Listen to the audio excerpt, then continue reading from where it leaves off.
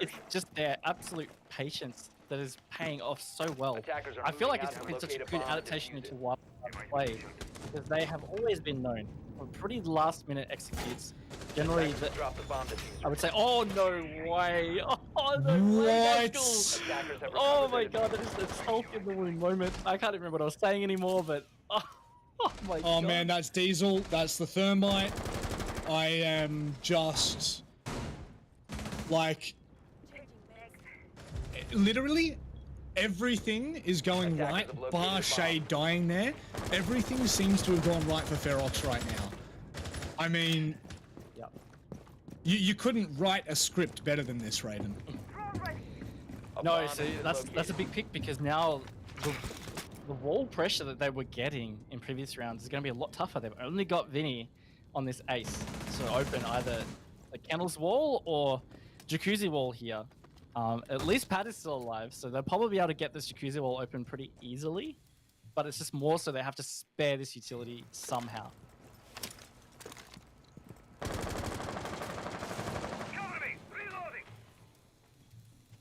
Oda does know he's been spotted, so that should be intel that he will be able to play with. Geo obviously ensuring that he cannot do anything in that position, just as you said, Raven. At least one side is open for now. Drone on side as well. A lot of intel for Wildcard here. Oh, Oda, it's so risky doing that rotation, but he made it. How is he not punished for that? So now he's going to be able to put bandits onto this bathroom wall, which means it's not going to be accessible to Wildcard. Imarin, oh, lucky he does get Oda tagged up quite heavily. Now they'll be able to clear that. Now they can potentially open bathroom wall. Just under a minute to go. They've got the man advantage. They've got some map control. I'm still skeptical. So am I. Todd obviously with a mute jammer of sorts on that bathroom wall, because it has stopped that Selma charge from going off. Todd, don't tell me. Todd, don't tell me. Todd, what are you doing? Ferox are playing with my heart right now. It's coming down to it, Raven. 30 seconds, and this is for a flawless half against the best team in Australia. And Todd's still below. They've got a bulletproof camera watching. Like, he could definitely deny this plant. Wildcard need to go deep for frags or something, but no, they don't. Nazgul gets Vinci, and now Todd doesn't deny the right spot. Oh, 2 versus 2, 2 shield the retake. Here we go, Manic. Todd versus Geo. I mean, at this point, it is literally just a save face for Wildcard. Ferox having an unreal time right now. I think there's still one more diffuser on site. 25 seconds. Todd, he starts to stick it. Geo is close to the wall. He won't be able to see him just yet. He jumps off the diffuser. That is key for Geo's signal there. He hears it. Oh, Todd jumped out. He tries to go for the ambitious play, and Geo is willing and waiting for that frag. And Wildcard, they save themselves a 6-0 half as we now head to Wildcard's defensive side at 1-5. Whew. Look, I mean, two things I'm going to point out here. One, these bans should not be making the attack as hard as it is. It was a big emphasis on that Noble game, right? That was the case, because there was no Thatcher or Maverick. But right now, I mean, look, you can see Wildcard are getting everything done in terms of their utility clear or opening walls, that kind of thing. They're getting all that done, right? But they still only managed to get 1 round. So I'm very concerned that I don't think Ferox is going to struggle as much in their attacks. But also, defenders, Wildcard bombs from being defused by attackers. They need to win all 6 rounds of these. This has to be a perfect half to avoid overtime at least. Now feels like a really fitting time to preface this, and I probably should have in the pre-game, but I didn't think it was going to be as much of a point. The last two times these two teams have played off, right? It was in 6 Masters. 7-5 on Clubhouse, a Wildcard victory. 8-7 on Consulate, a Wildcard victory. Both times these two teams have faced in the last season, it has gone the full distance. So, you know, this is just unbelievably strong from Team Ferox, but whew, It is keeping things interesting.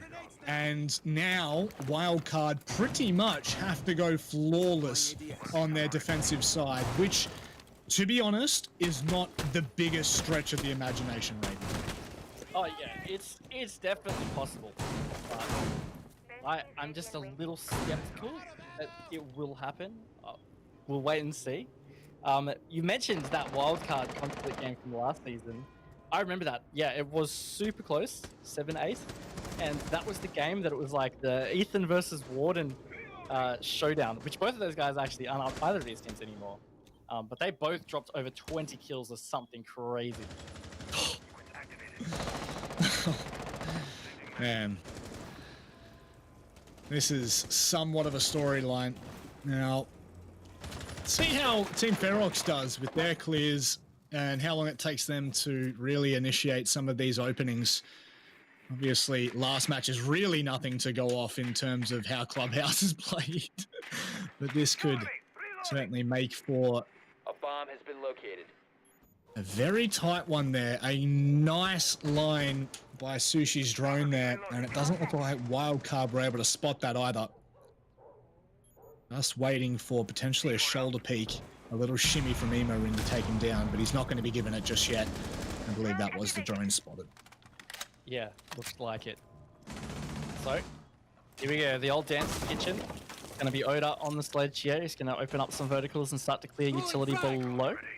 We'll get to clear that Banshee to start off with. They've already got each hatch open, so this is again a great sign for Ferox. They're in a good position right now, at least.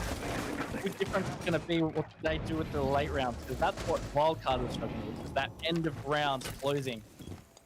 The minutes go, got some really good control. They certainly do. Emorin's still in blue and hasn't been displaced as of yet. So should be able to hold on to this for a moment longer. Sushi has been very patient on that line waiting, as Nazgul now getting information into dirt. So Pat will not go unnoticed. And potentially he is going to be happy to stick around with 30 seconds left, Raiden.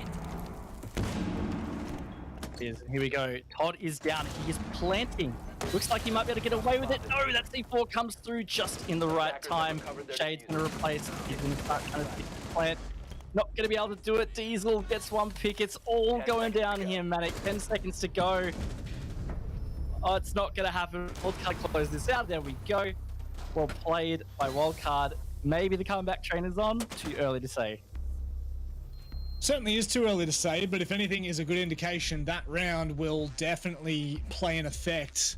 Obviously, we know that Wildcard, once they get on those rolls, once they really start to feel their own rhythm, things can really get a bit dicey for the opposing team. Now, again, it is worth noting, it is basement. We now have to head to CCTV, so potentially a different story come the end of round number 8, but in all confidence, I can say that Ferox, even then, still making life a little bit difficult for Wildcard. If that C4 doesn't come out, potentially that diffuses down and you've got positions that are quite strong for Team Ferox with vertical control, dirt control. Things aren't all sunshine and rainbows just yet. But as we inch closer to it, you will want to keep your eyes on the performance that Wildcard have.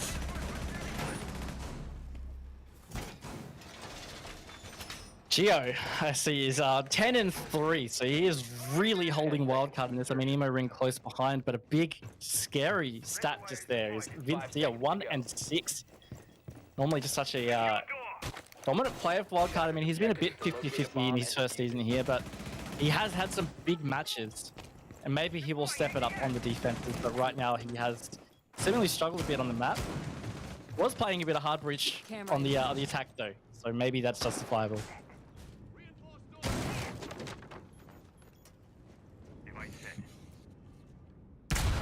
Now, coming into this one, Team Ferox, how long are they going to take to attempt to open up these walls? Generally, we saw Wildcard with the openings around that minute mark once it had been taken off the board. So, Rin playing a similar line to Oda. Now, I don't think that's going to be enough time to actually get either of those Selmas off. He's going to deny both of them. Big play from Rin to start us out here. Yep, got it in the right order. So it's only one Selma left for Shade. See how effective he can be with it. Maybe deciding just not to play to go here might be Nazgul's job. He's got the Habana. At least they got options to this hard breach. But that's a small win in this round for Wildcard.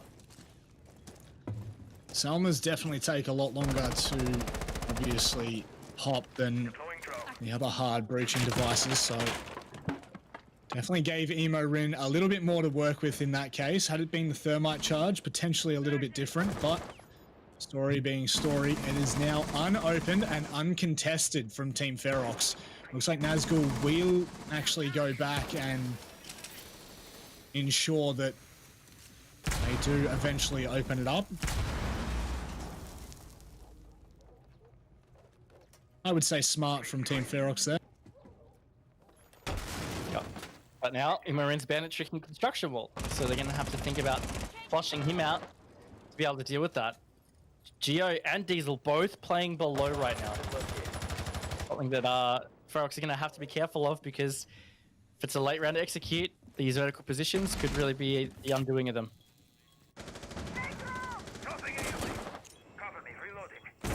Definitely seems like Wildcard have a lot in this round. That makes it even more difficult for Ferox. Wildcard have played this incredibly well, and with Diesel taking down Nazgul with 30 seconds left, it just seems unobtainable here for Ferox, and this is exactly the statement we needed from Wildcard on the back of that first half. It really is, but ooh, Oda, he's going to be able to take out Rin. Makes it a 4 versus 4, so maybe still doable, Manic. They're going to have to explode to site. It's going to have to be coordinated. Oda, he's not going to hit those shots, and that's where they all fall. Wildcard will put another one in the book, starting to work their way against this deficit. There is a world in which that works. There's a couple of things that go a little bit wrong for Ferox on that final 10-second play, but I think at the end of the day, this is very much on the back of Wildcard putting together a strong performance on the defensive side, and we would expect nothing less. Ferox are going to have to go the full distance. They are going to have to do some incredible things to even compete against Wildcard, as we know what happens when you underestimate the ability that they have. Not that I'm saying Ferox are by any means, but attackers need to locate. This is a long way between now and round number 12, Raven. It is, and again, Ferox just need one round to at least secure themselves over time. Scary for Wildcard, but again, they could totally do this comeback. Of course, it's possible. I'm a little concerned, but 2 rounds behind is definitely not as bad as it was 4. See what they've got in store here. Ferox, I think, if they can have a smoother earlier rounds, I think that's going to be their bigger win condition, because just then, not much was going right for them early. Right? Rin just totally outplayed on those bandit tricks, and even the impact trick in construction was really hard for Ferox to be able to deal with. Yeah. And it does snowball pretty quickly in terms of momentum in a round, doesn't it? When things just aren't going your way and you're getting outplayed, things can very quickly get tilting. So Vinny this time, he's going to be playing around down in the bar. And of course, he does have that rotate straight to main stairs, so there's nothing for him to really worry about just yet. Diesel will be absolute nuisance on that alibi. A bomb has been located. Speaking of those alibis, that will make that play, should Ferox try to play from the windows, really quite tricky.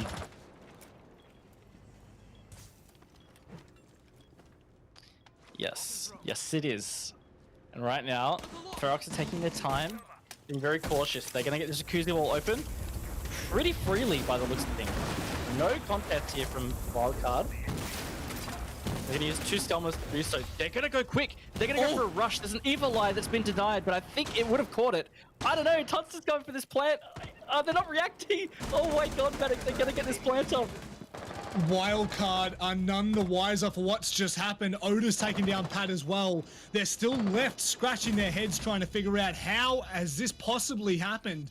Geo, he'll find Oda. Hazgul putting in work. Todd is still underneath them as well.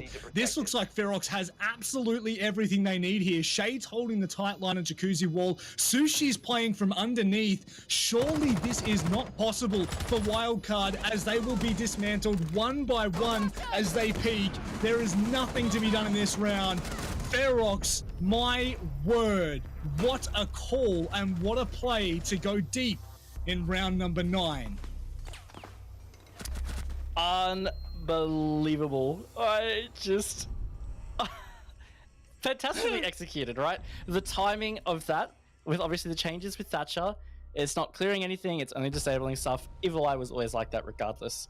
But I thought that Evil Eye was active, and I thought it would have caught the edge of Todd running in, but they must have timed that to just perfection. And on top of it, you wouldn't really be that alarmed if you're Wildcard if that Evil Eye got EMP'd, because it's right next to that wall. It's right next to the bathroom wall for that matter. So it would be pretty common that it would get that disablement. Unreal. Oh, wow. That's all I've got to say. Wow.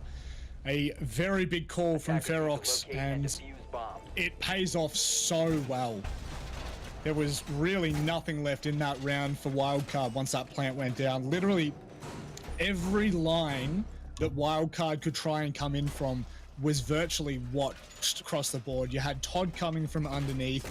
You had that line from, I believe it was Shade, watching directly up onto the diffuser itself. People on Jacuzzi wall. You would have to hit the most unbelievable wide swings for that to even be a potential. And now we will move on down to the basement for Wildcard here. Match points for Ferox. Locate a bomb and defuse it.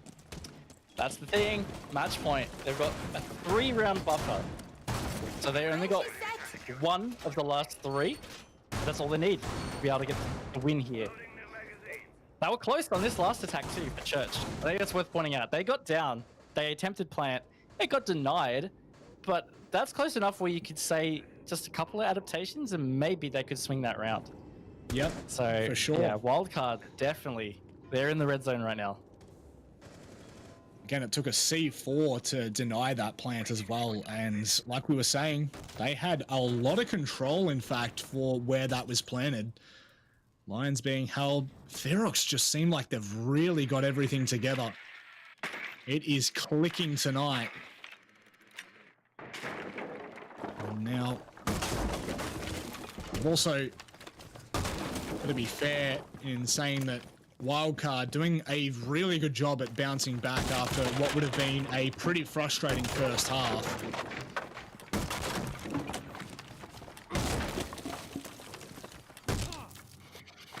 Yep, definitely frustrating, I would say. But they managed to bring it back close. That last round, a real against the grain, and also a bit of a mindset tilter, you know? Like, just the fact that Ferox are able to pull it off, I think would be very frustrating for Wildcard on top of it all. So here we go. They might be doing a rush here again. I don't know, there's 3 of them. No, no, they're not. Okay. I just wouldn't be surprised, you know? Look, to be honest, there was all the potential for it. They had the Candela ready. The second that went off, the Candela dropped, but obviously they didn't go for it. However, I've got to say that the play to push back Geo there to ensure that he couldn't go for those impact tricks, should he actually have those impact grenades left. He does. He has 2 of them. The fact that Ferox denied him the ability to impact trick that, really strong. Yep. So let's see. Oh, that frag grenade just doing a little bit of damage to Shade there. I mean, that's the only damage that's been done in this round so far. 40 seconds to go. self-damage from a frag grenade. Drop the bomb defuse. Wildcard just holding their Attackers have positions. recovered Ferox looking, setting up here for this execute. They're about to smoke this off, and I think it's about to be go, Manic. Smokes and flashes, you could only imagine that this is go time. This is the moment for Todd to step up, get that plant down. Down goes the EMP. Pat finding that kill on the Nazgul makes things a little bit more interesting. Wow, Shade, that is confident. That is balls to the wall if I've ever seen it. Oda now ensuring that they can't come from behind to stop that defuser. He hasn't stuck it yet. Todd's still just trying to find something. He needs to be careful. Potentially a C4 left. No, it doesn't make a difference. Geo, he shuts down 2 of them, and that could just be the round. Wow, oh wow. You felt like Ferox had come down with enough time. They had plenty of room to move, but Wildcard still make it work on that basement defense. They do. Again, Ferox, I mean, they had the showings of potentially making that work, but Wildcard didn't give them an inch. So here we go. We go through this rotation again. CCTV cash. Last time it was Emo Rin's bandit tricking that really stunted Ferox. And also the impact trick from Pat in construction just meant that they did not get enough control. So let's see whether that is the win condition here for Ferox, or a checkpoint, so to speak, for improvement. I'm going to go and say this is the wildest night of Siege that I have ever casted. Protect your bombs from being I feel that. I would probably agree, honestly. I can't think of another night that's probably going to stand out as much as this night. This has been nuts. Absolutely insane. Ferox still have 2 more attempts left to make this work. Raven, I have to do it. You pointed out Geo a little less than 2 rounds ago, and again, we are pointing him out at 14 and 4. Not only is it the fact that he's getting these kills, you just saw how impactful they were then. Right down to the wire, the last 10 seconds, there's smokes, there's candelas coming every which way, and he manages to deny 2 players dropping from hatch to shut the round down for Wildcard. You can definitely hang your hat and say thank you very much, Geo, at the end of the day. I think what's really mind-blowing about that too is he's only died 4 times. Like, we've seen 10 rounds played. He's been alive at the end of 6 of them. And Wildcard have only won 4. Like, I don't know. I just think that's pretty it's pretty out there too. Geo is really doing work for Wildcard. Let's see whether he can pull them through back into overtime. Right now, I think that's probably more on Imarin's shoulders, because if Imarin doesn't do this bandit trick successfully this time, it's going to be a big leg up for Ferox. Still, this time they only have the Ace and the Hibana, and I am curious to see how much they invest into trying to get this CCTV wall. Obviously, that shield there is going to give them a fair bit of room to wiggle. And see, just on the other side, from what I've seen, it's all but protected the bandit from tricking. So that is a nice kill. That is the Zofia taken off the board. Diesel will be chuffed with himself there. So no longer will they even be able to attempt that Zofia trick, and Emo Rin knows it as well. He's just opened up the barricade, and no reason, to really stress at this point. No, definitely not a great start to the round for Ferox. Let's see what they can make of it now. Pat's going to get one onto Shade, so this is looking good for Wildcard. 3 players left on Ferox to try and make something happen, but they have not been able to put much pressure on site or obtain really any control. Oda is I think he's the only one that's actually in the building for Ferox at the moment. I'm not really sure what their approach is going to be.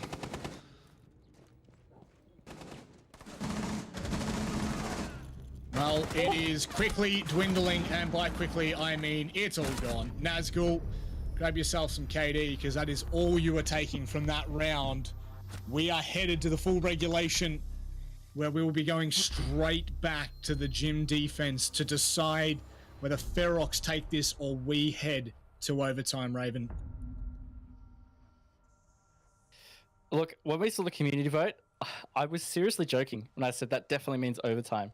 But it's actually, it feels like it's happening. Here we go. This is the one that Wildcard lost, right? That got Ferox into this 6th position. Gym bedroom. It was the rush plant in gym. You wouldn't expect something like that to work again. Wildcard are surely going to be ready for all that kind of action. So let's see what happens here. Are we going to be seeing overtime, or is this going to be the surprise Ferox victory that felt like it's been coming for rounds now? Defenders, protect your bombs from being Quite literally, since round number 5, you would have said it was near inevitable, but this is what we were saying about Wildcard, and not just Wildcard, but Wildcard's defense in particular.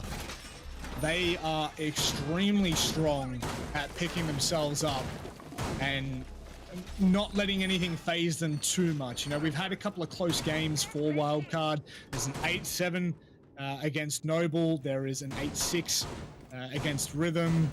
You know, I think that they are very much accustomed to the deeper matches, if you will. Obviously, the game against Noble, they weren't able to pull the win out. Noble beat them, which I think left us all quite surprised as well. So potentially not the season that Wildcard would have been looking for coming into this. Nevertheless, though, this is a massive game for Ferox. When you talk about how much is really on the line for them, this could potentially be a season-saving game if they manage to win it. Well, yeah, that's the thing.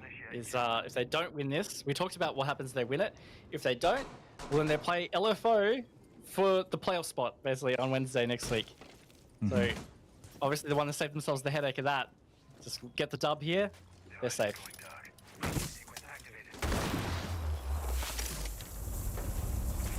Wildcard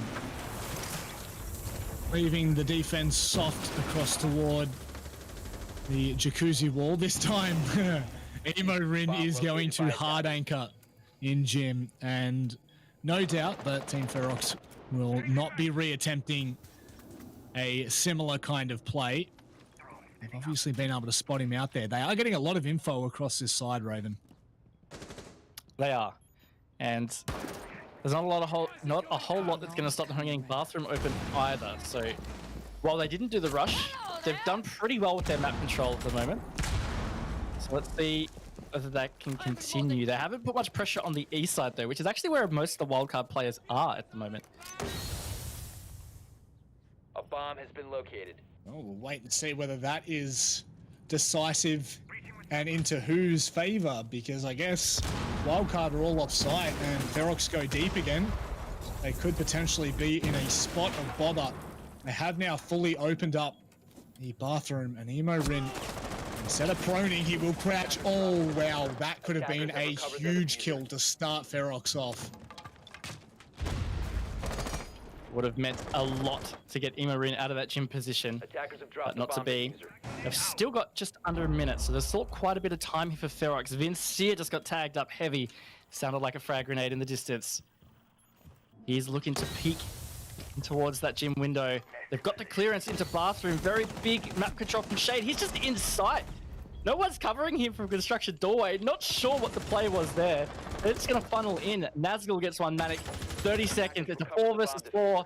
Feels like this round could go either way right now. Certainly does, but Emo Rin will pick up one. Vinny taking down Oda as well. The belief is dwindling here for Team Ferox. Sushi now on site.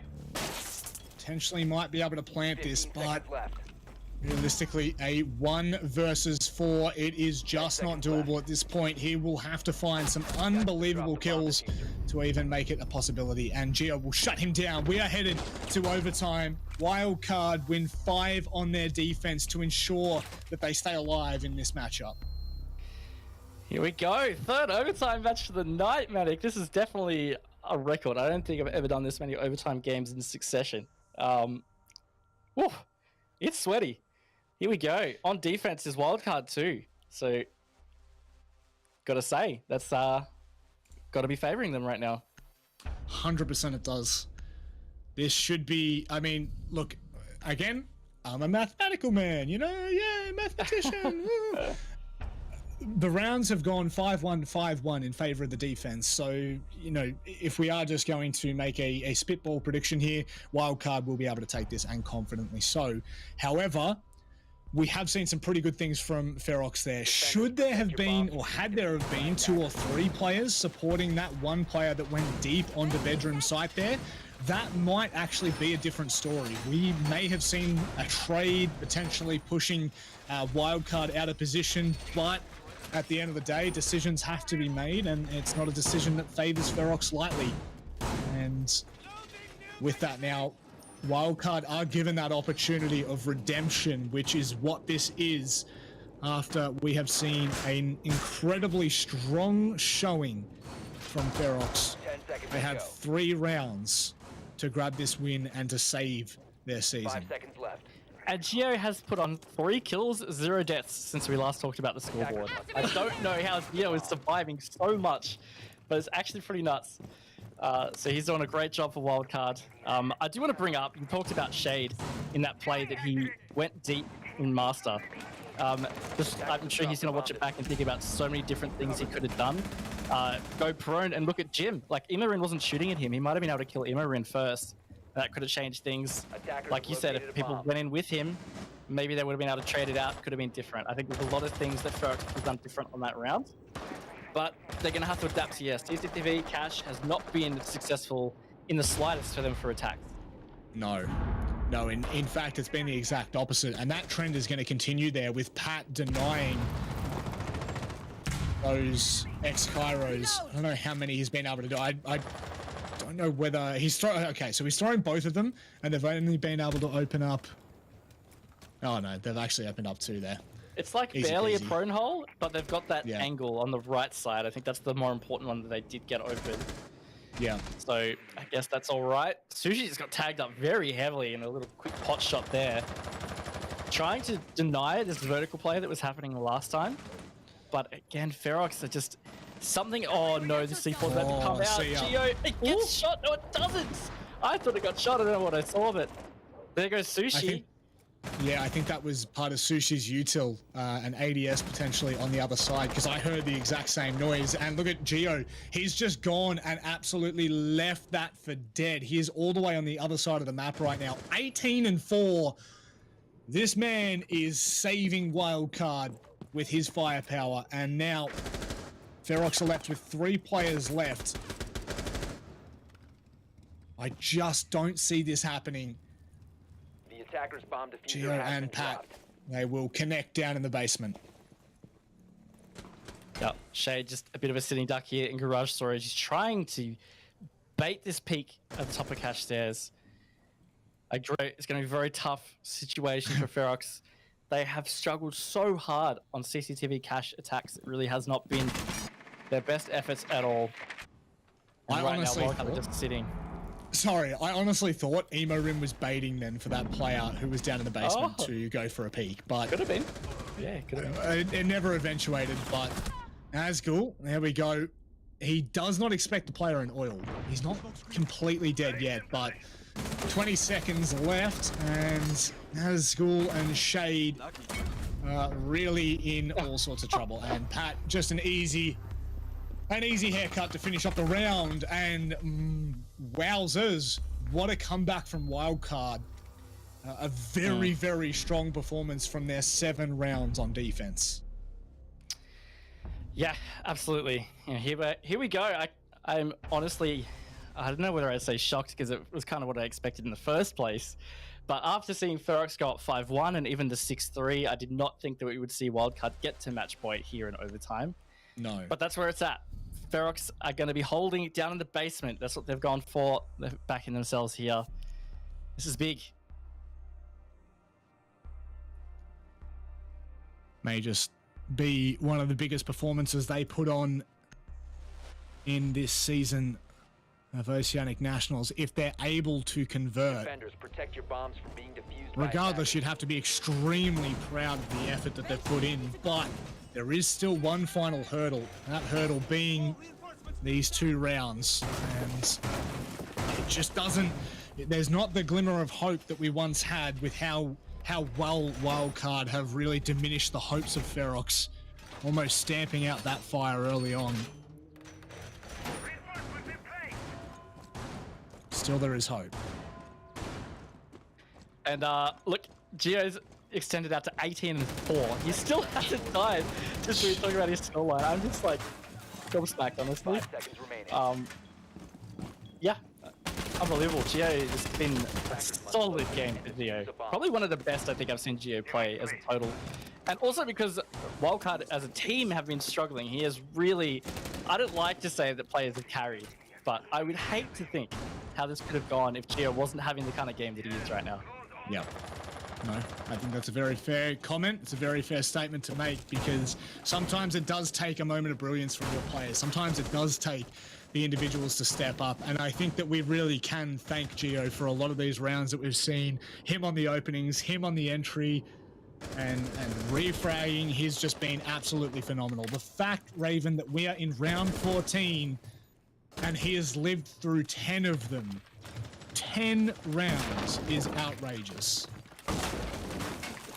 Yeah, actually it's pretty outrageous.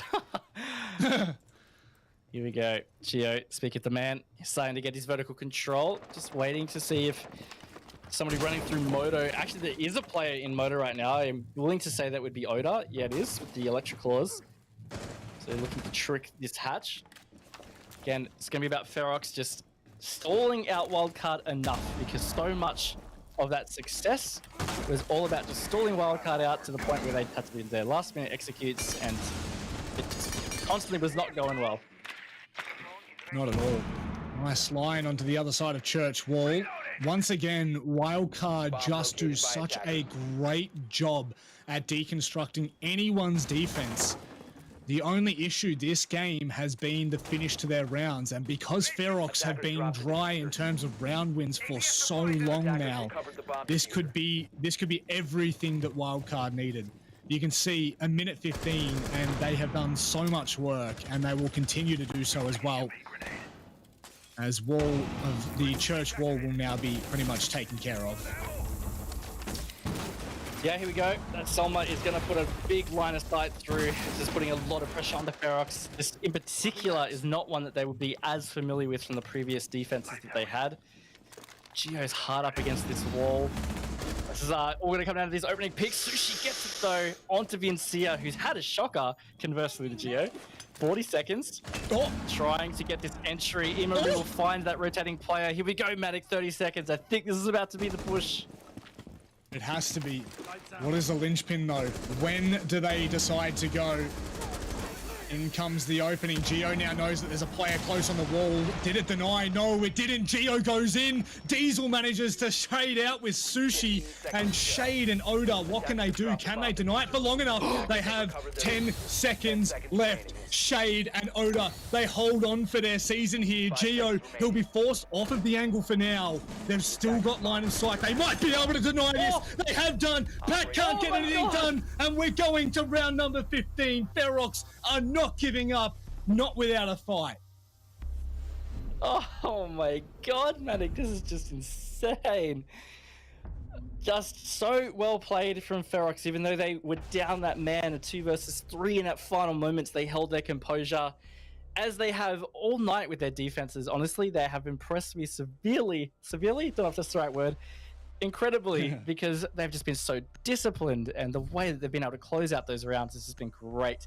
Here we are. This is time. They're on attack, and Wildcard are going to gym bedroom, which is probably the most 50-50 site, I think. Yeah, it would be, without a doubt. We've seen one round won, and the other one was even close, you would say, had different decisions have been made from Ferox. There was a lot left in the air on this site.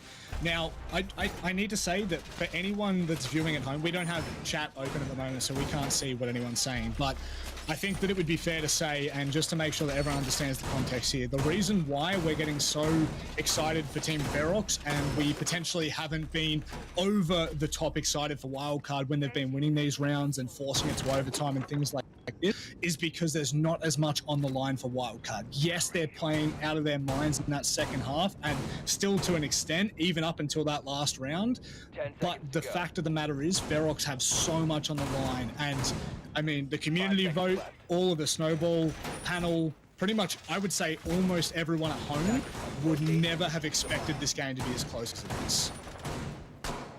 Absolutely. Very well put. It's exactly the situation. The stakes are huge for Ferox. And, like, honestly, I know Wildcard are trying to lock in top 2, but their stakes are pale in comparison. So, it is definitely a big game for Ferox in that regard. This isn't the end of Ferox's season, but this will help them be safe. Of course, if they do lose, again, they will have LFO on Wednesday next week. That will be the decider. The winner of that game will get a playoff spot. Yes. So, again, a lot of context that needs to be given for these kind of matches, because if you just tuned in and you don't really know much about what's going on, it probably sounds a little bit crazy what's going on, but we are coming down to the absolute end of the season. This is the last game tonight. This is the last game before we head to the end of the play days. Shade now. They are getting that wall open in pretty decent timing as well there. So 2 minutes left on the clock here. And this is the part they've been good with their gym bedroom attacks, is just opening these walls, putting the pressure. Imarin was hard holding Jim in the previous successful round from Wildcard. He's not doing that this time. He's actually safely in the bathroom, which looks like they want to open, but he's got impacts. So Imarin's going to be impact tricking this bathroom wall, which is probably going to be quite a pain for Ferox.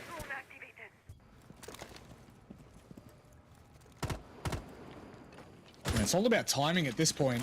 Sushi happy to just go in and find something early on. Still no intel that Ferox have that could really determine the round here, Raven. There's a minute left. And Shay's taking a little bit of damage. I think that's from Geo just sitting back behind bedroom and watching the drone hold, so... Yep. Reloading. Geo died last round, by the way. Just in case anyone was wondering, he actually died.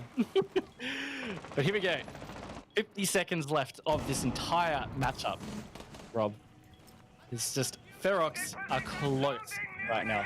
They've got some vertical pressure. They're looking for this gym plant, but have they got enough to deny the presence in Master? Diesel says no. He gets Nazgul.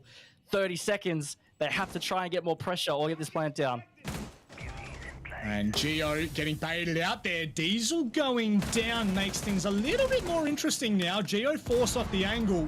Todd, he will be able to stick this plan. Is there any vertical pressure? It doesn't look like it. Oda now, he's holding the line. Geo does manage to drop it out, and Wildcard have gone absolutely massive. Shade can't get anything done with Pat cleaning things out with a triple kill. It was so close, yet so far away for Team Ferox. Through the trials and tribulations of Clubhouse, Wildcard come out on top 8-7. What an absolutely unbelievable game. It was just insane. Both teams ended up playing very well. I think huge credit to Ferox. They really rose to the occasion and to the challenge here. And huge credit to Geo. He put up a great fight against Ferox. Welcome to Rainbow Six Esports for Oceania in 2021.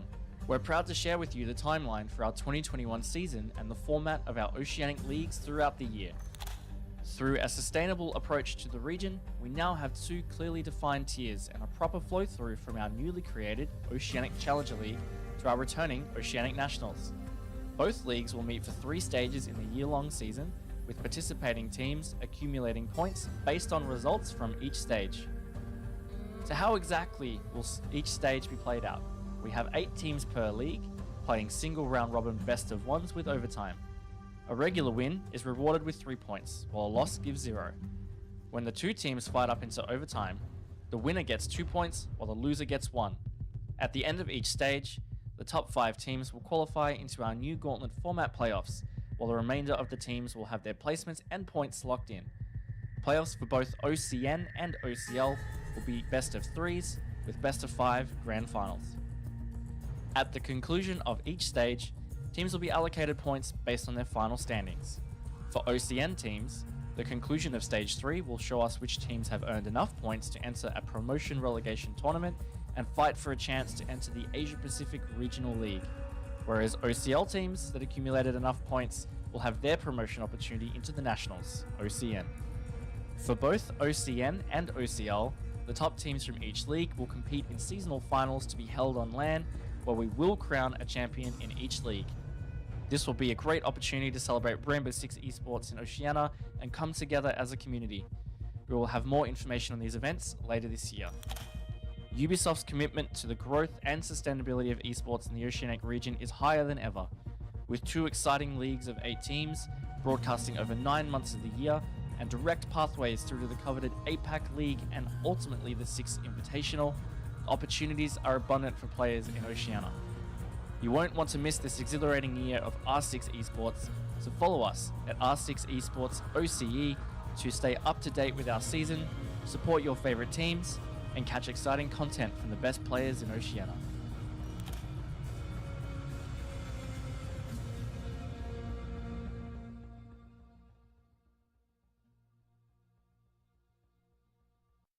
I'm running out of time. I'm running out of feeling so. I'm running out of time.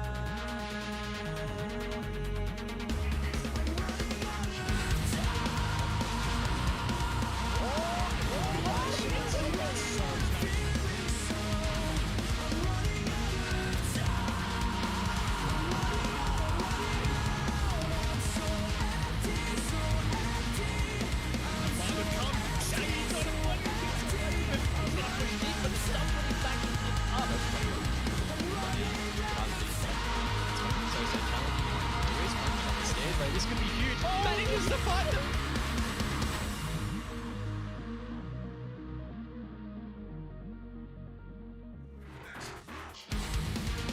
Into the final 2 Playdays, the final week of Stage 1 of the regular season here at the Oceanic Nationals.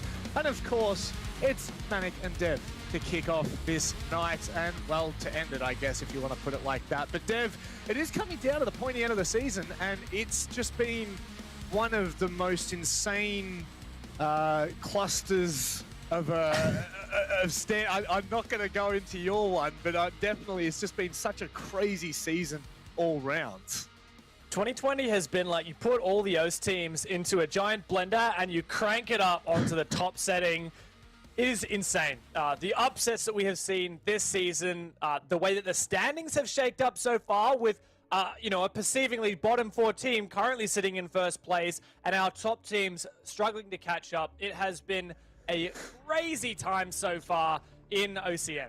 And as we lead into that, you'll now see exactly what we're talking about. One of, I would have to say, the craziest mix-ups of standings. We came into this expecting Knights to be at the top, expecting Wildcard to be at the top. Granted, we have an excuse for Wildcard, but Knights have been underperforming like no one else. I think LFO ROFLCOPTER down at the bottom there, Dev. I think that's fair. But the big one, you've already mentioned it, is Team Bliss standing on top with 10 points. What? It's just insane for Bliss. Coming into this season, they were Ferox last season. They've been Fury in the past. They've only dropped 1 game so far. That was against the Chiefs. All the others have been wins, albeit a lot of close games for these guys. Now, they've got Wildcard up tonight and another tough game against Knights next week. So it's not all said and done for those guys, but we only have 2 Playdays left. So it's not like that we have the excuse that, oh, this is early season standings, it's going to shake up a lot. Nah, guys, come on. Let's be real. There's only 6 more points each team can get. Yep. And, well, that 6 points there between LFO and Bliss, that would almost close the gap, but not quite. So if you're a team like Bliss and Order, you win 1 more game, maybe 2, and even 1 more game for those teams. Yeah. Basically locked in their playoff spot, and that's even more important. Now we have our gauntlet playoffs format that we have coming this weekend. Yeah, that's it. 4 points between 7 teams is just ridiculous. So let's have a look at the schedule for tonight and determine what matchups are going to be classified bangers. I think, to be honest, the first matchup has legs, right? Because it is the bottom of the table clash. It's a big 3 points that LFO need, but in the same breath, ROFLCOPTER got off to a great start this season. To be fair, they've actually held pretty strong throughout the entirety of it, so that one will be good. But Dev, the next one, this is the first time we are seeing these 2 logos, these 2 ANZ Titan orgs clash in Rainbow Six.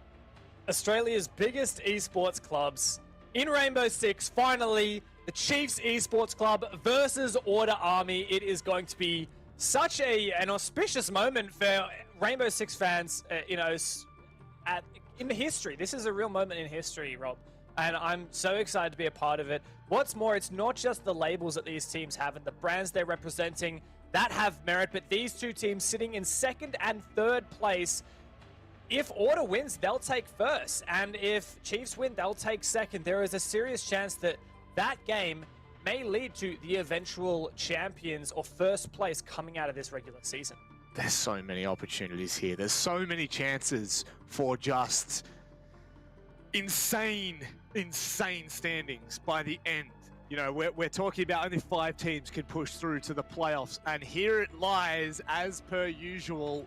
It is our favorite predictions, and truth be told, the second matchup has actually caused the most controversy.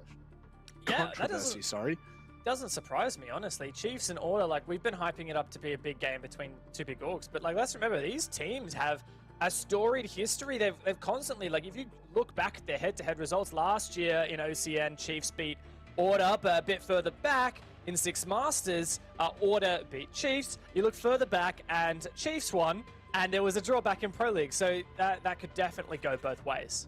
Yeah, and there's not a single matchup tonight that has the clear consensus across the board. Ravens even gone for rhythm against Knights. And look, do you want to know what the worst part is? With the form that Knights have been showing, I don't doubt it one bit. I don't doubt that Rhythm could actually pull a result here. Again, when push comes to shove, all of these results are going to count for something. The gauntlet format is going to play dividends for the teams that can keep their consistency, that have started from the beginning of the season to the end of the season. And I think that will be the big talking point at the end of tonight, Dev, is just, you know, how it's going to affect the standings, because it is completely different from 5th place up until 1st place. That's it, and those top 5 teams will proceed to the playoffs. It's gauntlet format. What that means is in the first game, 4th plays against 5th. The winner of that goes and plays the 3rd, goes and plays the 2nd, who eventually goes and plays in that grand final. So if you come first out of the regular season, which could be Bliss, the worst possible placing you can have in the playoffs is 2nd place. You come first in the regular season, you are guaranteed the playoffs grand final. There's just so much more weight to it, so much more weight to the regular season performance, and that's what I love. That's what I love about Ubisoft ANZ, and what they've done here is they've really put the deep emphasis on how you can consistently perform throughout the year. Well, I would say stage, but it really is the entirety of the year. So let's have a look at the first matchup. It is going to be ROFLCOPTER taking on LFO. Now, this game right here is still yet to have really been seen, from what I understand. Both of these teams have not faced off yet. That's it. Now, I did a bit of research trying to find if there was perhaps one sneaky game in an LPL league somewhere, but I couldn't find any. Like, LFO didn't play LPL Pro last season when Roffle did, so I'm pretty sure that this is the first time these teams have ever met in an official match. And what's more, Rob, they're currently sitting in 7th and 8th place, respectively. So it's a big game for both of these teams to try and set themselves, aside from those relegations positions. Obviously, relegation's not happening this stage, but they will happen at the end of the year. And let's be honest, like, there is actually a chance at playoffs for these teams, because, like you said, there's only 4 points difference between ROFLCOPTER in 7th and Bliss and Order in 1st. And there's a possibility to still make playoffs. It's just insane to think that tonight could actually determine one of their futures. And ROFLCOPTER, their roster has been formidable this season. They've had some really close matches. They've had an 8-6 victory against Knights, a 6-8 loss against Bliss, who are currently sitting in 1st. In all rights, ROFLCOPTER have had an incredible start to their Tier 1 Siege playing. Especially because they came through the open qualifier for this league, and then in their first Playday, they beat Rhythm. And in the second Playday, they beat the Knights. It was an 8-6, but like, that is the favorite team this whole season. Unfortunately, it hasn't quite been all sunshine and rainbows from that point forward. They've lost the last 3 games in a row. And most recently, just last week against Bliss, currently sitting in that first spot. Now, that was a really pivotal game for ROFLCOPTER and for Bliss as well. But I could say the same about today, right? Like, you're looking at these guys at the moment, and they're on the verge of breaking back into those playoff spots, which is a big deal for a lot of these young players who have come from, some of them from other teams, guys like Campo, OJ, and Bouncin, who have played on Rhythm in the past. Hotshot coming previously from Elevate, but Boydie is that new guy, and him alongside Bouncin, those are the two fraggers that you really want to be looking out for on the entries. They are insane. Maybe the win factor for ROFLCOPTER. Let's have a look at who they're going toe-to-toe with. It is, of course, LFO, the team that really had such a... actually, you know what? We'll liken LFO to ROFLCOPTER from last year. They came into 6 Masters, they beat Wildcard, they had some really close matches, but they just weren't able to get it across the line. Really, you know, I think Elevate was really the team they continue, who is now Chiefs. They continued to press them every time they've really been able to go toe-to-toe with them. And the best, third eye of that will be the fact that Chiefs are the only team they've beaten all season, regardless of how close their matches have been. All Bliss, Wildcard, and Order, they've gone the full regulation, but lost 5-7 each and every hurdle. And that overtime that has eluded them is really important. Now, for LFO, it's a very different roster to what we've seen in the past from them. And as you mentioned, 6 Masters, when they came into the scene and beat Wildcard, it was a big deal. There's only 2 players that remain from that roster, and in fact, they've had a roster change very recently. Sogs, their captain, he's stepped back. He's no longer playing with the roster. He's been replaced by Wettables. Now, we've seen Wet already play a couple of games so far, replacing, I believe it was Nasty at the time. But obviously things are a bit shaken up there. You're losing quite an integral player that has been a fundamental part of your team for such a long time.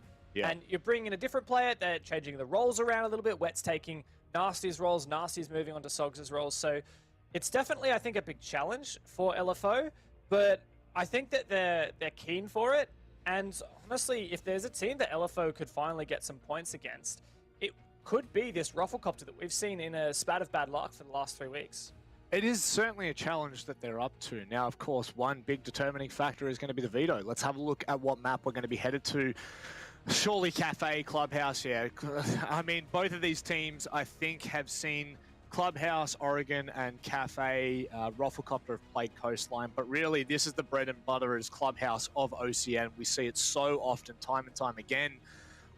I'm actually, to be honest, a little bit worried for LFO on their attacking side, knowing what ROFLCOPTER are like. You know, like you said, the players like Bouncin and Boydie just go really mental on those roams, and that buddy system that they have going is super dangerous. But Dev, thoughts on this one? Well, I'm inclined to agree with you. I do feel like this favors Roffle, at least from a looking at the paper standpoint. LFO, they've played this a bunch, including just last week, but they consistently lose. And you look at their OCN so far and last stage at the end of 2020, they've played the map 4 times and lost it every single time. Albeit some close games, such as so far in the season, like a 7-5 loss against Bliss and Order, who are the top 2 teams at the moment in the league. But you look at ROFLCOPTER's side, and just last week they also played Bliss, the top team in the league, with a sub. ROFLCOPTER had Cynic subbing in for Bouncin, and they still managed to push overtime, but lost 8-6. So I do feel like on paper, plus you look further back in history, ROFLCOPTER has some good results, particularly from LPL. So I do feel like ROFLCOPTER is favored here. But there is some gas in the tank still for LFO as well. I think a lot of it's going to come down to 2 things. Are ROFLCOPTER bouncing back off of their spat of bad luck and form, coupled with that unfortunate situation with Bouncin last week?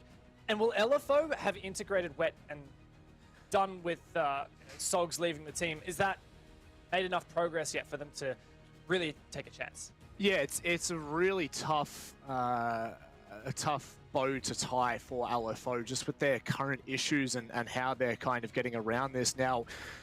Issues aside, mentality aside, they don't really have the time or luxury to be playing around with that. They need to be here today. They have to be on, because anything less than 6 points, and I just don't foresee them making it into playoffs. And that, will tie it into their season results. They've had 3 games where if they had taken 1 more round, they would have gone to OT, regardless of win or loss. They would be on 6 points right now at least. So this is the big thing for me, is LFO have consistently had close games ever since they came into the T1 R6 scene. But now it's time for them to really wrap that up. They need to push for playoffs here in stage 1. They cannot be satisfied on 3 points, and they're going to have to do it here against ROFLCOPTER on Clubhouse.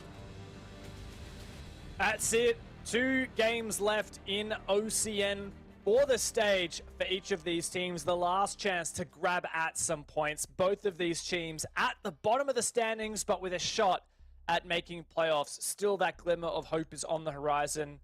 A smiley face.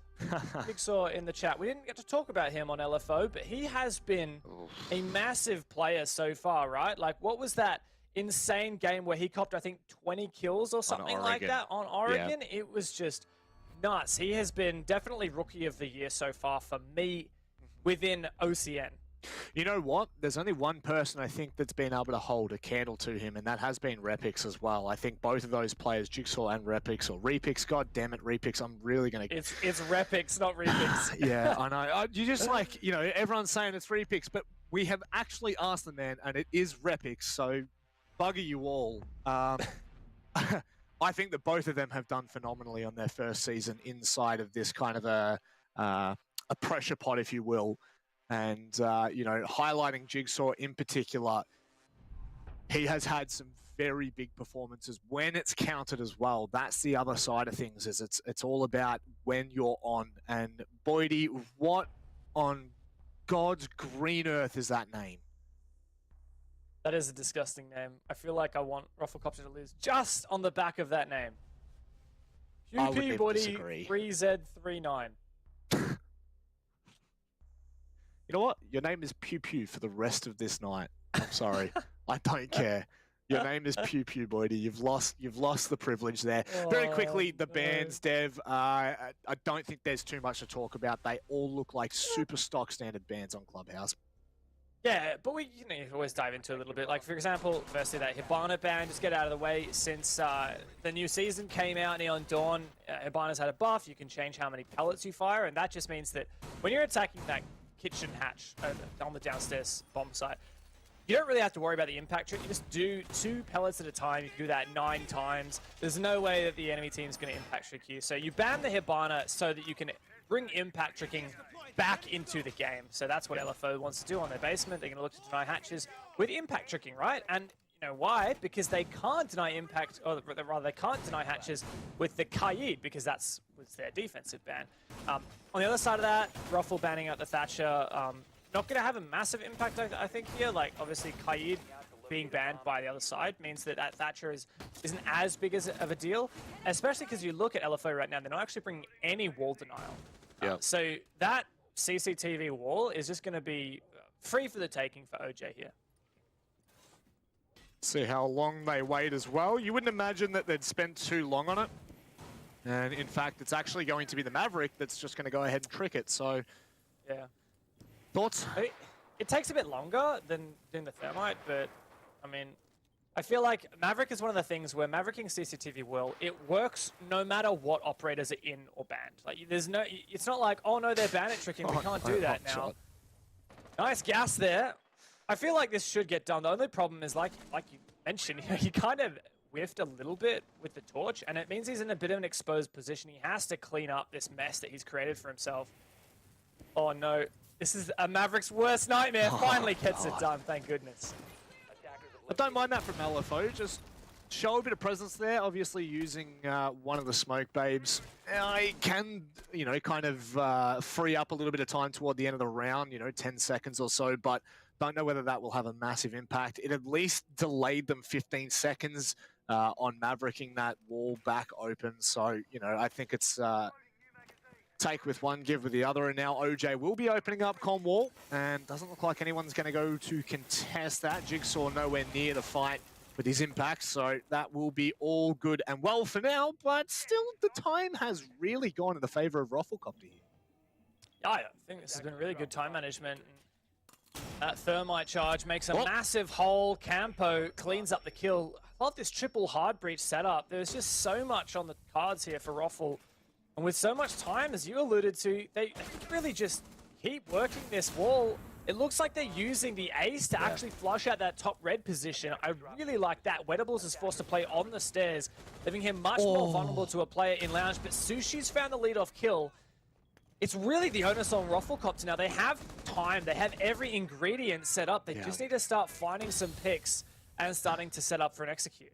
Dev, that's a huge pick as well, because that was Bouncin who was out on Kennels, so that pretty much allows them to roam freely on CCTV with no real added pressure. One player going to the CCTV window, and it looks like Hotshot has rotated over. OJ looking for the point of contact, but Jigsaw's going to hold strong. Some nice trades coming through from LFO. Oh my goodness, I couldn't even get the word out in time. LFO, what a strong hold that was in the end.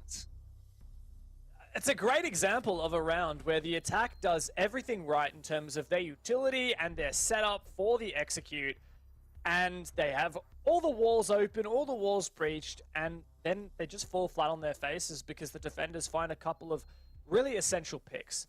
The first one was, as you mentioned, Sushi took down Bouncin, and yeah, a great point from you there is Bouncin was the player on Kennels, which means using the hole that Maverick had created, he's denying people playing in CCTV, and it was actually the player in CCTV, the Wamai Jigsaw, that it really just put his hand up and said stop. When it came to that execute coming through, OJ tried to push through, but Jigsaw was there waiting. I feel like ROFLCOPTER, even when you lose the initial player like that, there are things that you can do to set up better for the execute. I think that they got a bit desperate there. There was about a minute of time where they could have been spending setting up the execute, but I think it was a bit confused, a little bit messy. And they didn't end up really putting themselves into an advantageous position coming into the end of it. They needed to flush out more of those positions and look for picks, and they just weren't able to achieve that. And so LFO just cleaned up the kills. Yeah. Bit by bit. And that, I mean, you know, at the end of the day, ROFLCOPTER are just going to have to deal with that. They're going to need to move on. And I'm curious to see what LFO have here, because obviously with no wall denial, bar, what's that, 2 impacts, and I mean, technically, I mean, it depends where those Aruni gates are. I highly doubt they're going to be on the outside of a wall, but they could well be. So 1 hatch has been Aruni gated, if you will.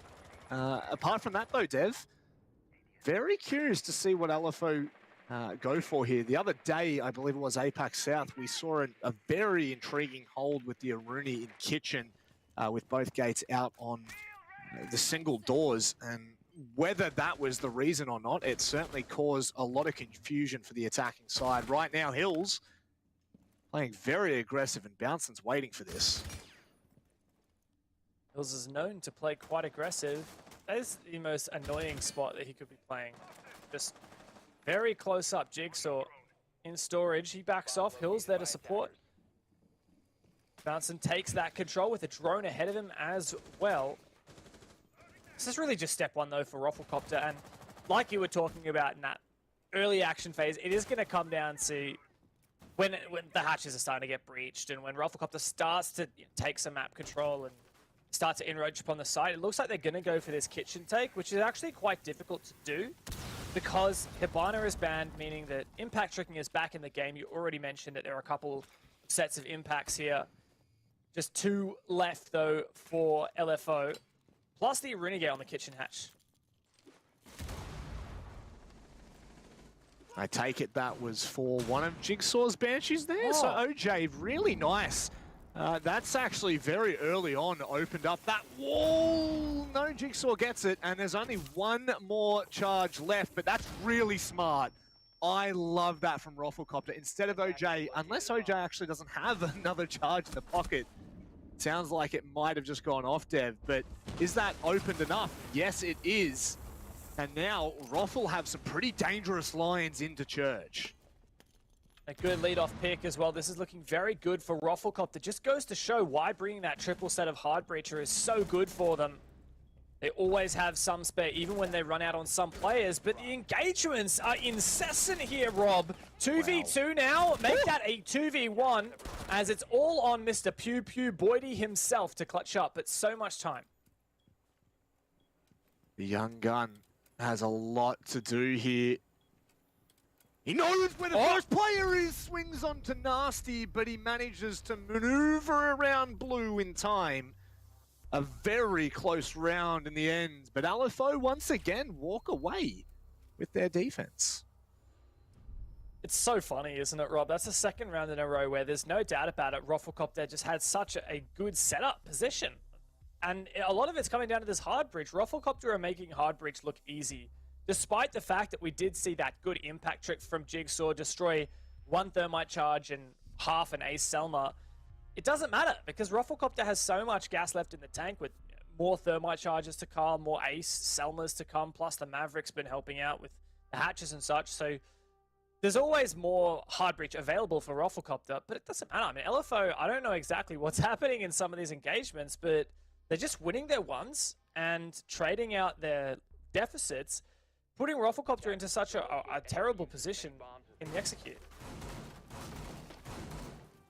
It's pretty crazy to see how vastly different it's been so far, and there is no doubting Phase 1, Phase 2 of the round, ROFLCOPTER are winning quite heavily as well, but I guess when push comes to shove, Dev, it doesn't really make a difference. I don't think the LFO give a damn about how well you're going to open up the lines of sight, how well you're going to put pressure on those sites if they cannot convert it. So we will see that typical hold across to cash. And 5 seconds left. judging from how well ROFLCOPTER have dealt with this so far, I think that they'll be able to push back LFO relatively early and force them back to turtle on site. Nasty, however, might be quite a little frustrating player to keep an eye on, depending on what he actually decides to do there. He was roaming around in bar for a hot second, so we'll wait and see whether he's decided to go back to site or whether he'll insist on that roam. Good info gained early there from OJ, and he didn't even lose his drone. He's going to straight away go for the breach on the kennels wall. Once again, no wall denial taken for LFO. But when it does come to that next wall, the cash wall from CCTV, maybe there are some impacts in the pocket, but I don't think any of the players over there have impacts. It's Sushi and Jigsaw, neither of which have impacts. So, yeah, interesting decision there. I guess Sushi's just going to try and play off this shield. There's actually two shields there. He's got a Vulcan shield in front of him. Such a funny setup from LFO, but they're making it work time and time again. That's the thing. If it ain't broke, don't fix it. And if for some reason it is still continuing to work, which it has wasted both nades from Sledge from what I know. So there you go. No more explosive projectiles for Sledge at least. And Sushi has been forced to back away, but look at that. I would say that's mission accomplished for LFO. Burn a minute 30 off the clock. They haven't lost a single player, and they're still sitting pretty. Yeah, I do really like that. They didn't have a great wall denial set up on that side, and neither a projectile denial to protect those two shields. So ROFLCOPTER just invested all their utilities. That's two, well, not all of it, but 2 thermite charges and 2 nades is quite a lot. Plus 1 stun from the thermite. That's all gone now. LFO have fallen back with 5 players. They're just taking these safe positions on site. It means that ROFLCOPTER now has so much map control. And it's really going to come down to how good is ROFLCOPTER at converting that. And so LFO are kind of banking on the fact that Roffle won't be able to use this next phase of the round, this next 30 seconds pre-execute to set something up. Sushi right now playing behind a soft wall on the mirror, so that's going to make things incredibly difficult to try to play around for ROFLCOPTER if they look to push into bedroom. Obviously, you can just go ahead and try to blow out those holes underneath, but it's going to become uncomfortable. Uncomfortable is OJ pushing into logistics. Oh, Nasty! That had to have been one of the filthiest flicks I may have ever seen. Unfortunately, we don't catch it. It's off camera regardless, though. Nasty may have just done what it's needed to hold this on for LFO. Bouncing's made a big impact here. Come through with the refrag and then using that mirror window. Campo's found one. Bouncing rounds out the 3-piece. ROFLCOPTER lock in their first round, but Manic, that was scary. Man, Nasty. What a shot. What a second shot under the flick. That would have been filthy. And that was, Sledge taken down. Regardless, ROFLCOPTER, they do bring that back. And it's one of the things we talk about, well, at least I talk about quite often on broadcasts, as I punched my desk there by accident, is your ability to trade effectively and efficiently. Now, usually, the buddy system works great. You throw 2 players together, and at the very least, you expect a trade there. However, what ROFLCOPTER were able to achieve in pushing Bouncing into logistics as well was the trade and then the further progression to take out the mirror. So at the end of the day, I just think Attackers need to that locate and defuse bombs. that in particular from ROFLCOPTER is maybe a little bit fortunate, you know, throwing so many players in that one direction. Obviously, you take logistics, you get a lot of control, and they need to flush out the mirror, so it is the gamble you need to take. But LFO will certainly be pretty happy with the first 3 rounds, all barring one that slipped away from them. And now as we come into the second half of the first half, it's all about ROFLCOPTER for me. Their first phase, their second phase have been phenomenal. They need to tidy things up on their executes. Yeah, that pre-execute and the execute does seem to be where it gets shaky for Roffle. Just to throw back to that previous round, that absolute massacre that we did see in Logistic Office, it's kind of a mass equation, really. LFO had 2 players there, Nasty and whoever was playing at the mirror window, I think it was Sushi. They had 2 players holding Logi Office, which is actually quite a lot. You know, that's more than normal. But ROFLCOPTER had 3 players entering. And the fact that, you know, it was bouncing to clean up as well, it meant that he can really leverage his mechanical skills so that even though Nasty found 2 picks, we still have Bouncin come through with 2 further picks just to even up the man count and then take that strong position. And just, I think it's a bit of a nod to the ROFLCOPTER playstyle that they're not afraid to go a little bit dry in terms of pushing just with sheer numbers of players instead of trying to really just use that utility to give them the advantage. They just use the raw numbers. Yep. And you know, I still think each to their own. They still did an okay job of, you know, really tidying up that early part of the round. That's a big kill, all things considered. That's Wettables going down, and what we assume to be 3 smoke babes, as now also that is Kennel's wall breached. Now Jigsaw finding a very prompt trade onto Sledge. I'm assuming with both nades left in the pocket, that's a pretty big pick, as well as Jigsaw now going to town with these impacts. Really well played there with the impacts, but of course, once again, ROFLCOPTER have so much excess hard breach that they can just throw another thermite charge on there, even once 1 thermite and 1 Selma was burned. Jigsaw, though, he's in a really pivotal position, once again, deep in CCTV. And there's no player currently on Kennels, and the way that the Kennels wall was opened up, he actually has a safe position as well. So even if Bouncin looked for this pick, the hard right side from Bouncin's perspective is still reinforced, so Jigsaw's safe here. So now, it depends on how swingable ROFLCOPTER feel today, because you know that that will be something that certainly plays an effect. Now, talking about playing an effect, you will want to keep an eye on your kill feed. It looks like ROFLCOPTER, the warning bells have been rung, and Hills has absolutely no idea. He's going to walk straight into the open arms of Hotshot. In the meantime, Bouncin's taking down Jigsaw, and it's all left to Nasty. And Sushi, what again? Nasty is on point, Dev, and there's 20 seconds left here for LFO to hold. In a 2v3, Sushi and Nasty to hold on. Sushi gets some info, but Nasty's been the player we've talked about all game. Runs out of ammo with the SMG. C4 comes through. Plant still going down. Sushi finds one. OJ sticks that plant safely behind the bomb, but Sushi's pushing in. Doesn't see that OJ has come around the corner. And ROFLCOPTER close out that 3v2 by a narrow margin. The narrowest of margins. That was so achievable there for LFO. And one of those rounds that when we look at it at the end of this entire serial, rather just this entire match, whether that will have a huge impact or not. And now for LFO, it's their decision. Do they go back to CCTV? And they're not going to at all. They've decided instead to change over to Church. And at this point, I would have to say, Dev, that ROFLCOPTER have definitely looked quite prompt on their attacks.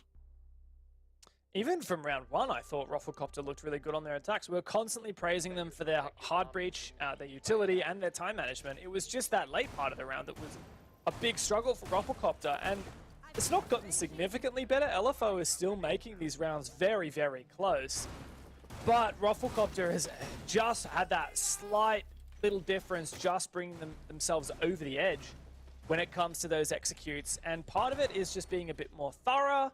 But LFO are hitting some nasty shots, pun intended. It has mostly been nasty on the aggressive end of that side, and he has, especially on that Malusi, just been hitting insane shot after insane shot and really clawing back advantages for LFO when they shouldn't have them by any right. Now, as we go back to Church Arsenal, I do think that this is a turning point for LFO. They've decided that after losing Jim and Cash, they're just going to go back to Church after it was unlocked finally. But if they can't win this round, I just see ROFLCOPTER running away with their attack half. Yep, certainly do. And then, you know, I would have to assume that ROFLCOPTER are going to look good on their defense as well, which, you know, like I kind of alluded to previously, I would expect to see ROFLCOPTER play a little bit more of a roam-heavy game than what we've seen from LFO. Now, that could just be, you know, a little bit preemptive, but maybe not. Anyway, we'll wait for that. We'll wait for that. Campo right now is having a phenomenal game, 7-2, and we haven't really been able to highlight him, Dev. So one of those quiet achievers that have gone past relatively unannounced and unknown. But when push comes to shove, ROFLCOPTER are looking pretty good for time. They've been able to take that first floor and push back any of the roamers, which we haven't yet seen. And LFO are just going to have to sit on site once again and wait for ROFLCOPTER to go to town. What I wonder is, what is the push here for Ruffle? Last time, they went for what is these days fairly unorthodox, a church wall push, but because they're running triple hard breach, it was a bit of a no-brainer. And because LFO haven't, for a single round this entire game, ran wall denial, they haven't run mute or bandit, they're just running those impacts to try and counter. And because ROFLCOPTER has so much hard breach, it's working to counter the impact trick really easily. And such is the case once again here. Campo throws a smoke to burn that Aruni gate. And 1 minute 11, it looks like Ruffle's going to actually go for a church wall push. Sorry, rather a kitchen drop push. Certainly would allude to that. Now, obviously, that Aruni gate, I believe, will be popping back up around the 30 or 40 second mark. So they just need to be cautious of that one. And they still haven't really dealt a lot with what we saw them at least put the pressure onto LFO's defense, which was church wall. Now, regarding that, 30 seconds left, and here we go. OJ has eventually gotten there to open it up. But once again, the denial comes in, but he swings onto Hills, and no matter how good you are, you don't win your one. You're not going to have a chance there, Dev. So 25 seconds, and once more, LFO is primed to take this round. ROFLCOPTER have the 5v4, and they have just about every breach they could possibly want. LFO, that they flourish in the dying moments of these rounds. Wet's found 2 from Blue before he's traded. Diffuser starts being planted. That's in Arsenal, but is Nasty covered? He's got to be covered. He's the last player left, has no idea where that diffuser's going down, and ROFLCOPTER sweep on through and take the 3rd round in a row. Oh, he nearly gets by, boy. Oh, goodness me, that was a close one. But at the end of the day, this has just looked so damn good from ROFLCOPTER. They have put LFO in the bin in this first half. You know, even the 2 rounds that LFO won, if you cast your mind back to the start of this matchup, ROFLCOPTER had won again up until that last minute, up until that final execute, that final engagement, which, like you said, Dev, is where LFO have thrived, where they've kind of stood up, and that instance, it was Wettables. Now, if he doesn't fall there on the swing to Campo, I believe it was, or maybe even OJ, who was in church, maybe they hold on to that for a second longer. Maybe they can put the pressure on. But the big difference for me, for ROFLCOPTER in that round, was the fact that they had that church, sorry, not the church, the kitchen hatch open, which allowed them to pinch both sides at the same time. ROFLCOPTER, with the pressure mainly focused and all the attention across the church, LFO just kind of scrambled across the support, in which case you go a little bit more unknown through the hatch, and bada bim, bada boom, Bob's your uncle. And now we're into the final round of the half. LFO it will not look good for a 2-4 first half on your defense whatsoever. Especially considering LFO found those first 2 rounds. Now they've lost 3 in a row, and for the first time, they've decided to repeat a bomb site, Church Arsenal. And we just have a look at the inside of that chimney. I don't think I've ever seen the inside of that chimney before. Nice, I guess. Does things. Yeah, thank you, Guz, for observing, jumping on off the casting desk and onto the observer. We decided his casting just wasn't good enough, so we had to downgrade him. Now I've thrown upgrade him. But now that we've thrown him under the bus, he's just going to throw us under the bus with the observing later. But just to stick on track for a minute, the change here for LFO is Sushi on the mute. That's the big thing. They're finally trying to bring some kind of wall denial instead of just relying on those impacts, of which they have 4 impacts, by the way. I reckon if you have this mute jammer plus 4 impacts between the Legion and Malusi, and you actually actively impact trick, they could deny one of either the kitchen hatch or the church wall. And I reckon, especially since it's feasibly only the ace that you could use for that kitchen hatch, maybe get your thermite there, but then you're just super vulnerable to C4s, and that puts a lot of pressure on the Sledge Boydie to have really good vertical control. I mean, I think there is a chance here for LFO. There's the first impact. Yeah, I really like this, Dev. I really like what you leaned into. Campo finds Dixon, and that's the impact. Gone, Dev. My God, there's only 2 more impacts on the board. And like you've alluded to, that is huge. However, I guess a shining light for LFO is the fact that OJ should only have 1 charge left. So, you know, they've still got the 2 impacts left on wet, and it may be enough at this point. But my goodness, that is a monstrous pick to take.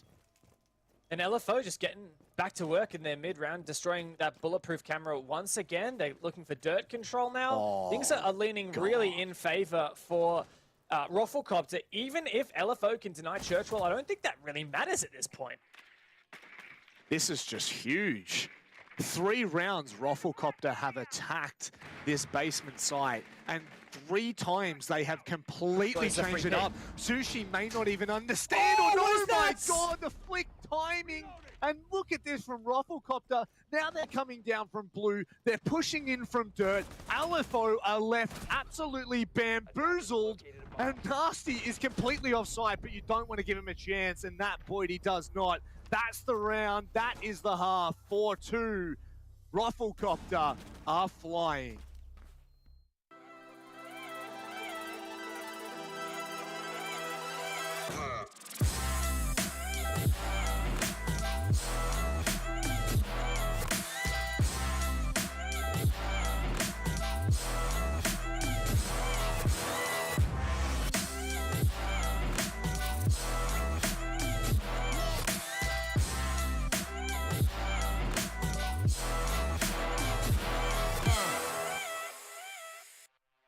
We know that ROFLCOPTER have been flying high since the start of the season, but even this, I think, is a beautiful sign for their future, Dev. I mean, that first half, they put on a clinic.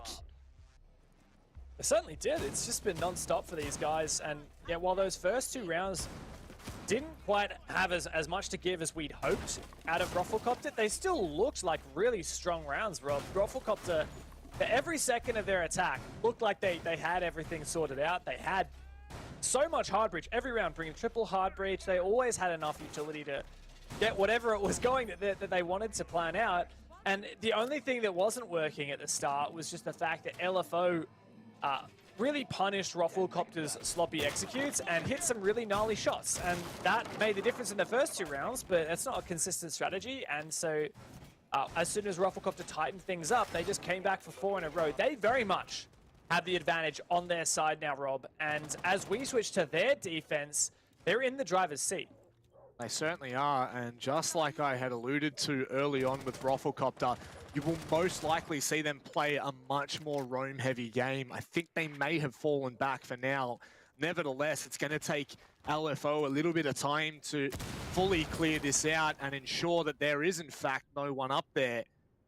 Campo, though, is just on that first tier, the main stairs, and again, show face, take a drone down, maybe even take a second and then go with it. Nasty's gone pretty quick down main stairs though, so too is Jigsaw.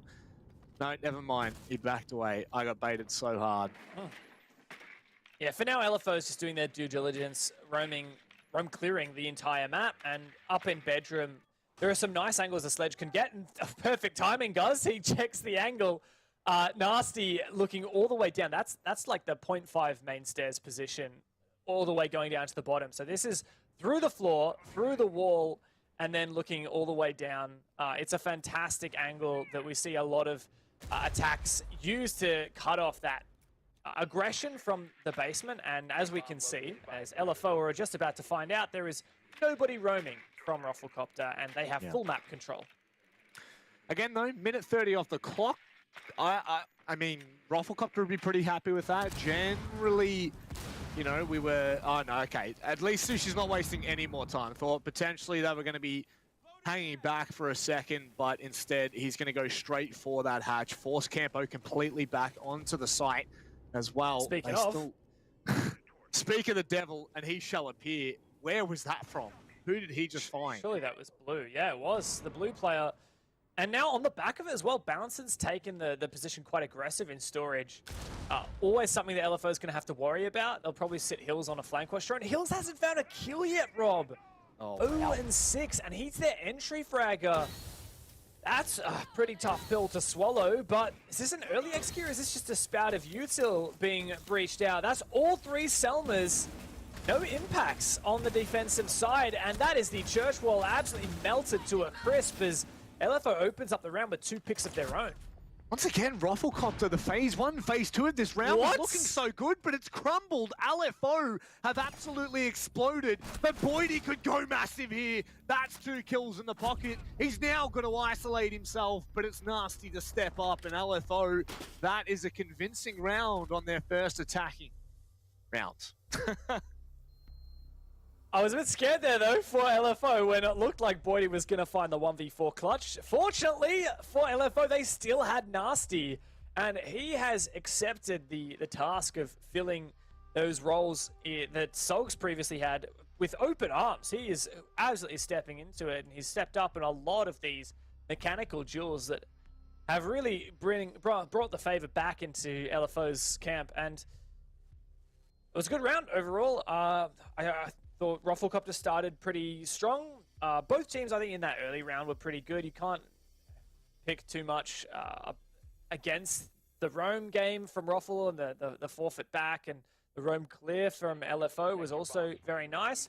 And while ROFLCOPTER did find the opening pick onto Hills, once LFO found those 2 engagements peeking onto site, ROFLCOPTER, I think, took a little bit too much of a risk in trying to overextend and over peak to try and even up that man count, whereas I think obviously hindsight's 2020, but the risks did not pay off in this side. They lost both of the players that tried to make those aggressive refrags.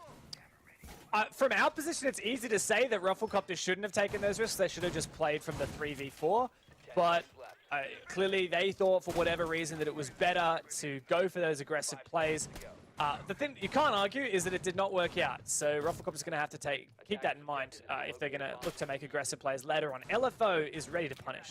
Yeah, for sure, and I think it's a really interesting point to make with what LFO, well, rather what ROFLCOPTER's response was. You know, I just think that they had so much control, and it was like the Selma charges were going off, and like you mentioned, it was just a bit of a... I don't want to say panic. Panic isn't the right word, but there was just an element of stress and panic to the way that we saw ROFLCOPTER deal with that, with just wide swinging, peeking, trying to find the kills. Whereas they had so much control in blue, they had so much control in dirt. Really, LFO only had one avenue to sight, which was through Moto, through Church Wall. So we can move on from that, Dev, unless you have final words. Last thing is, I reckon ROFLCOPTER can deny that Church Wall. There's no way LFO wins that round, so we'll see if later on we go back to Church and that happens. But for now, it's of course CCTV Cash. We've got the one My playing Rafters, a great spot for him. He can pick the 1.5 times scope. He's actually gone for the AUG instead of the MP5K. That's fair enough. Going for damage over magnification. Fair enough, each to their own, but he does have the Magnus to protect him. And I think taking Rafters control on Clubhouse, it's one of those things where it's the test of every attacking team. How coordinated is LFO and how good is their projectile game to try and counter this setup? I guess we're going to find out soon enough. Is that 2 impacts used for the one Selma? At least, I think that's the last Selma as well, if I'm not mistaken. So, yeah, there you go. Bada bim, bada boom, just like that. They don't have that line of sight that generally you'd look for. Yeah, that's really good. So a lot of teams these days are using a hard breach, either Hibana or in this case Ace, on that wall at top rafters to cut off the rafters player. And yeah, it's just obviously denied there. Really great job. Boydie has not only the impacts, but also those were my magnets will catch Selmas and nullify them as well. So that's a big pick. Now the pivotal thing here is Boydie just has to make sure he doesn't well, he can stay alive for as long as possible so that it's not all in vain. And he finds the first pick. Nade comes through. He finds another pick. And there's the eventual refrag. But Boydie, that was massive. I love that from Boydie. Bouncing only a second off. They're going to know where he is now. They may be able to cut his rotation off. Hill's looking to do just that. I don't know. It looks like he's still just stuck in blue. But regardless, he can waste more time. I love that from Boydie. You know, you're in a position where you got 3 players facing you and you're going to go aggressive and try to find something. I actually think it's either Jigsaw or Sushi right now who's already pushed up on rafters. It's Sushi, in fact. Now Bouncing looks for the contact. Hills wasn't expecting it. Sushi has to go deep and try to find trades, but it's not going to work out. And Jigsaw is left on his lonesome in a 1 versus 4. That is not doable. It's not achievable. And ROFLCOPTER steam away with round number 8.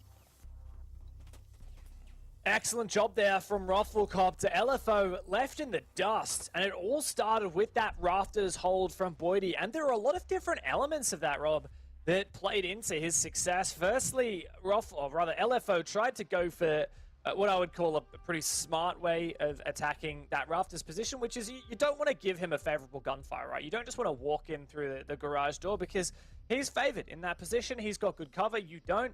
So they tried to flush him out. They tried to destroy that reinforced wall at top rafters, and already Boydie had a plan for that. He had his magnets to catch the Selmas, and he had his impacts to destroy the Selmas as well, protecting that wall. And even after LFO decided, okay, we can't flush him out by using that wall. Instead, let's flush him out by nading him and pushing from bottom garage.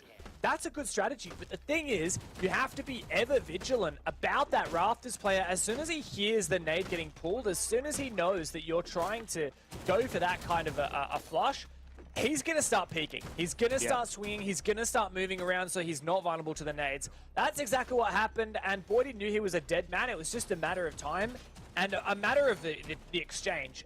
ROFLCOPTER won that exchange. 2 players Boydie found before he was traded. That is everything. Yep. And, you know, it's just dogpiling on issues for LFO right now because, you know, these are must-win rounds. Their backs are up against the wall. We go to the less favored gym and bedroom for ROFLCOPTER right now, and it's going to need to be that match point that they'll be hunting for. Now, how far have they extended? Okay, so they've left that completely unreinforced there on the kennels wall, which generally will... Oh, God. Okay. Now, this is not a sign you want to see, is when Jigsaw really starts to hit his shots. That is something that will devastate a defense. Jigsaw has not had the biggest game ever so far. So, yeah, definitely a bit of a concern if he can start to get in. But it's just the 1 pick, no trade. I don't think ROFLCOPTER is too unhappy with this. It's a good job from Jigsaw, was just covering this position, this rotation in con. Great job, though, from LFO. They've taken control all the way of Cash, and that's only a minute down. This is actually incredibly good time management. But as you mentioned, ROFLCOPTER didn't reinforce kennels. The reason they've done that is so that they can use the reinforcements instead on logistic offers. So Sushi here with the breaching torch may get to work on that wall in a moment. Now they've just got to be cautious there. That's the pick that Bouncing is looking for, that ROFLCOPTER were praying for. It's nasty with 2 grenades unused right now. He's just got to be careful of that push from bedroom, which it doesn't look like Hills is too interested in doing just yet. A lot of information actually given from Sushi's final drone there. Nevertheless, they are starting to get to work on the site itself. So this anchor, this bunker, is going to be a little bit more uncomfortable for ROFLCOPTER. Good angles held on both sides. Jigsaw destroying that shield really limits mobility of Bouncin in Master. But you want to talk about other X factors. It's Hotshot. He has a C4 below. Tossing it up his C4, though, it's blind. He has no info. That reveals his position. No! But Boydie, what? God. How on no. earth did he just find those 2 picks through the Maverick holes? It's all on Jigsaw. And that breaching torch only helped ROFLCOPTER get back into it. Boydie's looking for another. Jigsaw's found it. But 3 more players to go.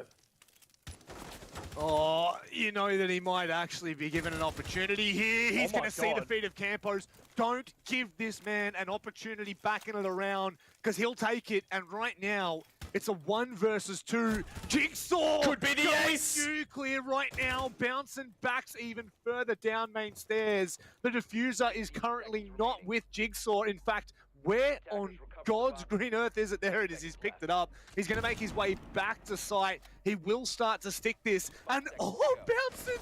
He's playing with him. He's toying with them. There's no time left. Oh my word. Jigsaw playing with our hearts. Almost made that work, Dev. What an insane 1v1. The mind games between these 2 players. I really like the idea from Jigsaw trying to use the concussions to muffle the sound of him planting to make Bouncin think he was planting, but Bouncin nerves of steel. And I think part of that is just Bouncin had the utmost confidence, Rob, that even if that diffuser goes down, he can take that 1v1 retake. He's confident that he can do that. And that meant that he wasn't going to rush in just headlong and risk his life. Instead, he played the mind games, he took the bluff, and Jigsaw fell for the bait. Imagine that potential for an ace clutch from Jigsaw would have been insane, but it did not go through. ROFLCOPTER are going to be thanking Bouncin for locking that one out. Yep. 2 players that really, you know, if you were to look at the fragging department, granted, Campo's going off right now for ROFLCOPTER. But there is no doubt in my mind that Bouncin is one of those players.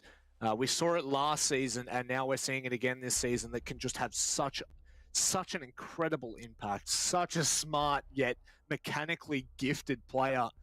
And likewise, Jigsaw, you know, 1 versus 5, man. You should never have a look in there. You should never have an opportunity to make that work. Now, the pause being said, it was, of course, for attack timeout, so we will just confirm that, and I'm sure that ROFLCOPTER have called this, Dev. That's the weird thing.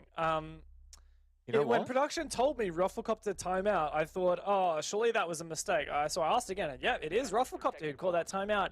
Usually teams call it when they don't have the momentum, Rob. Usually teams call it when they're about to lose.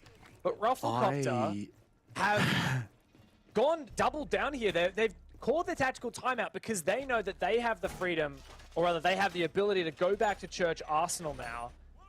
And they wanted to try something a little bit daring, a little bit different, and just have a look at it. Vigil and Oryx. This is a really ballsy roam that they're going to go for.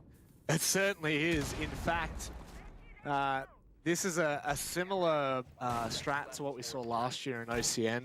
I believe it was by Noble who pulled it off against Wildcard in the final round, and it was devastating to say the least. But I'm going to say in the same breath, you know, I'm just going to theory craft here. I really hope the reason they called that tack timeout was just to let LFO sit in it, to let Jigsaw sit in the fact that he only just narrowly lost a 1 versus 5. I know that's not the reason. We've got to but ask I want them. it to. I mean, there are players out there that think like that, Rob, that think sadistically like you. So I honestly would not put it past these guys to say, look, call attack timeout so they can just sit there and be tilted. Oh, God. It just, you know, I hope to God it is. We'll find out at the end of this game whether it was or not, because we will most definitely be asking the interviewee, because, I mean, I just don't see a way back for LFO. I know that's a very early call, Dev, but I just don't know how it's going to happen. The only redeeming factor for LFO is this bomb site. Church Arsenal is the one that they have won before. But remember, they had really, really good map control really early on last time. And for now, it's not so much the case. They've got to actually roam clear a live roaming setup here from ROFLCOPTER. As Campo starts to retreat back, so does Bouncin. OJ as well. But Campo re-roams into Strip. Looks like this may well be the first engagement. Bouncin, though, jumped back onto site. Remember, he can jump up those hatches later on if he so desires. Now, I think the only detrimental thing to ROFLCOPTER right now is obviously being able to spot that Oryx very early on with the drone. It's going to give them something to work with. So they will be aware that Bouncin will try something a little bit more cheeky. And the big thing with this roam is obviously, you know, like you use your reinforcements elsewhere. It's been all too easy. In fact, I'm pretty sure the bar hatch was completely open from the get-go. So, you know, it's just one avenue that LFO don't have to worry about when it comes to that final minute mark. And you can see now they're going to start to go to town. They're going to start to put the pressure on site for ROFLCOPTER. And Bouncin is on site. Yeah, but Campo's not. And there he is! Say his name and he shall appear. And he's still not traded, so he was roaming in Strip and he found one pick, but the rest of LFO are focusing on this bomb site. And there's Ashwall getting ashed. This could be massive now for LFO. They have a way onto site. Wedables uses that to get control, but Campo's still flanking. Makes his presence known, makes his name heard. It's all on Wedables in a 1 versus 3. Wedables stepping in for Sogs right now and has to step up for LFO. Is this achievable? Is this even doable as time ticks away? You would think not. He hits the first shot. He has to stick it now. That's all done and dusted. And ROFLCOPTER can go and swarm him, and just like that, they will take the map. My goodness, what a dominant performance from ROFLCOPTER. An insanely strong game, flying high, but not too high. ROFLCOPTER come out on top. A fantastic game and one of the most beautiful tactical timeout usages I have ever seen. Just let it sit there. Let them soak in their own failure to clutch that game. And a massive victory for ROFLCOPTER. I mean, that's the one in the books, right? They've had 2 games, 3 games now where we've been asking questions. Chiefs, they lost 2-7.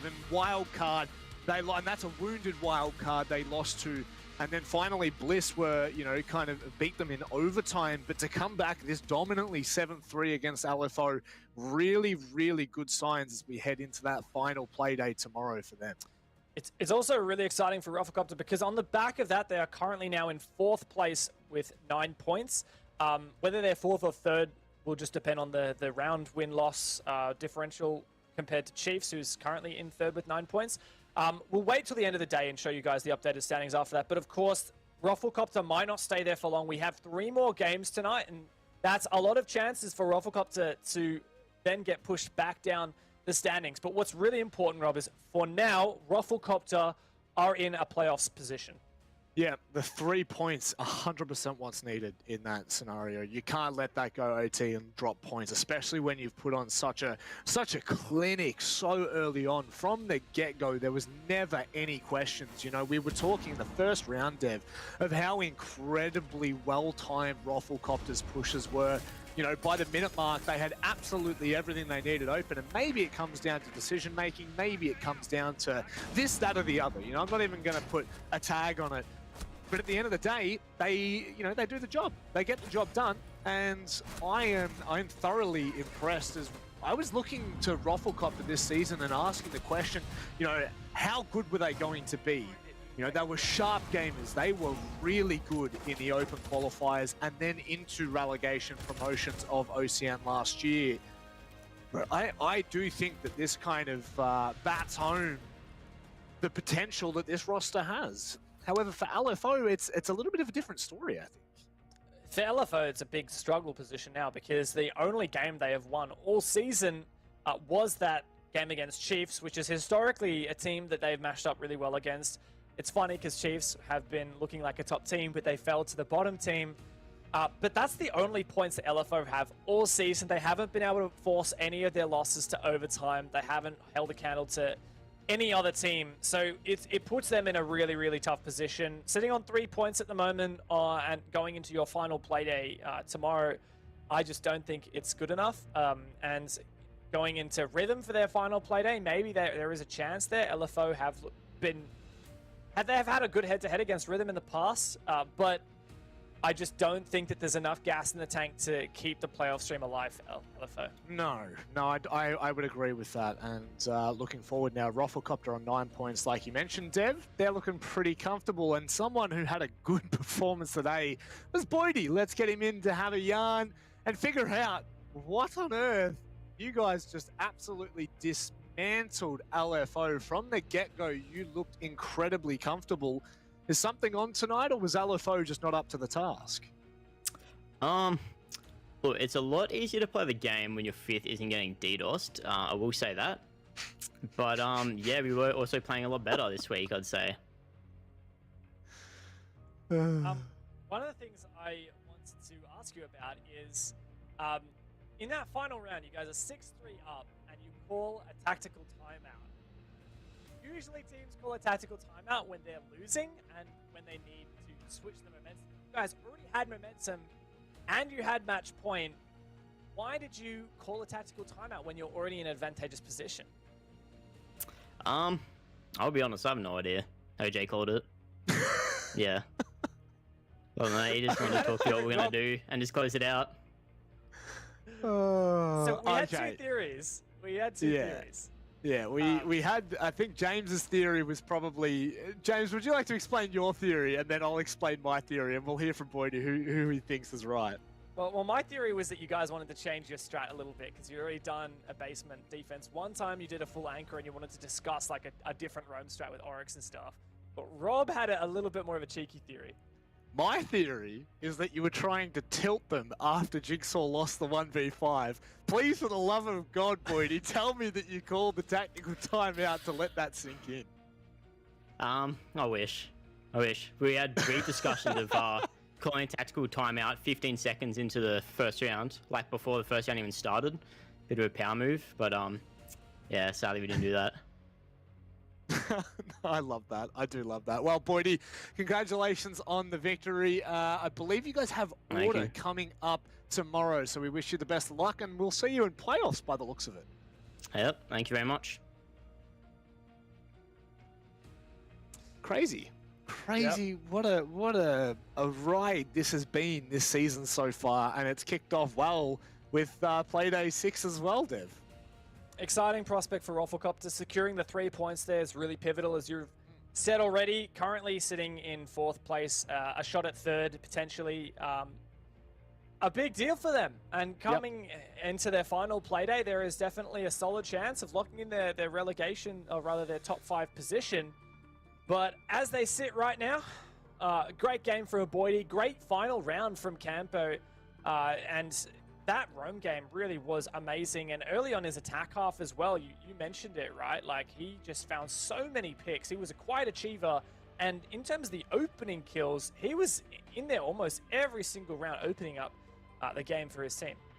Now, one thing that I want to actually highlight here, you know, to take time on this match stat, is actually Wettable stepping in 100% cost. You know, stepped in for Nasty's 2 days before, and now again, Dev.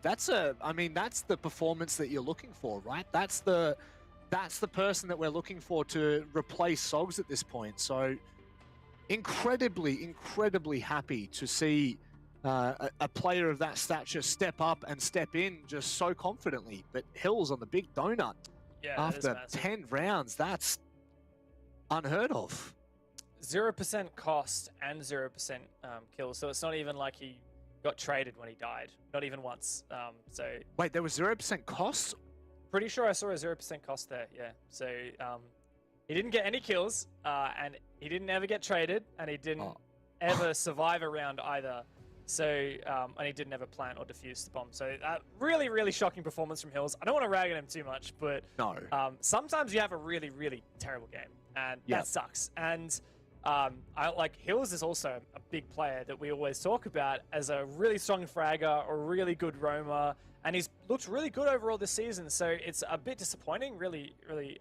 Of course, there's no one who's going to be more disappointed than himself right now, so I don't want to rag on, but yeah, that really sucks for him, and it really sucks that LFO couldn't bring the fire that they wanted this season. Now they still have one more Playday against Rhythm, so there's a shot at some kind of redemption.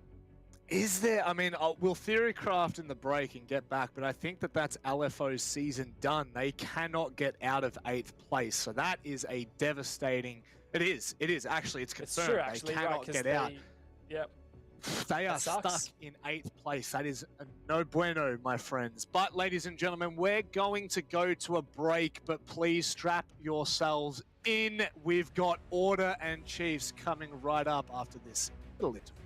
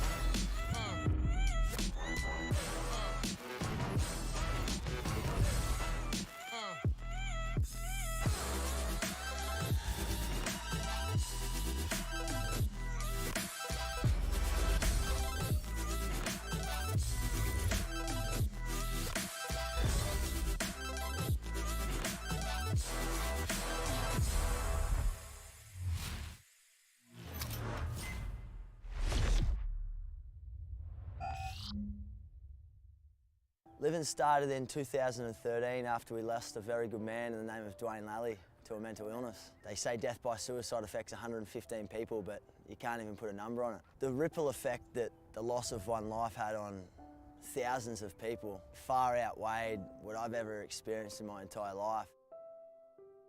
I'd received a call saying he'd gone missing. I was driving around the whole of the Gold Coast looking for him. I had no idea where to find him. Dwayne was an avid boxing man, very talented, life of the party, very charismatic, extremely passionate. Loving, loyal, he was very cheeky. Mental illness is costing many people their lives every single day. While I'm sitting here speaking, people are taking their life, and it's because there's people suffering in silence. 1 in 5 people suffer from some form of mental illness, and suicide's the leading cause of death between the ages of 15 and 44. You can look for things like not getting out of bed of a morning, being socially disconnected, loss of appetite, change in mood, change in behaviour, lack of self-esteem. Dwayne suffered from depression and bipolar for a number of years, and the stigma kept him quiet.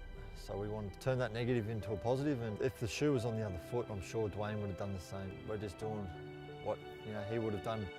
Hi, my name's Dan Price. I don't know where I'd be if I didn't connect with Livin, but I certainly wouldn't be as well as I am today. I was suicidal and tried to take my life on the 4th of December 2014. I was very lucky to survive. I didn't want people to know that I was struggling because of the stigmas around mental illness. We noticed that there were plenty of great service providers in this country, but all too common people weren't seeking help because of this stigma. So we wanted to bridge that gap. As males, we're extremely tough. We want to be the tough people, the ones that have all the answers, the ones that don't want to admit our vulnerabilities and our weaknesses. You might not have the answers, but if you can offer support and just listen to them, that could be what they need in that moment of time. I was an alpha male and a popular guy, and I didn't want people to think I was weak, and that's why I love the message that Livin presents, which is it ain't weak to speak. We go all around the country, businesses, sporting clubs, teaching people that it ain't weak to speak. What we're really doing is educating them in how to speak, where to speak, and then we're educating people on how to listen and how to look for these warning signs, because without one, you can't really have the other. It's all about being honest and open. You know, if something's off, just ask them. That's what living's all about, taking that stigma away and giving people hope, help, connection, and giving them the confidence to speak up and seek the help when they need it and when they deserve it. We believe with education comes understanding, with understanding comes acceptance, and with acceptance comes hope.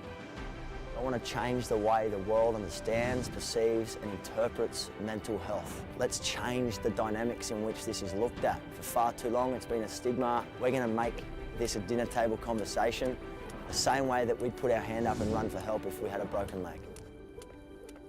Don't be afraid to have those, hard-hitting, confronting conversations, because it could save a life. I'm the happiest I've ever been in my life, and Livin has been instrumental in changing my life for the better. If in doubt, reach out, because there's a lot of people out there that want to help and support you making that change to get back on track to start living again.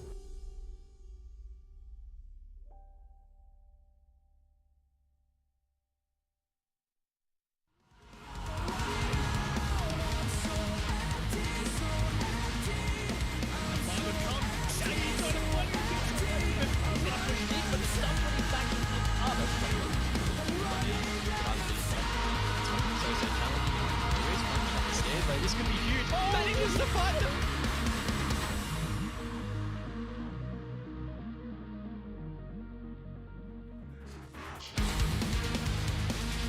A demanding game from ROFLCOPTER. They take it 7-3. They move away with the 3 points and project up to second place at the moment. Of course, that's all about to change because we move forward in the night. There's still 3 matches to go. But this next one, this is the big one. It's the battle of the Titans, the ANZ Org Titans, if you will, Chiefs and Order. That history runs very deep, and so too does it, in fact, in R6 with both of these rosters, Dan. That's it. We finally have these 2 monstrous organizations in Rainbow Six, the 2 biggest orgs, 2 of the biggest orgs in Oceania as a whole. Chiefs have been, well, newly acquired. They acquired the Elevate roster just a week ago, and these guys have looked pretty good. They had a bit of a spat of bad luck at the end of last year. They came 3rd in the OCN regular season, but then were knocked out of playoffs early. And coming through, Melon Cat disbanded. Fisher guy came there from that old Melon Cat Noble roster. And these guys have looked revitalized since then. They have been popping off. Worthy, Vast, and God Legion have all had some insane fragging performances in particular. They certainly have. The team that they will be going up against, Order, in fact, have had such a, I don't even know, such a random 2021 so far. They've looked really good in second place here in OCN. APAC South has been a mixed bag of results. But this roster just has so much potential. They have so much going for them, Dev. And you have absolutely no doubt that tonight, when they go toe-to-toe, you'll be looking at the players, Itby Style, who has really been stepping up recently. I think that there's just so much, much dynamite sitting around this match, and all it's going to take is for someone to set a fuse, to set a match, and boy, this will go up in flames. Yeah, there is no doubt about it that Order is they can rocket sky high, but consistency has been their biggest enemy in OCN. They've dropped games to Rhythm, to Bliss, and in APAC South, they dropped a game to 7th Heaven, which we rated as probably the lowest team in that league. And then Order comes out and beats the old Xavier new Elevate lineup in APAC South, who was undoubtedly the best team in that league up until that point. And here they are sitting in second place in OCN. These guys have achieved some pretty amazing stuff so far this season, but they have a big set of games coming up. They've got Chiefs today, which is probably their hardest game left in the season. ROFLCOPTER tomorrow night. But this Chiefs game is everything for Order, and in fact, for both of these teams, the winner takes second place in the standings, at least for now, with a chance at taking first tomorrow, which I think is completely plausible. And this is also a very storied match. These two teams have a rich history that doesn't always favor one side. Like Chiefs won when they played each other in OCN last season, but you look a little further back into Six Masters and Order won, and then you look further back into Pro League and it was a draw, and Chiefs won the other game they played. So it's you can't pick it, you can't separate these teams. No, but you know what we can separate them is right here, right now, tonight. For this particular matchup, we're going to Coastline. Oh. Let's go! That's what I'm talking about. Oh, man, I love to see it. We've seen Chiefs play Coastline against ROFLCOPTER a couple of weeks ago in OCN. Oh, Dev, thank God we get another map. Yeah. Oh, it's exciting that it's not just Oregon Clubhouse. But yeah, this was a big map for Chiefs back when they were represented by Elevate. Early on in the season, they played ROFLCOPTER. Ruffle had such a good showing so far. They'd just come off beating the Knights, and Chiefs just destroyed them 7-2. There were some good rounds there from Ruffle, but there's just no doubt about it. Chiefs were the better team in that lobby, and they looked so good on Coastline. You flip to the Order side of things, and they played it recently against QConfirm and lost at 5-7 just the other day, so in APAC South. So definitely at face value, I want to favor the Chiefs here. I'm super curious because surely neither of these teams knew they were going to Coastline until the last grasp. I mean, how does that one slip through? Well, we're about to find out. We are headed to the sunny shores, to the beach line. It is Chiefs taking on Order, a rivalry that runs thick and deep. And it's time to get into it. It's time to unveil what could be a very interesting match. And a match that may well end up determining the #1 team in OCN this season. Currently, the title is held by Bliss, but with their coming games, things are going to get very difficult for Bliss.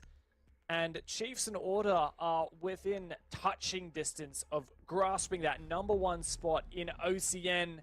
Big ban coming out from Order, the Nomad. That's going to enable a lot of defensive aggression, knowing that there's never an air jab on the other side of that door frame or at the top of that stairwell. They can just send it straight up.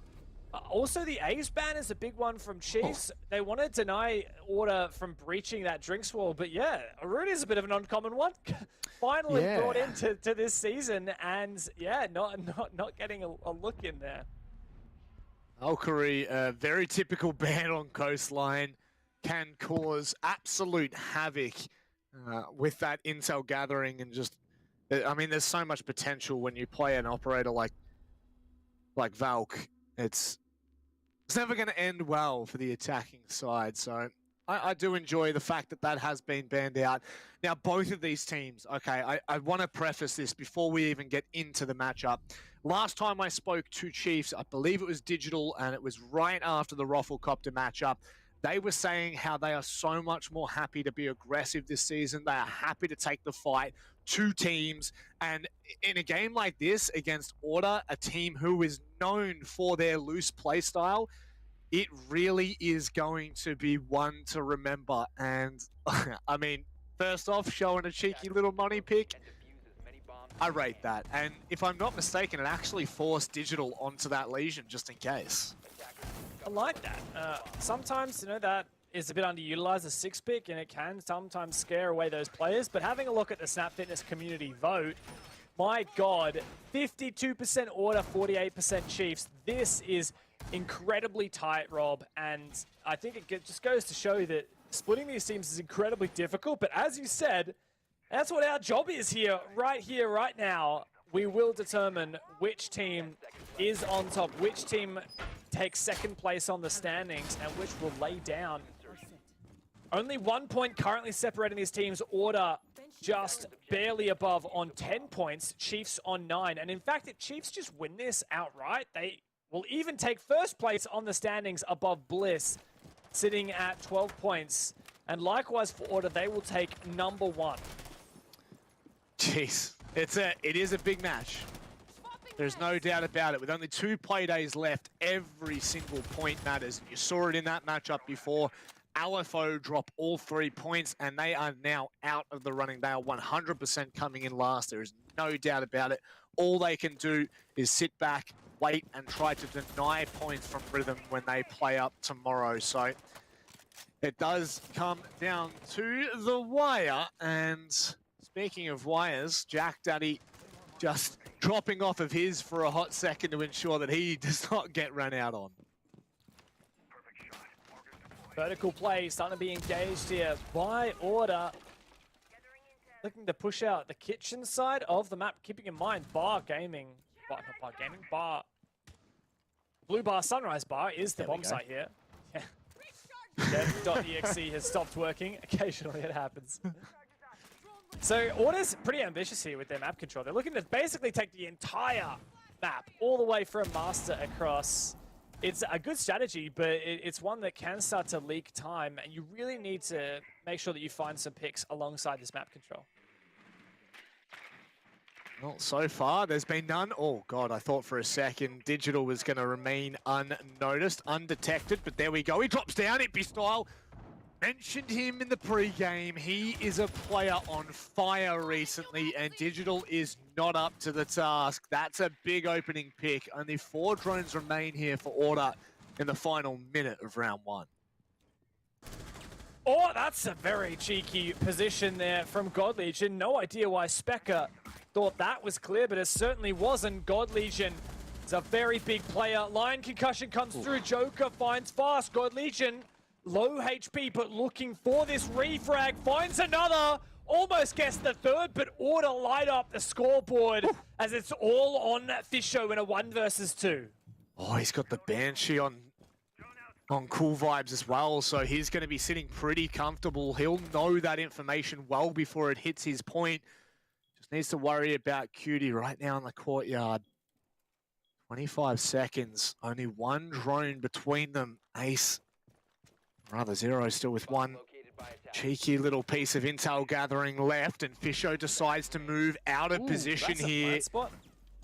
Well, he started going for it, and the C4 could have paid dividends, but Cutie does not allow it past the initial rip. Big round for Order to start off with here. Great way to open up Coastline with an attacking round win from Order. Showing, I guess, why that community vote favored them just a little bit. Another big round from Itby style. Valiant effort from God Legion as well, roaming in hookah. Found Specker caught with his pants down. I don't know what happened there, whether it was a missed drone, but Specker, I mean, he's got the Yana Gemini. He can check that room. Not really much of an excuse there available to him. But as we move into round number 2, Chiefs not sticking at that bomb site any long. They're just going to go straight over to hookah and billiards to try and keep this stream alive. Now, you would... Okay. I don't think we've really got into the crux of our own predictions here, Dev. I don't think we really got to dive into it too much, but you would have to say that in a bout between these 2 teams, Order would definitely be looking to come out on top. So the community vote, the Snap Fitness community vote, is definitely, in terms of my eyes, on board with my thinking as well. However, I actually can't remember who I put in my prediction. I actually think I put Cheese now, but... This shows how tight this is. Like, if you ask me, all right, you have 5 seconds, pick one, I would probably, and I would just and I probably wouldn't get back to you within the 5 seconds. No, I don't think you could. Very hard to pick. Not fairly anyway. But both, I mean, at the end of the day, both of these teams are very evenly matched. And for me, on Coastline, it's going to come down to who's willing to play a little bit more sporadically. And in my eyes, it's always Order in that encounter. So we'll see whether it's going to be the comfort that wins out or whether it's going to be the audacious attempts from Order that will catch Chiefs unaware. So far, so good for the attacking side. Spacker on for the entry. God Legion, once again waiting. He's got Worthy to back him up. Both players whose names have been on our lips quite frequently as of late. And as production has told us, you predicted Chiefs and I predicted Order. Come on, the boys in blue. I don't know if Ippy Styles gonna let that happen, my dude. Yeah, well, I don't know if Worthy's gonna let that happen either. Maybe even God Legion. Well, you've got a little bit of a while to catch up here, Rob. My team is already 1 round ahead. What are you gonna do about that? Currently, you know, it's 5-5. Relax. We're chilling right now for this round. Chiefs will definitely come through with the goods here. Just as we say so, there is a cheeky little roam game from Worthy being played. Is that a pre-prepped C4 that I heard? It was actually. And, you know, you talk about these defenses for Chiefs. When they played against ROFLCOPTER on this map, they were flawless. 3 out of 3 defense round wins and went 4-2 on their attack half. So already Chiefs have struggled to maintain that perfect record on defense that they did against ROFLCOPTER. But here comes the engagement. Worthy waiting to receive, but Digital's on for this flank. Got to be so careful right now. There's no information from Order, and just as you say it, Digital finds one, but not the second. Ippy Style now rushing around. Don't forget the pre-prepped C4 that is just inside of Aquador. The second there's contact, it should be called, but God Legion finds the kill first. The diffuser is on top of the C4 at that. Jack Daddy may well try to push in and claim it. This is not looking good at all for Order here, Dev. 25 seconds. They do not have the control that they need. God Legion has such a strong position. As you said, the diffuser still within his clutches. Sitting just on top of that C4 as well. Specker pushing on in. But there comes the push, and God Legion is ready to receive. It's just Cutie, the lone man, remaining for Order as this timer ticks on down to nothing. They'll find a consolation frag, but that does just about nothing to help Order's chance at winning the round, and Chiefs come back, evening this up, 1 apiece. Hey, Dev, how did that round advantage go for you? Look, I don't want to talk about it. That's what I thought. But I do want to talk about that. Chiefs with a really cheeky roam game there. 2 players underneath, one taking all the attention away from Joker, and Digital coming from behind with the free kill. Nearly made it a second as well. Ippy Style, though, the man of the hour for Order, has been so sharp and so prompt in opening things up. So we'll need to see a little bit more from him, though, Dev. Definitely a lot of potential there that hasn't quite activated as of yet. But what I like here from Chiefs is they're continuing to mix up their bomb site choices. They have one Hookah Billiards. They're not going back to Blue Bar Sunrise, which they lost. They're going to Kitchen. Now, those 3 bomb sites, Hookah, Blue Bar, and Kitchen, they played against Ruffle. They won each of them 1 time. So we don't really have a lot to go on, except for the fact that we knew that they like to really lean into that information denial strategy last time they played it. So, like, if you're Order coming into this game having prepped it, in fact, it's Nico is currently coaching Order. He's Fisher Guy's former teammate, back from the good old Meloncat days. And Nico would have been running over the stats, watching that Elevate versus Ruffle game and seeing the Mozzie, the Vigil, and the Mute come out every single round of their defense against ROFLCOPTER. And Chiefs aren't actually sticking that same strategy. They've instead only keeping fast on the Mozzie, and they've foregone the Mute and the Vigil, instead leading a little bit more information gathering here with the Pulse, but also just a little bit of traps and trying to slow them down thanks to that Malusi.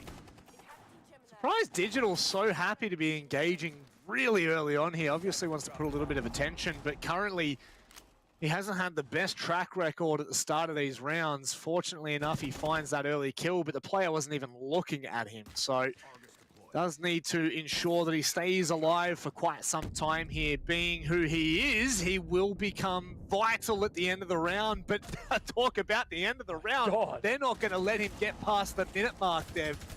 Very early pick to start things out, but what a trade from Fisho.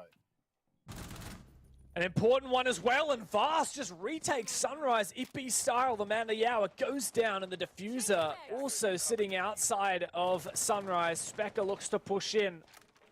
Struggling so far has he been throughout this game, and Chiefs, while the first punch was received by them, they certainly just sprungboard back off of it and delivered 2 swift punches back to order. Cheeky little jab right hook, apparently. And Order, by no means are they out of this round, nor are they down for the count. There's still plenty more they can do here.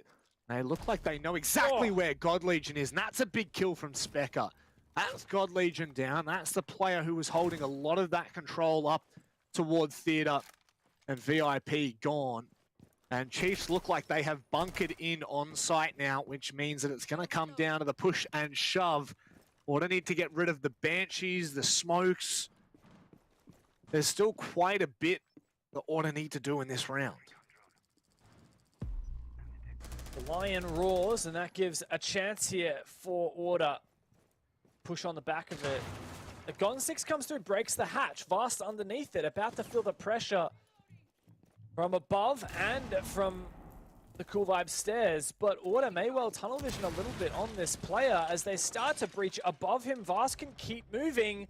Specker, though, perfectly pushing from Sauna, cleans that up. 3v2 now for Order. That was a big pick to be able to take down, because Vast could have continued to have held that kitchen door. Now Chiefs, they're left completely isolated, both on completely different parts of the map. And in comes the final roar. Specker pushes past the smoke, but is it going to be Fisho? Going to stand strong, puts the barrel in the mouth of Specker and says, good night. That is the second round for Chiefs taken. And back to back. Great showing there from Fisher, guy, to hold the line. And it goes to show how important your anchor players are. Vast and the rest of the Chiefs roamers did their best to hold on for as long as possible, but with 30 seconds left, Order had that man advantage. But pushing into sight, it's just not going to happen when you're going against one of the most prolific smoke mains in the Oceanic region, Fisho himself, who is slotted beautifully onto this Chiefs lineup.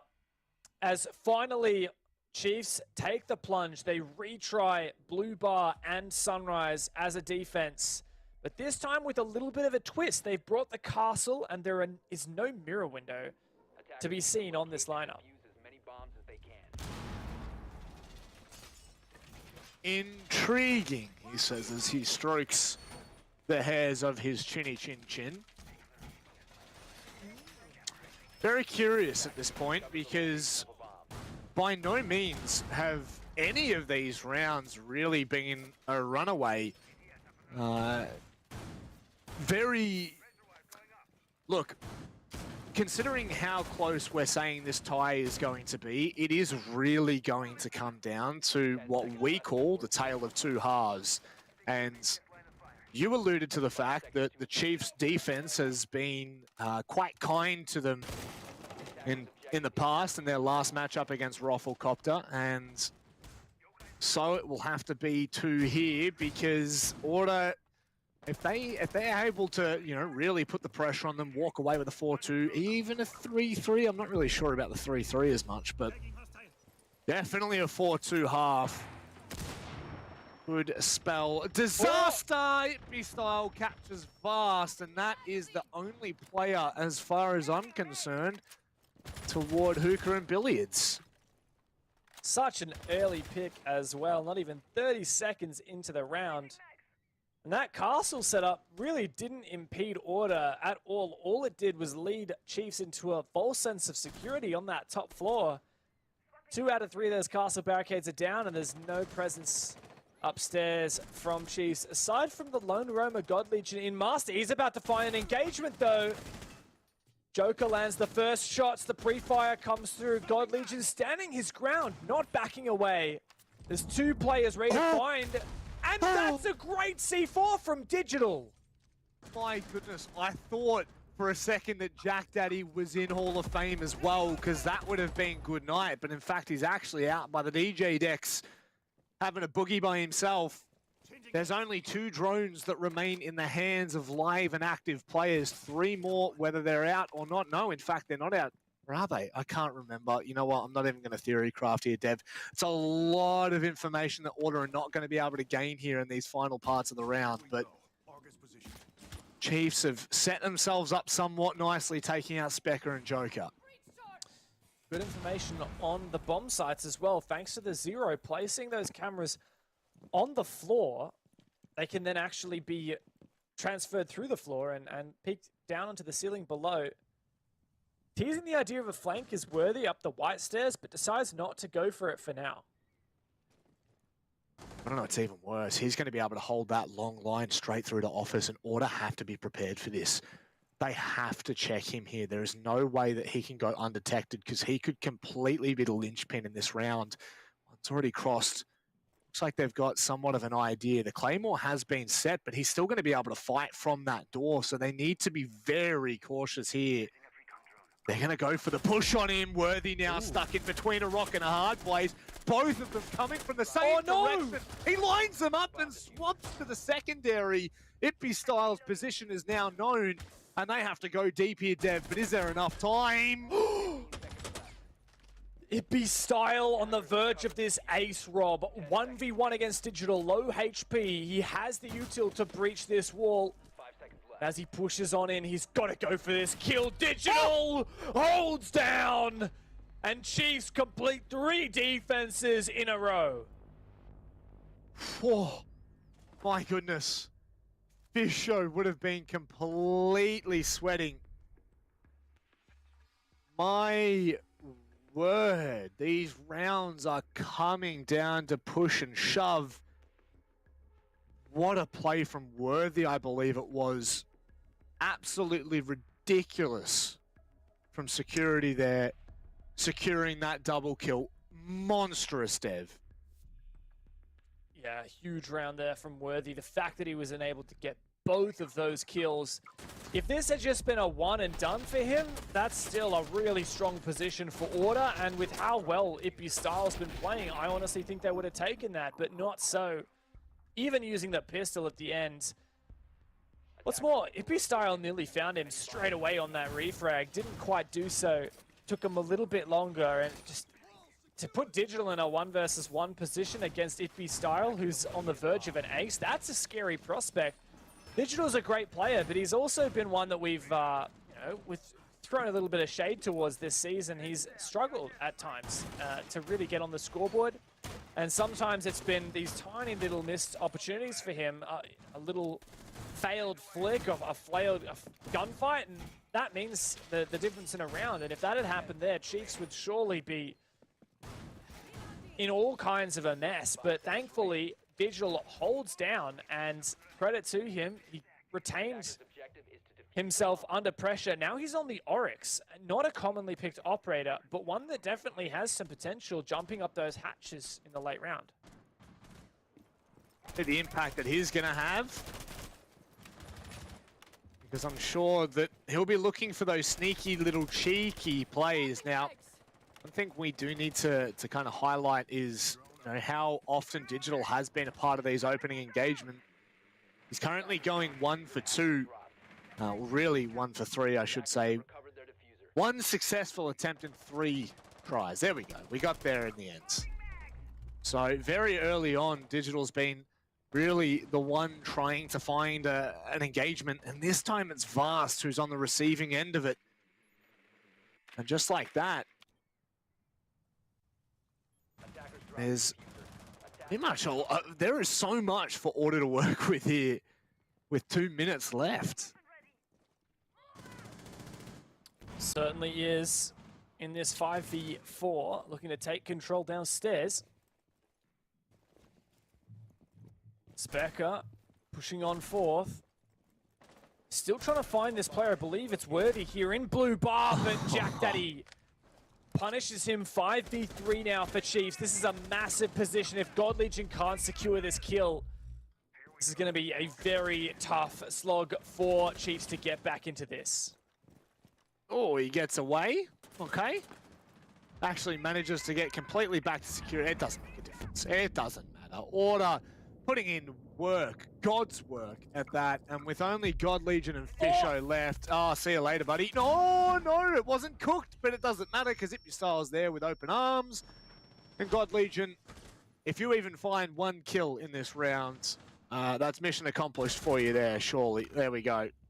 They win the round, Dev. It doesn't make a difference, you know? Chiefs, that's what they needed. A little bit of momentum. But no, incredibly good from Order to bounce back after 3 on the trot.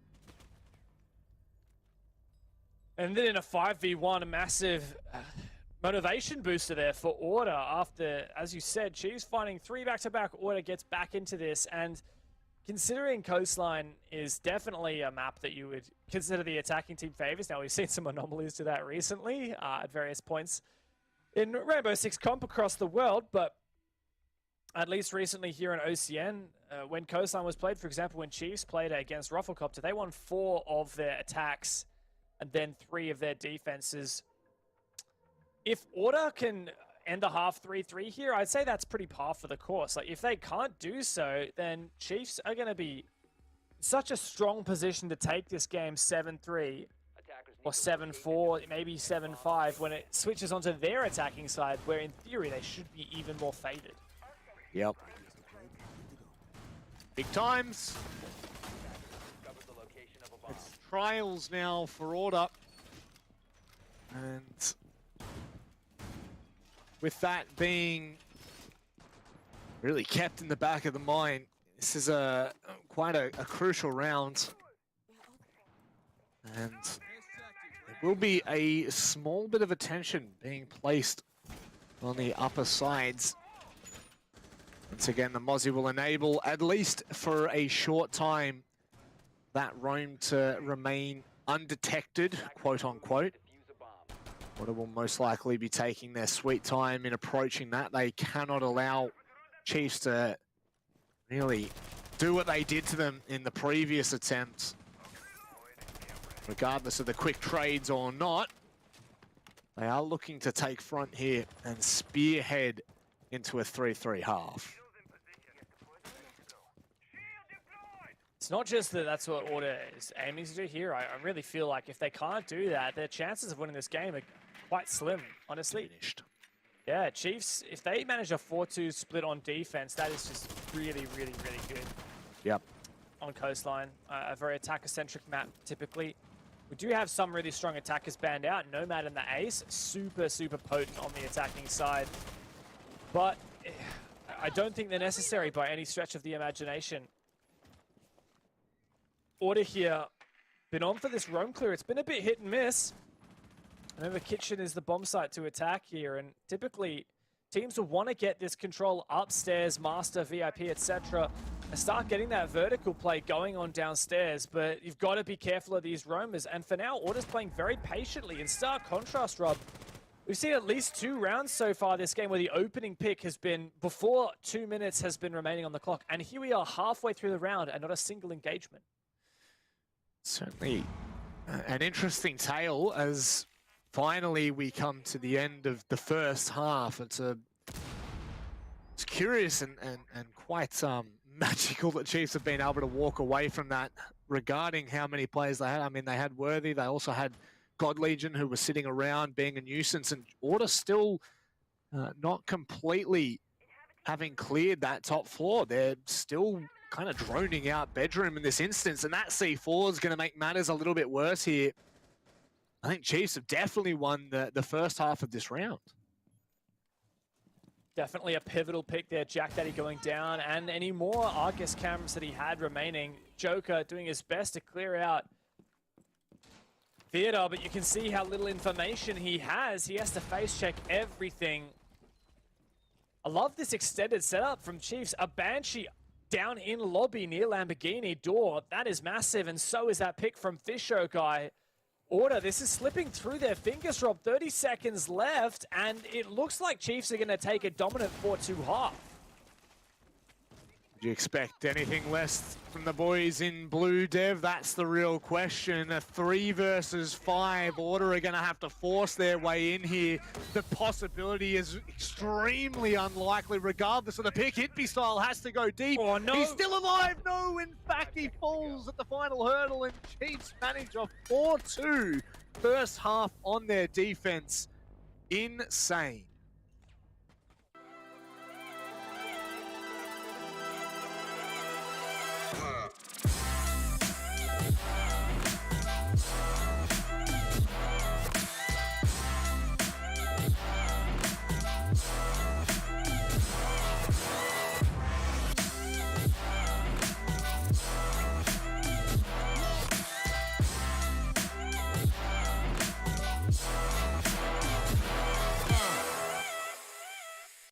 Chiefs have most certainly run away with the first half, 4-2, and it is spelling danger for Order.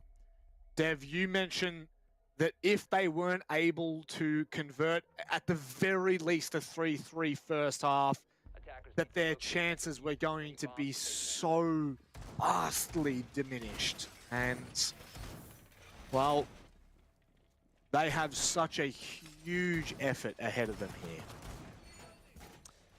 Order certainly do. It may well be the second coastline loss they've had in the last week. The only redeeming quality here I can say for Order is the fact that when they did play Q-Conform in APAC, in APAC South League, they struggled even more than this on their attack, Rob. Like, they only won 1 round on their attack half and run 4 rounds on their defense. So if Order can win 4 rounds on the defense here, like they did against Q-Confirm, they will hit overtime. And that does bring, you know, some chance, some kind of hope back into Order's favor. I'm just going to quickly have a glean at who starts on attack in overtime. It is Chiefs. So even if that happens, even if Order manage 4 defense rounds, that does actually put them in a strong position and that they'll get to defend twice in overtime. So maybe not doom and gloom for Order, but definitely a tall task ahead of them. Now, not to take away from the validity of that statement, Dev, but was that that noise you made, was that like your Internet Explorer? Was that the DevMarter Internet Explorer just trying to figure out what was actually going on then? That was That's exactly what it was. That's how it works. It was dial-up. Explorer. Yep. It was dial-up, but right now, Specker is dialed in, but God Legion with a very quick and much-needed trade. Cutie on a speck of HP just makes it away in time. He is completely isolated. How God on earth, Legion! how did Joker win that? That is disgusting. Look at the 2 players on Order. Between them, less than 5 HP. Joker and Cutie. Oh, there's a chance for a floor bang here, but Digital's looking to fight with that sledgehammer, open up the floor from below. Jack Daddy hoping to take this fight. And while Order have the man advantage, they certainly don't have the health advantage. Attackers have located a bomb. No, not in any way, shape, or form. And with Fisho Guy evening out the man count, they're going to have to be so careful right now. Jack Daddy just getting on the outside to safety behind that reinforced wall. Chiefs have made, once again, some pretty good timing. And look at the information that Jack Daddy's been able to get. Nice. That is 5-head if I've ever seen it, Dev. But things are looking grim here. I love that from Fisher. He's using the explosion from the Hibana pellets to destroy the Banshee, as he has done with the mirror window. It doesn't work. Nope, says Guz on the observing tool. Worthy's got to push up the stairs here. Flashbang comes through. Another one to follow. This is such a hard engagement to take. C4 goes over. Can the pre-fire land? It does. The trade. And now it's all on Fisho, but it be style. Locks it out for Order, and they go hard in their opening round of defense. It's what we needed to see from them. It was such a crazy round, in all honesty. trades back and forth, Chiefs not being able to convert 2 crucial kills when it mattered really came back to haunt them. That should have been a 2 versus 3 with only 2 players remaining on site. And now with a huge advantage, it will slowly dwindle away in the wind if they're not careful. And a team like Order, we say it all the time, Dev, when they start to gain momentum, when the wind is behind them, there is no catching them. Certainly got to be careful if Order start to pick that up, run with it. On their defense, I like how much they're favoring this mirror. It's the 2nd round in a row that they've taken it, and wasn't necessarily the most impactful thing last round, but it certainly does change the way that the attack has to address your setup, especially this one here on Pantry. On this kitchen site though, all of the mirror windows downstairs are vulnerable to being shot from above. So you do have to be pretty careful of that, and it's really common, as we've seen, that teams take that top floor. Wouldn't be surprised where those mirror windows are actually placed in off-site locations, such as theater, maybe even one in Sunrise. Great drone there.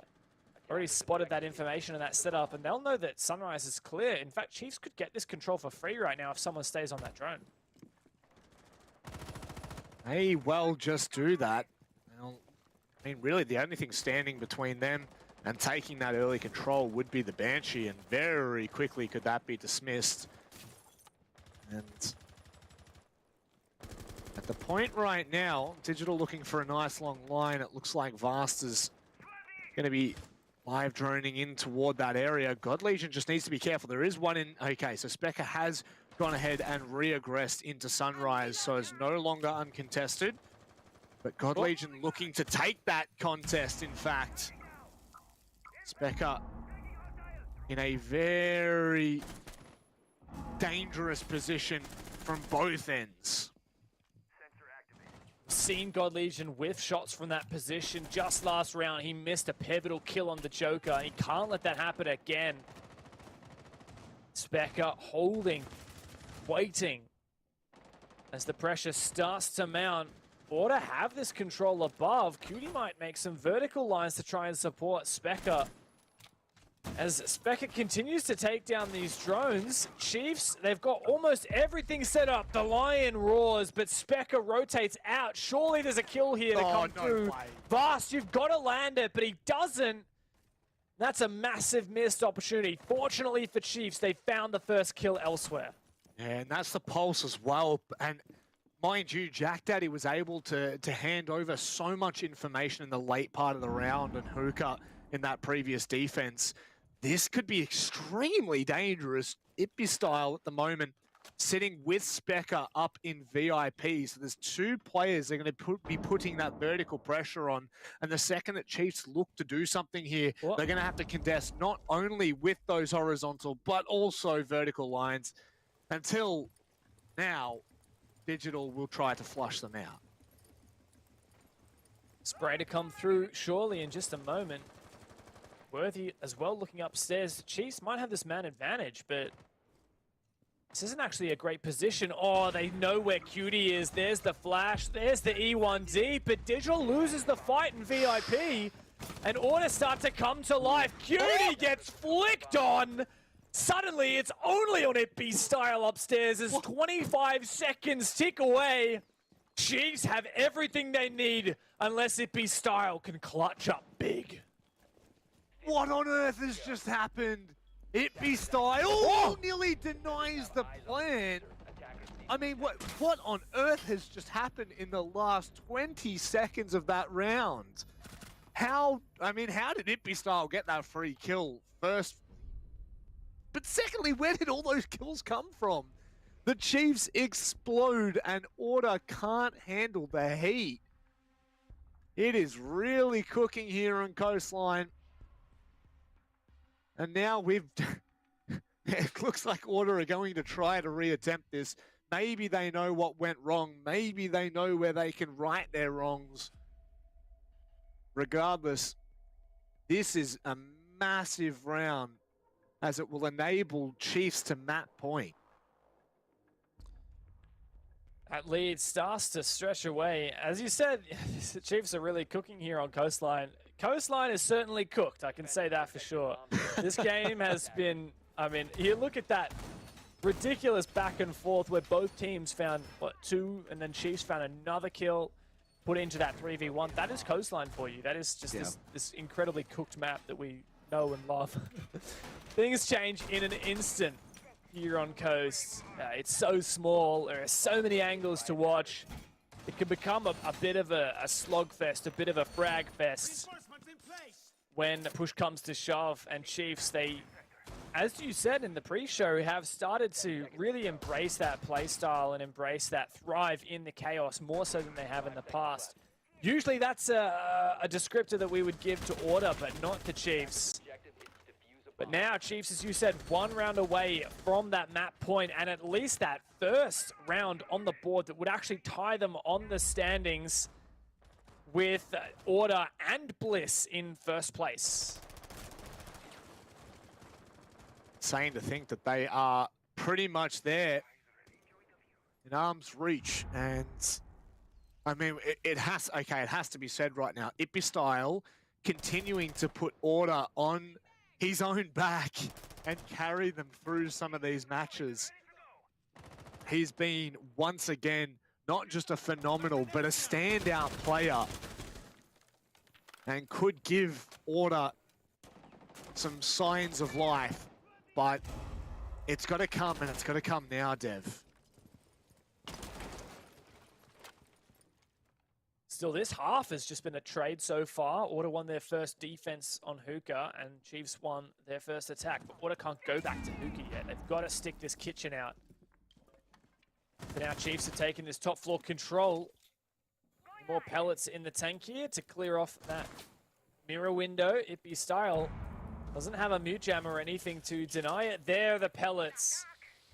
And there's nothing he can do. He's just going to wait for his mirror window to break. Joker's going to try and shoot them from below, but it's not going to happen. Joker, there's a whiff of damage there from Ipistyle.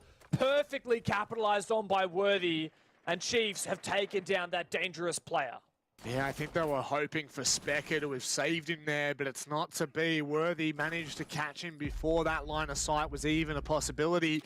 And things are just continuing to snowball out of control here, as Chiefs take more control, take more man advantages. Now, look, the Oryx is all good and well when you can jump up hatches, but you need to find that kind of timing. You need to find that engagement.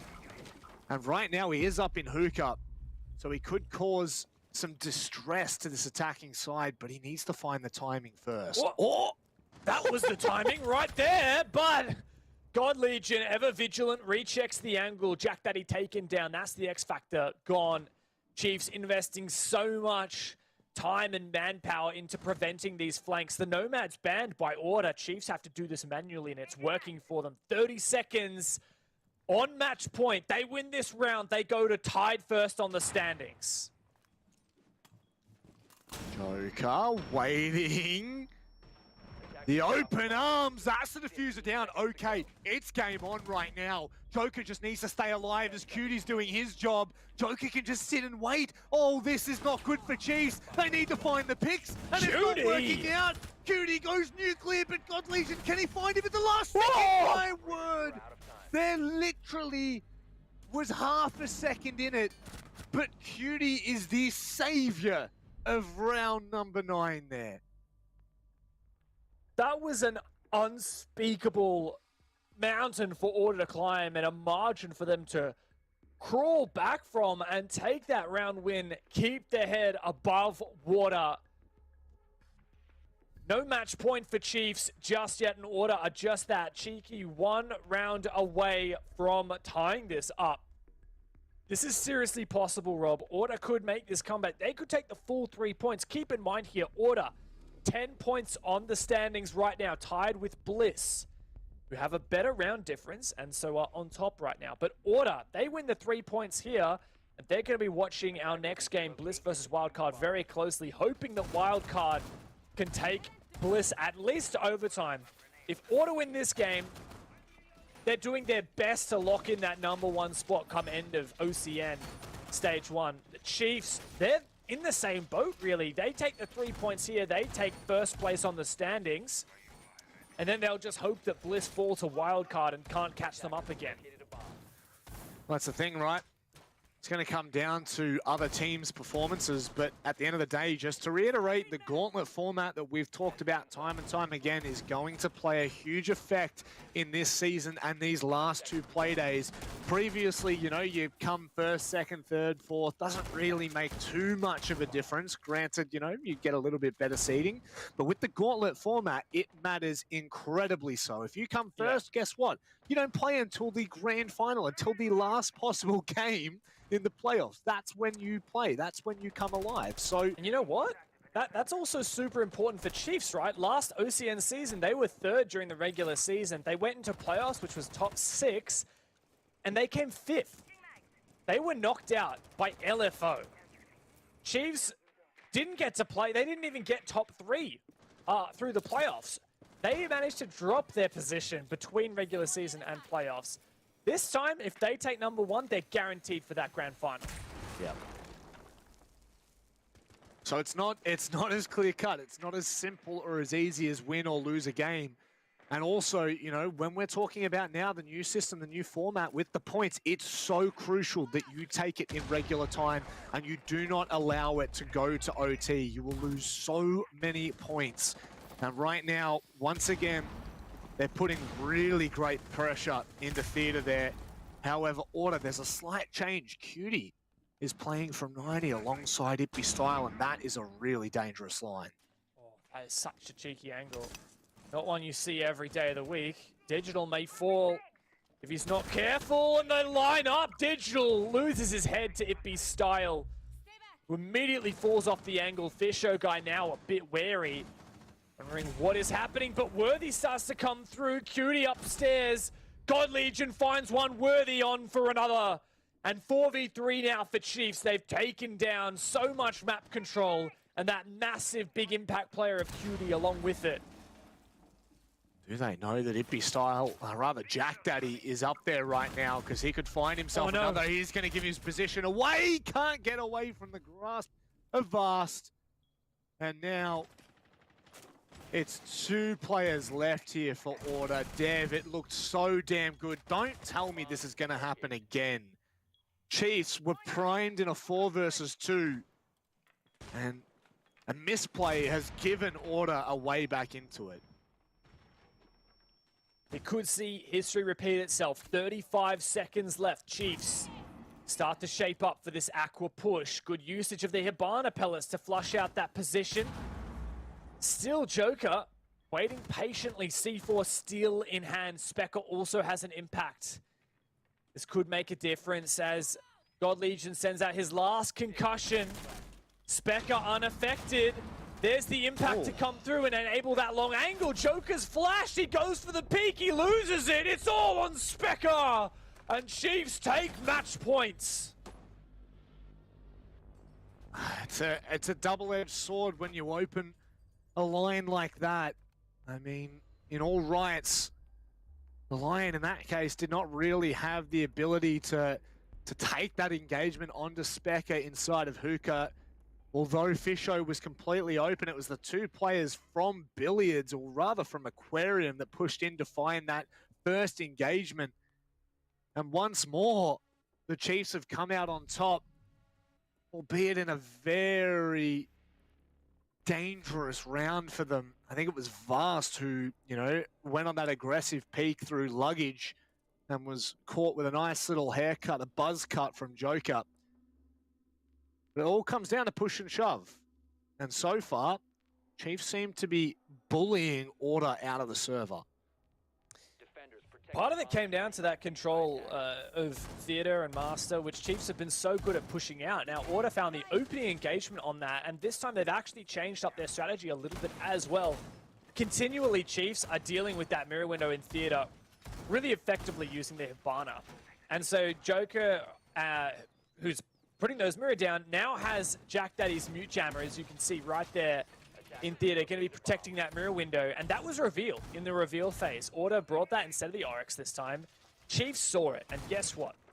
They 6-picked off of the Ash onto the Thatcher for Vast, seeing that the mute is there, and already in the space of that 5-second reveal phase have come up and implemented a method of dealing with that adaptation. So Order stepped forward and said, all right, we have a way to adapt.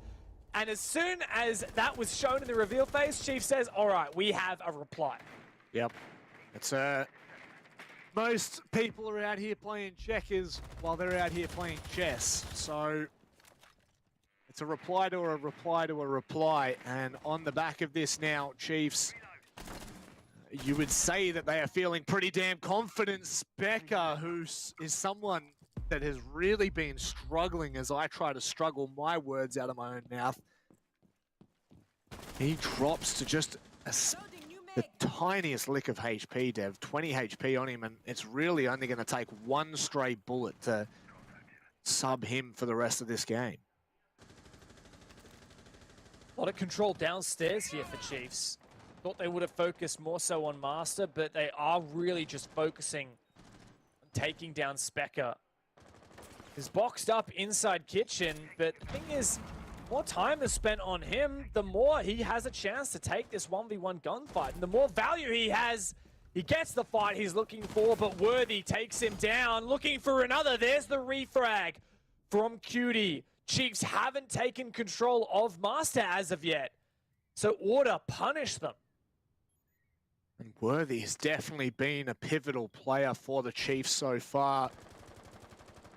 In kind, he is the Joker to Ippy Star's Batman, and with him out of the round, you know, they're going to lean back to God Legion to frag out.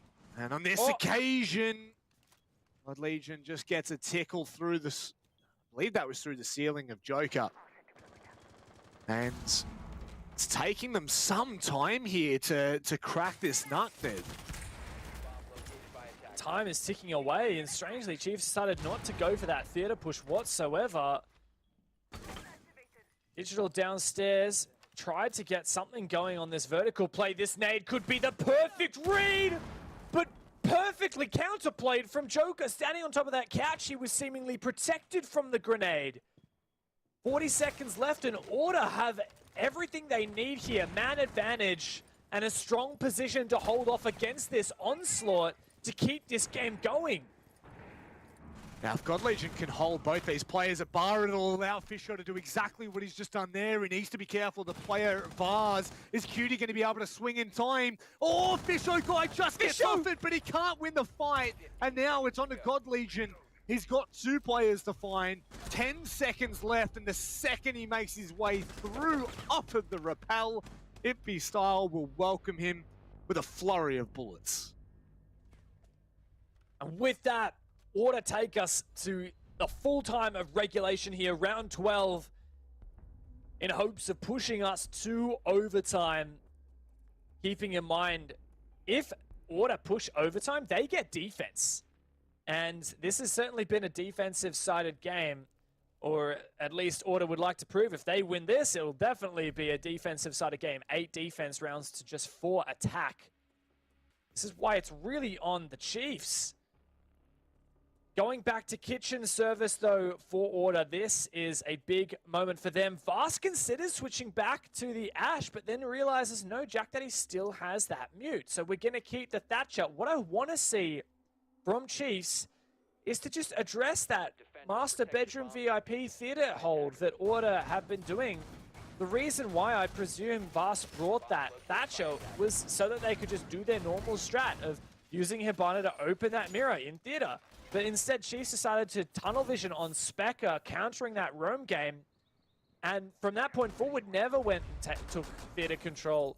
I think if Order go for that same hold they've been doing time and time again, Chiefs should just do that same tried and true push that has worked time and time again. So, it is round 12. It is map point for Chiefs to let the 3-point slip here at the end of this season, with only one more match left in the pocket, would be, I would say, a huge slip up for the Chiefs. Likewise for Order, you know, you want to sing the story of the Chiefs. The Order can't allow this to go without taking that 1 point, without pushing it to overtime, because they are in such a true position at the top of the standings. It could be possible that, you know, depending on the match tomorrow, it really does start to come down to the final 2 games of Playday 7. Players could deny, or rather teams could deny the pivotal points that could determine the gauntlet outlet. So it's really going to come down to a big round 12 here. And it is the master push for Chiefs. It's what I wanted them to go for. It was what I was hoping they would do. They've got to flush out Itby Style, who's been the most dangerous player in the server today. 15 kills. Closest people to catching up with him is God Legion and Worthy on 12 each. Itby Style has been landing all of his shots, running this Jaeger. Beautiful EUL uniform and skin as well. And here comes the EMP. Both EMPs, 2 out of 3 already gone through to catch off that 90 angle as well. And there comes, wait a second, that was pretty, oh, that was perfect! Itby Style actually swung, took the gamble, and had Joker support vertically to make sure that they could deny those X-Kairos. That was quite an aggressive and cheeky play from Order, but it keeps their mirror window intact. Wondering how long it was going to take to see something, an adaptation from Order, and there we go. Right when it matters. Again, when your backs are up against the wall, that's when we need to ask questions of you. Really nice trade as Fisho goes down. And now Itby Style gets crunched from behind. Really great openings here for the Chiefs. But Dev, their early rounds have been excellent. Their late rounds have been questionable. Now Joker in such a good position to make an aggressive play in service. We've seen him do it before. We've seen him and Cutie clutch this in the past. Droned out and then caught off guard. Cutie goes down, just Specker and Joker. Cutie has gone down, and my God, Specker has just a lick of HP. Joker in this aggressive position, the shotgun, what is that monstrosity? It's all on Digital in a 1v1. Once he runs outside, Order clutch it out of nothing. That was a massive play from Joker. And he runs all the way outside the Banshee, clutching it up. Oh, what is this ridiculous affair we have just witnessed? Ah, boy, oh boy, a 4 versus 2. The Chiefs have been stunted on their attacking half, and there is absolutely no doubt about it, Dev. They looked so good in their roam clears. They looked so good in getting vertical control. But when it came down to it, their executes were average, to say the best. And Order have been able to clutch up in multiple rounds on multiple occasions. This is not what we were looking for from the Chiefs, and now they've let at least 1 point, which could potentially turn into 2 points, slip away in such an important part of the season. What a mission that Order have been on since that first half, being down 4-2, failing to even up the half 3-3, and then coming back from that, facing 2 match points against them, taking us all the way to overtime, where Order finally have that tiny little advantage going for them, the fact that they start on defense here, which means that should we go to that 15th round, that final round, they will get defense. But the thing is here, Order have only ever played 2 bomb sites, Rob, Hookah and Kitchen. Yeah. And Chiefs have won both of them on the attack. It's bamboozling me as to how we're still on coastline right now. And I mean, there just is no denying this. Order have really, oh my goodness, just added salt to the wounds. Digital going down. Oh no. I will say this, Digital has been the player that's been putting that vertical pressure into Hookah every single time, and 2 grenades just completely gone as well. It's not good, Dev. And I'm really loving the counterplay from Order as well. They're going again for that theater hold with the mirror, but this time Jack Daddy's playing the bandit, so he can actually bandit trick that mirror window as well, even if the Thatcher comes through from Vast. So really big brain stuff here from both teams. The counterplay is just constant back and forth, but Chiefs, I think, decided to take their focus off of theater. It was a... Okay, very interesting. I think that the Hibana, I think the idea was to destroy like any barbed wire on the other side. Okay. Yeah, so destroy the barbed wire. I mean, a nice effort, but it didn't work. And speaking of the bandit trick, there it is at top of Cool Vibe stairs. The mirror window protected thanks to Jack Daddy's bandit. Order are playing phenomenally right now. They are countering every single thing that the Chiefs are trying to do in this round. And unfortunately, I mean, if Jack Daddy had got that cheeky little bandit charge down, that would have been all said and done. A minute 10 left, and Chiefs have really just not been able to achieve what we thought they may have looked for in the earlier parts of this round. And Order is still sitting so comfortable on site. But what map control do Order have? Not very much. All they're holding on to is the site, and Vast has found that first pit. There's no flank potential from top white stairs, nothing through luggage. Chiefs actually could put off a really strong execute here if they go for an aqua take, and now they have that man advantage 4v3, Rob, as this starts to look really good for the boys in blue. Once again, it's slipping out of Order's hands, but it's going to come down to this execute, Dev. We are still continuing to ask the same questions of Chiefs when it gets down to the wire, when it gets down to the final parts in the round. And once again, it's Cutie that steps up. Fisho, he's going for that plan. I don't know whether there's a C4 to stop it, and it won't make a difference. Specky hits the shot on the run out from Hookah, and now it's all on a 2 versus 2 retake with Worthy on the upside down rappel. They have to push past the bomb chassis to even get into the position. So realistically, Worthy should just be able to pick them by piece. And just like Worthy, that, Order get crunched. And Jack Daddy can't respond. The Chiefs, they go back to map point once again. They break that curse. It's been so hard attacking for the Chiefs, but they managed to get it done in OT. And for the 3rd time this game, they have match point. Order on the ropes now. They're going to have to remember how to attack. It's been a goddamn long time. 7 rounds in a row. Order have been focusing all up on their defensive half, and then defense going into overtime. Chiefs have bucked the trend in pulling off an attack here, and, well, Order are going to have to do the same. Ooh. And it just doesn't seem as likely now. As you said, you know, it's such an interesting point to make when we're looking at, you know, OT and how it will favor a team versus the other team. And for example, you know, you're coming on the back of a really great defensive half every day of the week. You'd say round 13 should be Orders there. The Chiefs, they somehow claw that in and make it, I mean, they just make it their own, right? And now when we swap sides, both of these teams, it's been a hot minute.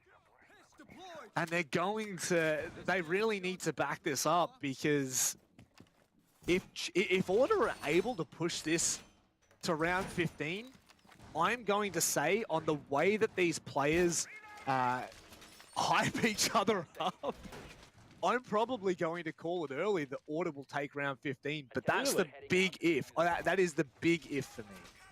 I would be impressed if it gets to that point, because Order, through their attack half, they managed to win 2 attacks, right? And that one bomb site they never managed to crack was Kitchen Service. Chiefs, obviously it was wide open for them. They could choose to go to Kitchen, Blue Bar, or Hookah, any of the sites that they've been picking so far, or Penthouse for that matter. They went to Kitchen, which was the only one that was flawless both of the times that they played it. That is big right here. So the onus is absolutely on Order to step up and do what they haven't managed to achieve so far this whole game. Not wasting any time here, Order either. Specker's going to be first to make the contact. Sees that very long line from Hookah. That's a lot of information that Gemini's been able to catch early on here. So, oh God, Legion. It's most disgusting angle you've ever seen in the whole game. You're so sweaty, dude. You're so sweaty if you hit this. Specker might make it happen. He's already got 1 kill. He's found the opening 2 rounds in a row. He's been pretty hot in his aim. Oh, lick of damage there, God Legion. Holding the angle, tempting fate. Moves off into 90 though. Spotted. Oh, just decides to throw back the tiniest bit of shade. 90 defaults still up as well, so God Legion can just focus all his attention into bedroom for now. Joker just out on the rappel. We've seen this go horribly wrong before, but last time it was for Order. This time it could be for the Chiefs. How? They get away, Dev. The fact that God Legion gets away with that is massive. Joker was so timid on that window. He was worried about Worthy, who of course also could have had a C4, but this means that Chief get away with their life. 5v5 moving into the late round. This could be a massive boon for the defense. Digital, he hears the... He backs even further. But once again, you know, the extension that Digital has here ensures that the comfortability may be for a little while longer, but it be style stepping up for Order once more.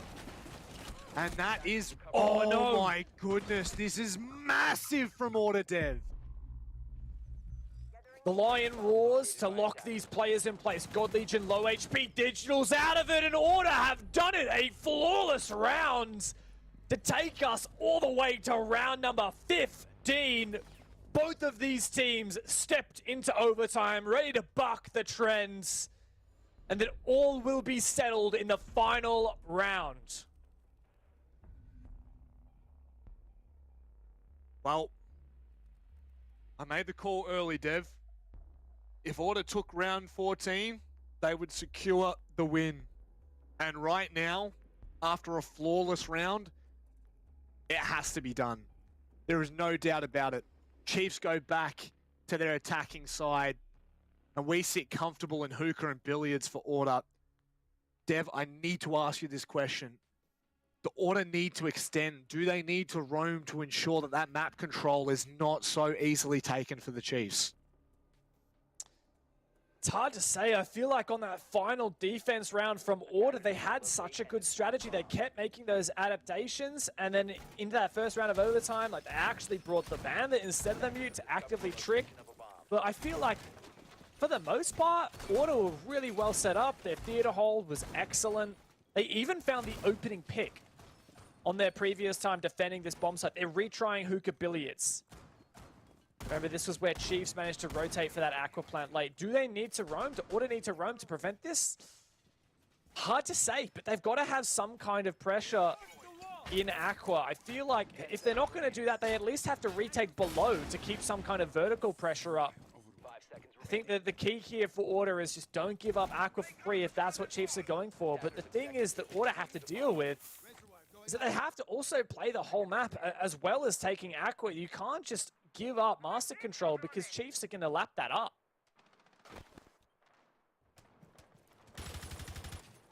You can see there from Itby Style early on the default cams.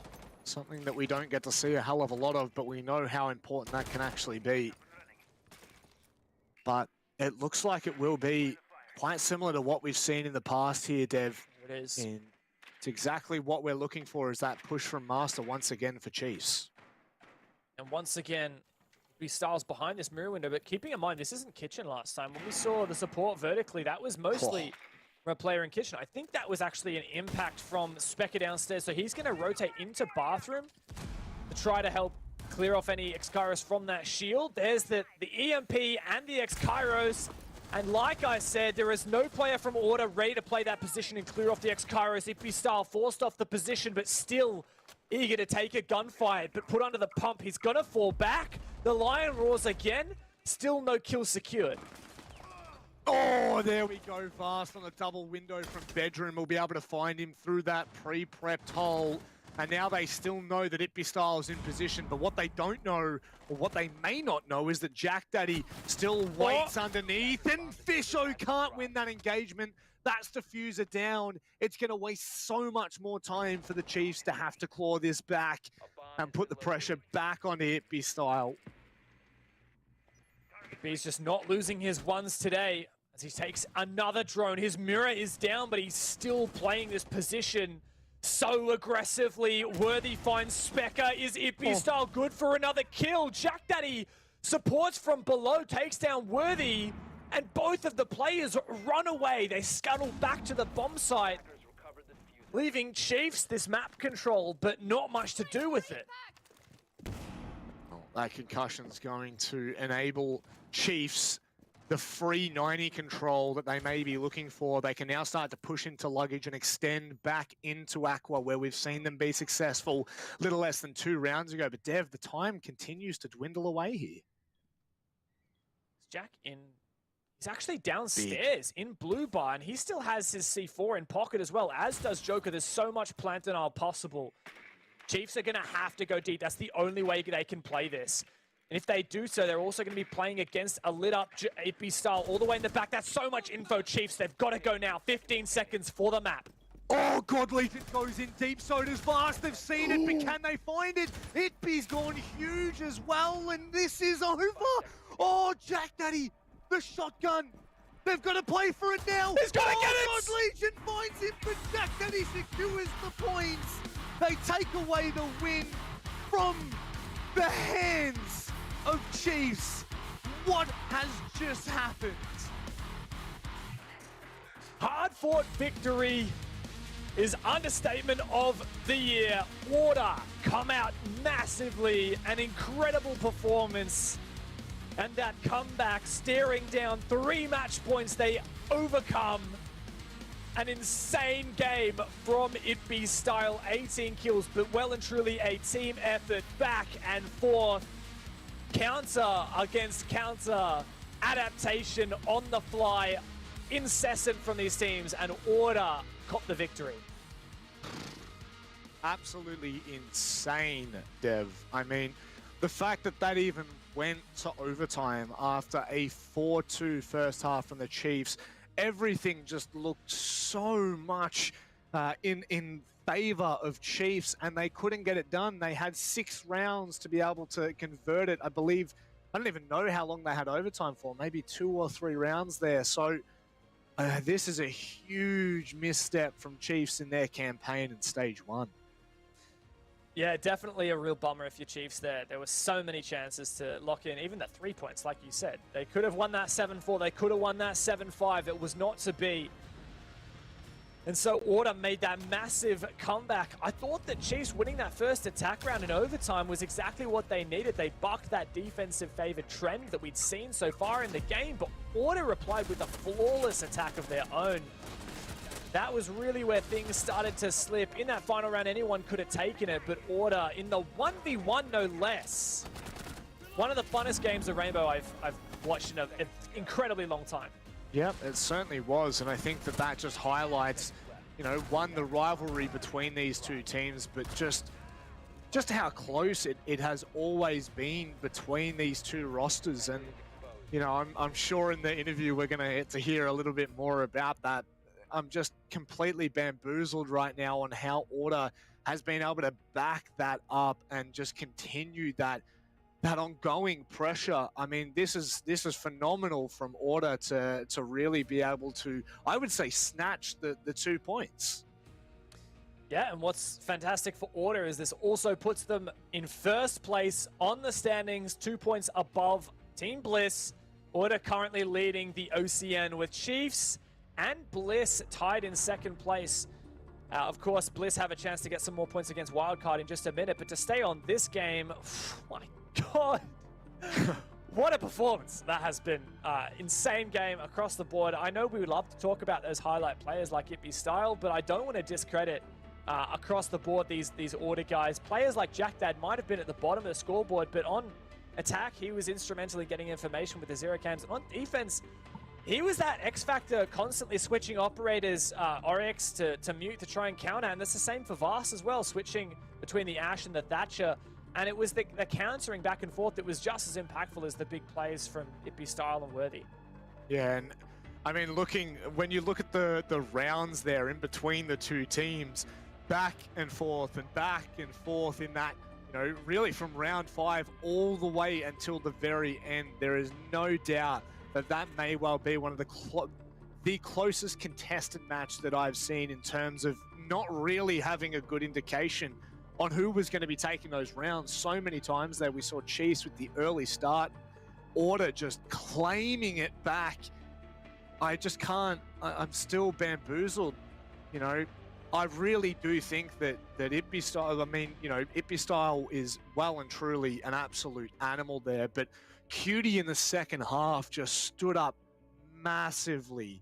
And I think that overall there isn't a team on, there isn't a player on Order that you could really point to and say that you hadn't done enough in that matchup. Yeah, certainly.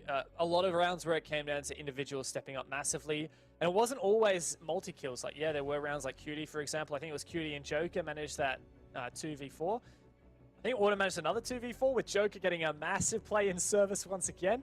But also, we saw a lot of, I think it was Joker mostly, getting the vertical shots onto the X-Kairos that were trying to destroy the mirror window. Plays like that might not look the flashiest, but that is incredibly creative. It's something we don't see very much, and it leads to your roamers being successful. Like Ippy Style is playing with a mirror window. That is so much more powerful, and it slows down the attack. So plays like that are not to be understated. They certainly are. One player that's definitely not to be understated is Specker, regardless of the fact that he was, I think, the second least fragging player in the the smile is just always there. Specker. It is what it is. Honestly, mate, that was one of the most entertaining games of Siege, especially in that second half. You had both of us on the edge of our seats. How are you feeling personally? Pretty chill. I'm always pretty chill. I don't know if that's a good or a bad thing. But no, it was good to get it over the line, to be honest. But as we got it to overtime, it was actually nice. We were definitely, that was like their match to win, I'm going to say. We really should have had stronger attack rounds. We really took some time to kind of get into the flow of things, so to speak, and it didn't really kind of come into, I think, the overtime round, where we had a pretty clean attack. That was kind of the momentum and aggression that we wanted to take. You know, reflecting upon how they played their attacks, they played that very well as well. Like, it's that hyper aggressive. This guy's singled out. Let's get him. Like, I remember when I was like solo as Malusi, which it shouldn't really be a thing. I should kind of be backed up, but that's, you know, something we can always work on. But one player isolated against 5, whilst you're being live droned with a lion, there's not really much that sole lurker can do, you know? So, yeah, they played it well, but unfortunately they couldn't take away the win. We're looking to of course, look much stronger for the coming months and remaining games, of course. So, yeah. Yeah, well, speaking of, you might not have taken the full 3, but 2 points will still put you in first place in OCN, so congratulations. Nice. First off. Yeah, awesome. If you can keep that with your game tomorrow against ROFLCOPTER, if you can nail that in, then you will stay in first place, depending on how Bliss plays in this next game. How are you feeling about that game? What do you think about your chances of staying in that #1 spot? And of course, what that would mean is locking in the grand final in the coming playoffs. Yeah, of course looking to get first place in every league that we partake in. Most of our focus is coming to APAC South, though, of course. We need to get out of the bottom down there. It's pretty unfortunate. But it's not like we've been getting slaughtered in APAC South. It's kind of like you watch us, and I don't really know what to tell you what it is. But there was like a little switch or something or other where we just couldn't get over the line. We just couldn't get there. And today was a good example of how we actually did get over the line. And that's potentially progress. So if we take that into the APAC South League, I'm feeling still very confident. I believe we have Chiefs and Wildcard, so there'll be some fun rematches. But yeah, dude, I don't know. It's been alright, I suppose. It's been a bit of a wild season. Yeah. Now I just want to lean into your final game, which will be against ROFLCOPTER. Now they have come in, and by all means, they've actually had a really impressive first season in OCN. For sure. What's your read on them? Not much, to be honest. Like, I don't know. I've got I'm a big believer in playing your own game. As far as like reading your opponents, I don't really think that's like, yeah, you can do it, but we don't really have someone that's sitting down, you know, watching full analyticals and stuff, like how these players play. But on top of that, at this level as well, I don't really know what kind of team ROFLCOPTER are. Are they super structured, or are they kind of a bit more loose? But regardless, with these Australian teams, they tend to do things differently, you know, game to game. So yes, you can take core things, like core holds won't really change. There's a few good ways to play each side. There's not very many kind of different things you can do. But I still swear by just on the day, you know, reacting, coming in and knowing things like map bans and knowing things like what ops to ban, that's integral, absolutely. But as far as like geeking out of my opponents, that would have to be for like a more significant event, I would say, as far as that goes, you know, because it's a big job, massive job, boys. Yeah. But, Of course, and It's I'm good, sure it's you're good, still it's good. you're still fanging into the work in the background, mate. So you know what, we're gonna Oh, keep it's this been short busy. and sweet, mate. Thank you very appreciate much. it. Would you like to Cheers, say any legends. final words, mate? You know, GG's, of course. Chiefs, thank you to you two legends for casting and all the production crew. Love your work and all that. And to our fans as well, much love. Thank you for the continued support. And watch us take these last 2 games in APAC South and clean up ROFLCOPTER and Murray. Much love, mate. Take care. Should be sweet. Awesome. Cheers, guys. Stay well. Try to stay well. Can't really promise anything, but at this point, we are staying very well, especially in tonight's standings. This has just been, I mean, you know, the ROFLCOPTER match, we can put that aside, but that game there in particular, Order and Chiefs, that really gave us something to remember. Certainly was, and a fantastic debut for the first match between 2 of Australia's biggest esports clubs in Rainbow Six. Really exciting, and so glad that went the full distance, 15 rounds. It was black and red, not blue today. Order coming up in the final round. Honestly, the fact that it was 15 rounds, 8-7, 1v1 at the end of it, the match deserved nothing less. No, it certainly didn't. The rivalry is still true, and it will run deep into the R6 history as well. But ladies and gents, that's halfway of our night. We're going to go to a short break, and on the other side, it'll be Bliss taking on Wildcard.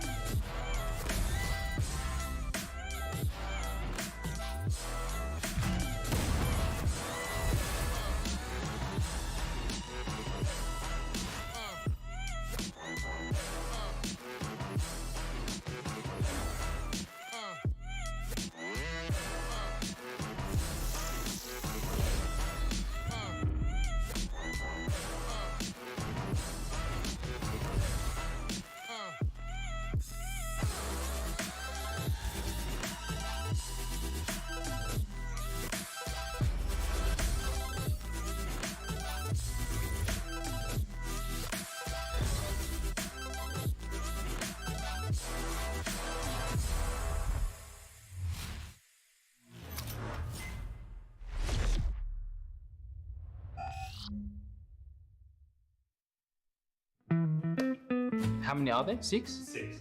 I think I should ace this. I should, yeah. 5's reasonable, I think. I think I'll do okay. I'd be happy with getting at least half. 2. My name is Digital. Hello, my name's Dino. I am Vincia. And this is the 6 Sounds Audio Challenge.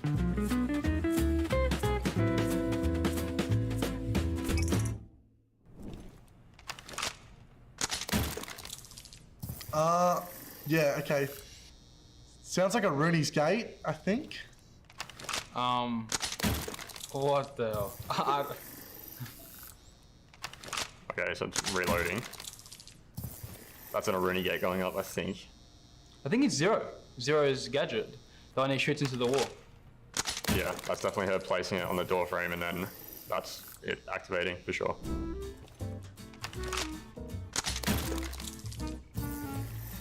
Yes, get in. Get in. I was rightfully confident. That has a sound? I wasn't gonna get that.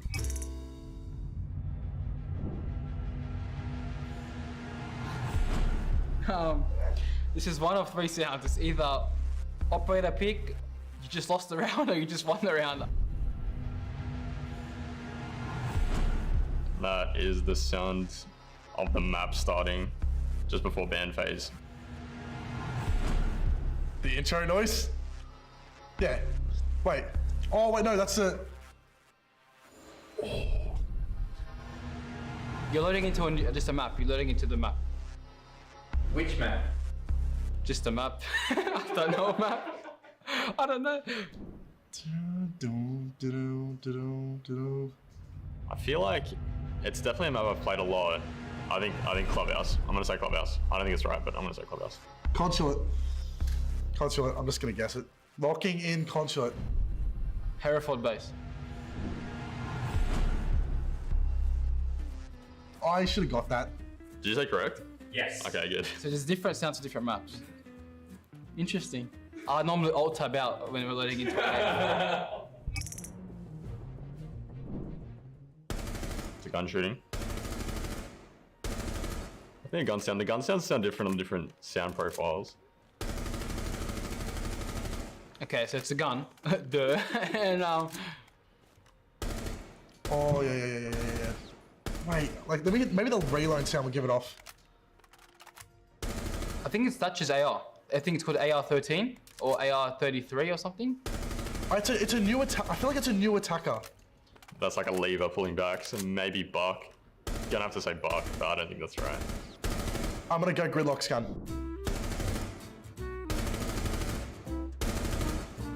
AR-33, play that again. No, you have done some editing to that. Did someone get that right? It was Ditch, wasn't it? When sounds actually mean something to me, like when it's actually useful, then yeah, I know what it is. Loading into a map, that's not gonna help me in comp. I'm not gonna remember that.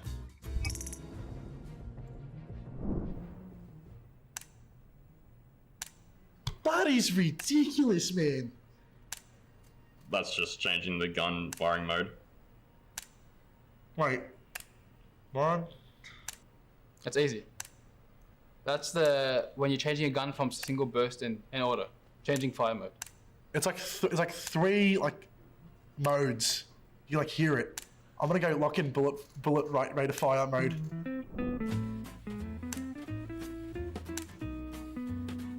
Oh, I reckon 4 from 6 here is credible. 2 out of 6. Woo!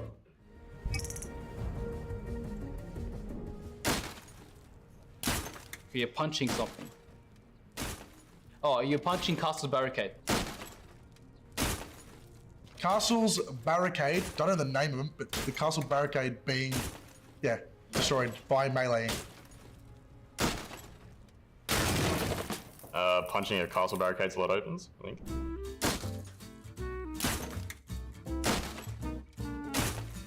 So it starts off hard and it's going easier, I think. Alright. Alright, last one, come on.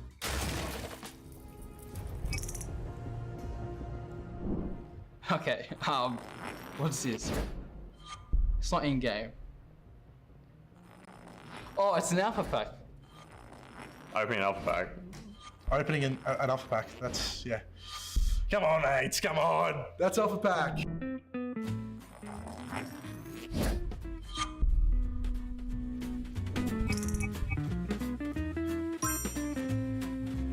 Did I beat digital? That's all I care. Not happy, but then also happy, because I sort of came back there, so... You win! What do I get, though? Pride? Yeah, that's alright. I'll take that. I'm happy that I got 4 out of 6, but because he got 4 out of 6, no. I guess I'm just playing more than you guys, and I mean, it shows. I don't know. That's all I'm gonna say. I'll just have to beat him in game, which should be easy. Woo.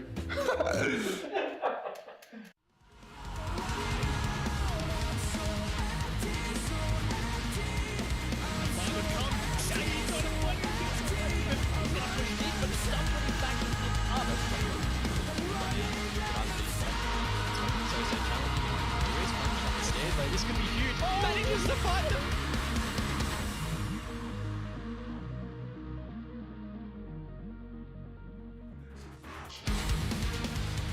Two matches down and 2 matches to go. But before we get there, Dev, that may well have been a banging first matchup for the Chiefs and Order rivalry.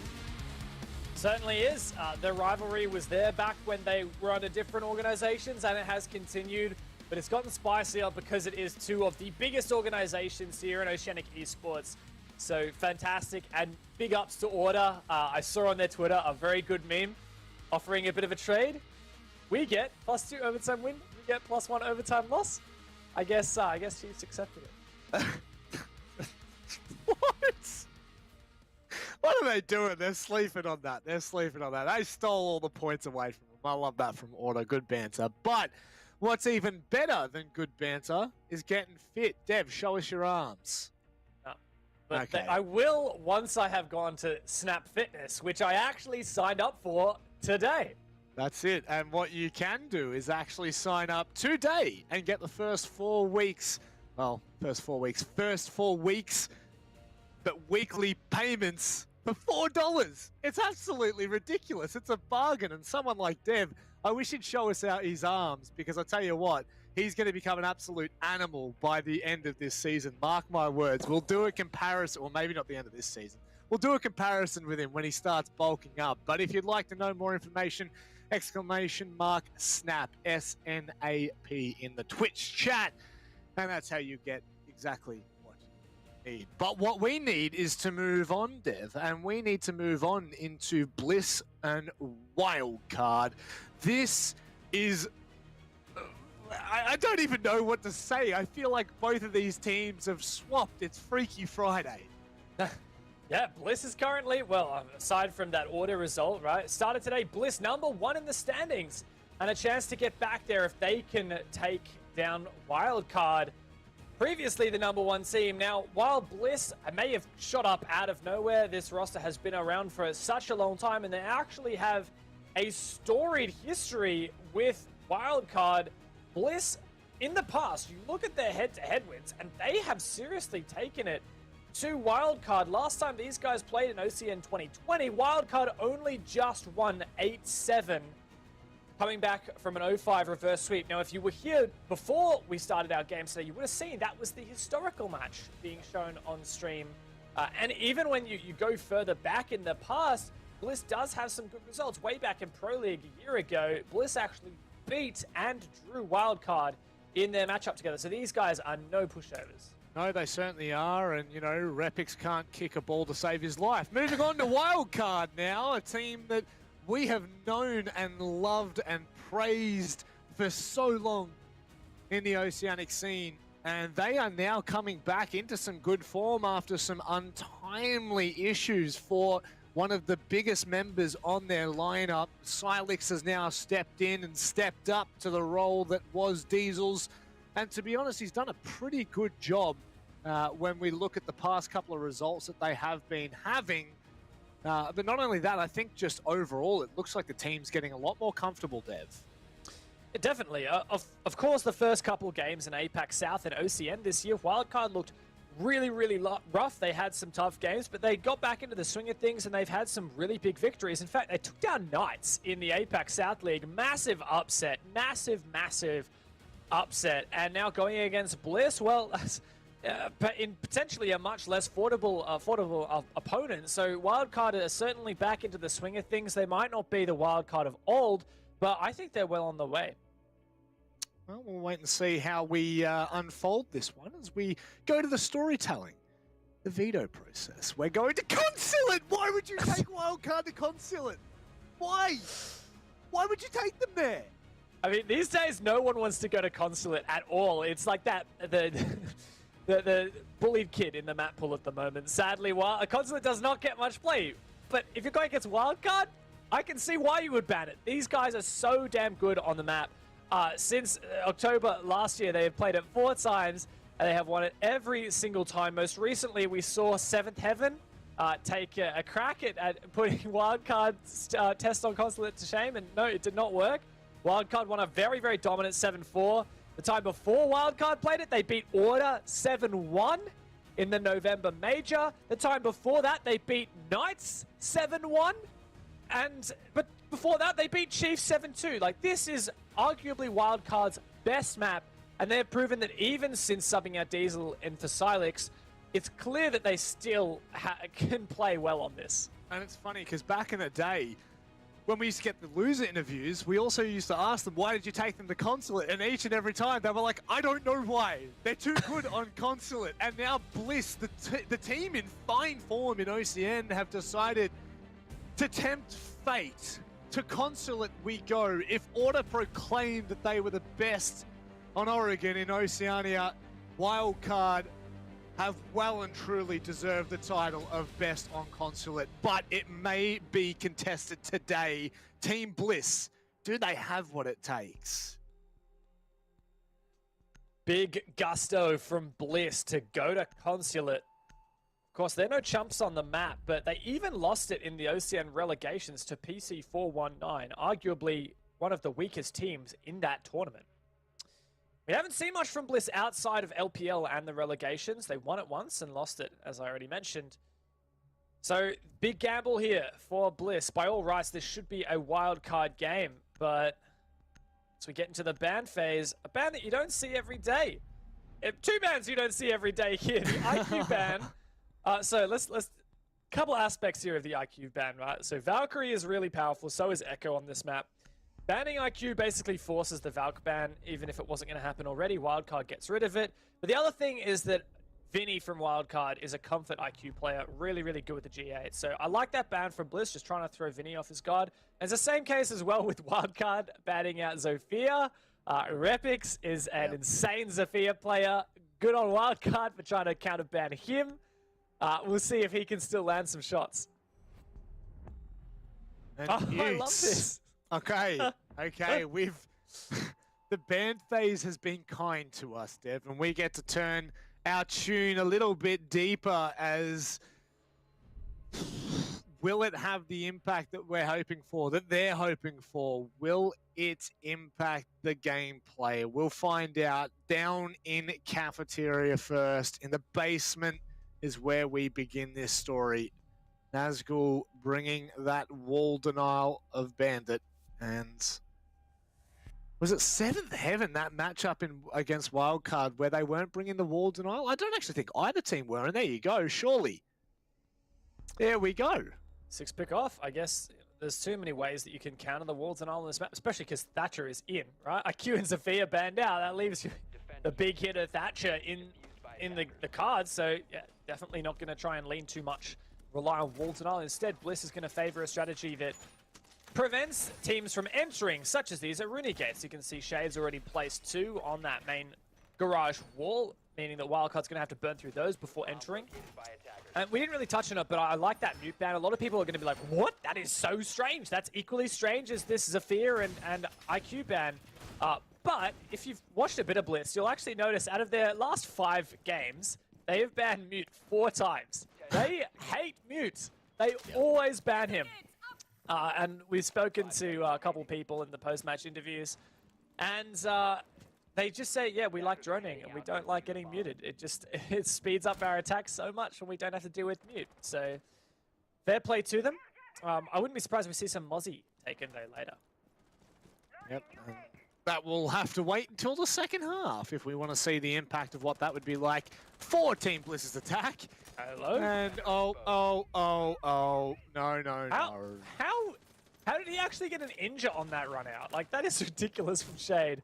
Pat low HP though, that actually is quite important. So Pat's the main player who's going to be engaging the vertical, so he's going to be... All right, Wildcard, just run away with it. This is, you know, your favorite map after all. But as I was saying, right, Pat low HP could have an impact here because he's going to be using his sledgehammer to open up all of these angles down into the site, and he's low HP, so he's more vulnerable not only to fire and shots through the floor, but also to those C4s. So, Shade notorious for doing some shady things, no matter what the map is.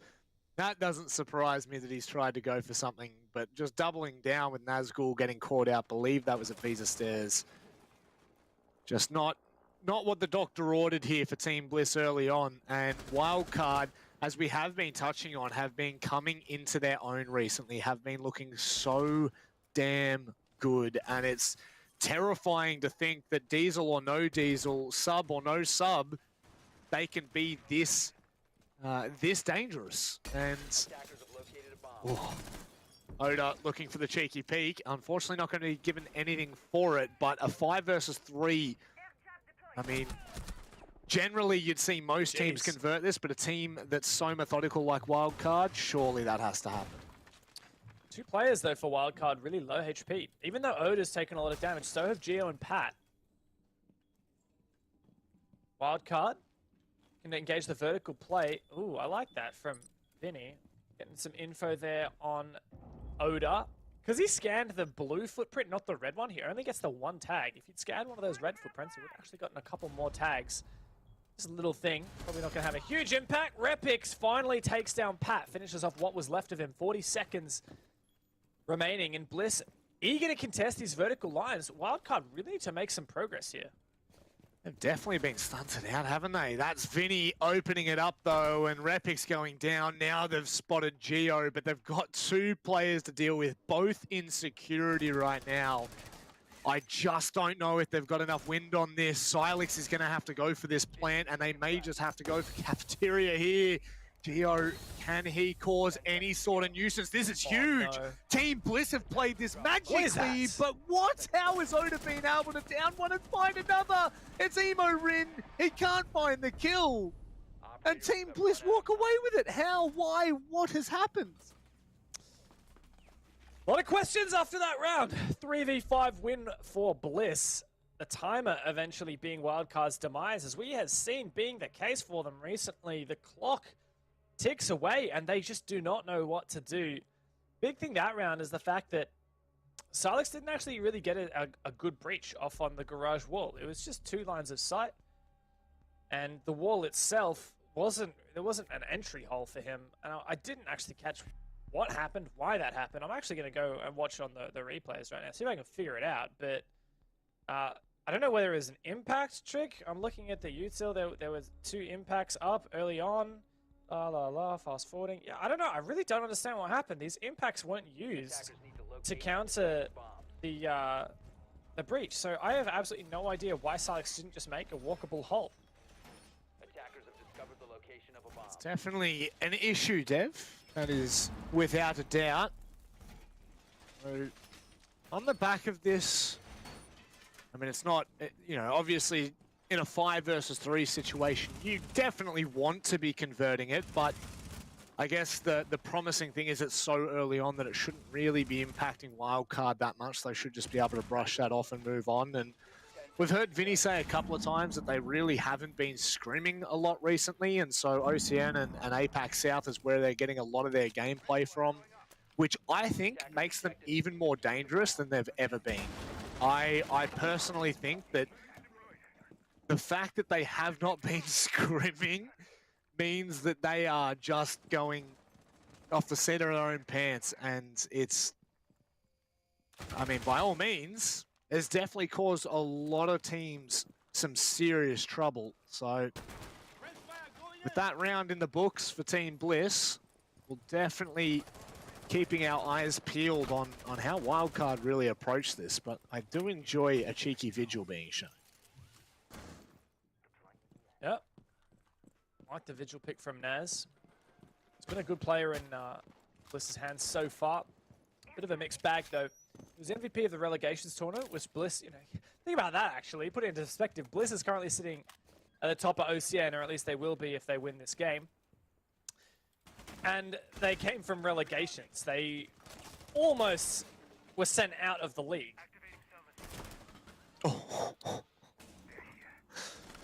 I mean, when you say it like that, it sounds a little outrageous that they are so high right now. Shade had the opportunity to shoot that off, but instead goes aggressive and tries to use the sound as bait, but it cannot work.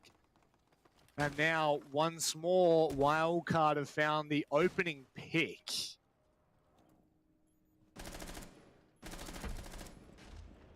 Bliss starting to peel back. This is a lobby defense after all. Top floor is just the first point of contention. Repix playing yellow stairs.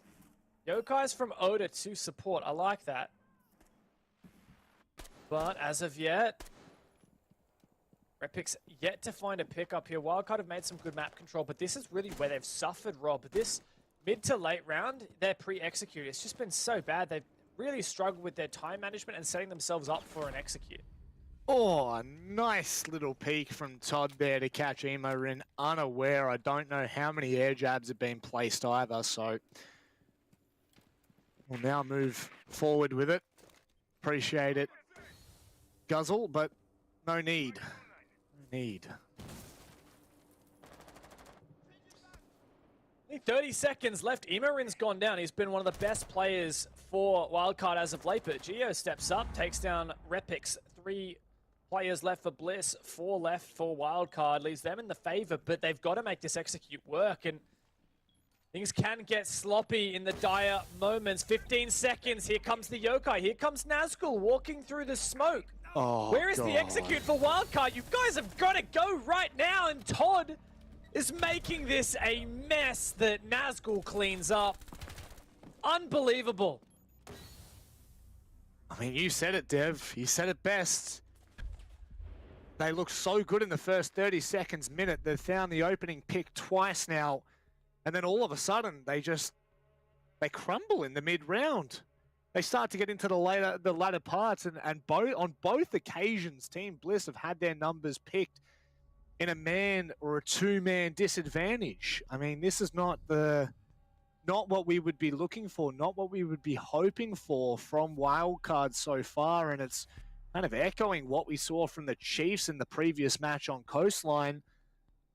With such a good start, you know, incredibly good clear, roam clear, but it's the execute, it's the final phase of the round where these teams are starting to stumble a little bit. Defenders, protect your bombs from being defused by attackers. And I don't, you really don't want to bat on about it too much or beat the dead horse, but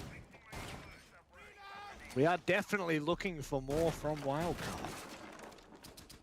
Especially considering when, we hyped up this game saying, wow, Bliss have been so good this season, but Wildcard are returning to form, and Consulate is their map to lose, right? Wildcard have been so good on Consulate, they already defeated 7th Heaven quite handily in Apex South.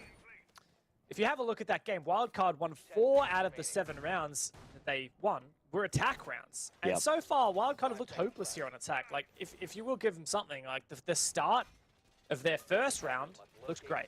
Yep. Even like the start of their second round looked pretty good as well. They found the opening pick, and then Todd went and got a 4K. Yeah. Unbelievable, especially when it came to that 4 versus 3 execute. That Wildcard didn't find a single kill, and all 4 of their players died. Like Todd literally just in lobby, like a statue, got 3 kills with no refrag. And I do question for Shade right now. He's died both times, and both times he's been wildly aggressive. One was a run out. The second, he walked into 3 players by Printer. I wonder how much harder Wildcard's job becomes if Shade he doesn't have to sit back by any means, but if he's not playing outwardly aggressive in that kind of way. And right now, that looks like what's happened. This time, Shade isn't going for a ridiculously over-the-top play, and Wildcard have been pretty much stunted in their progress toward anything at the moment.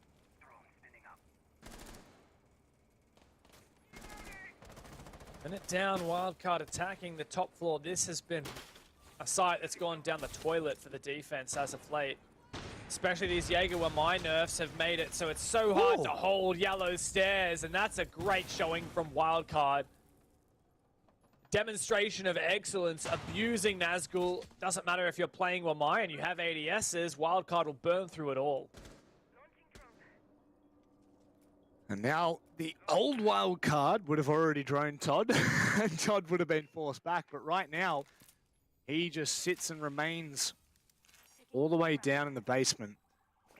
And if they do not deal with the Maestro's Vinny, no, that's so unfortunate.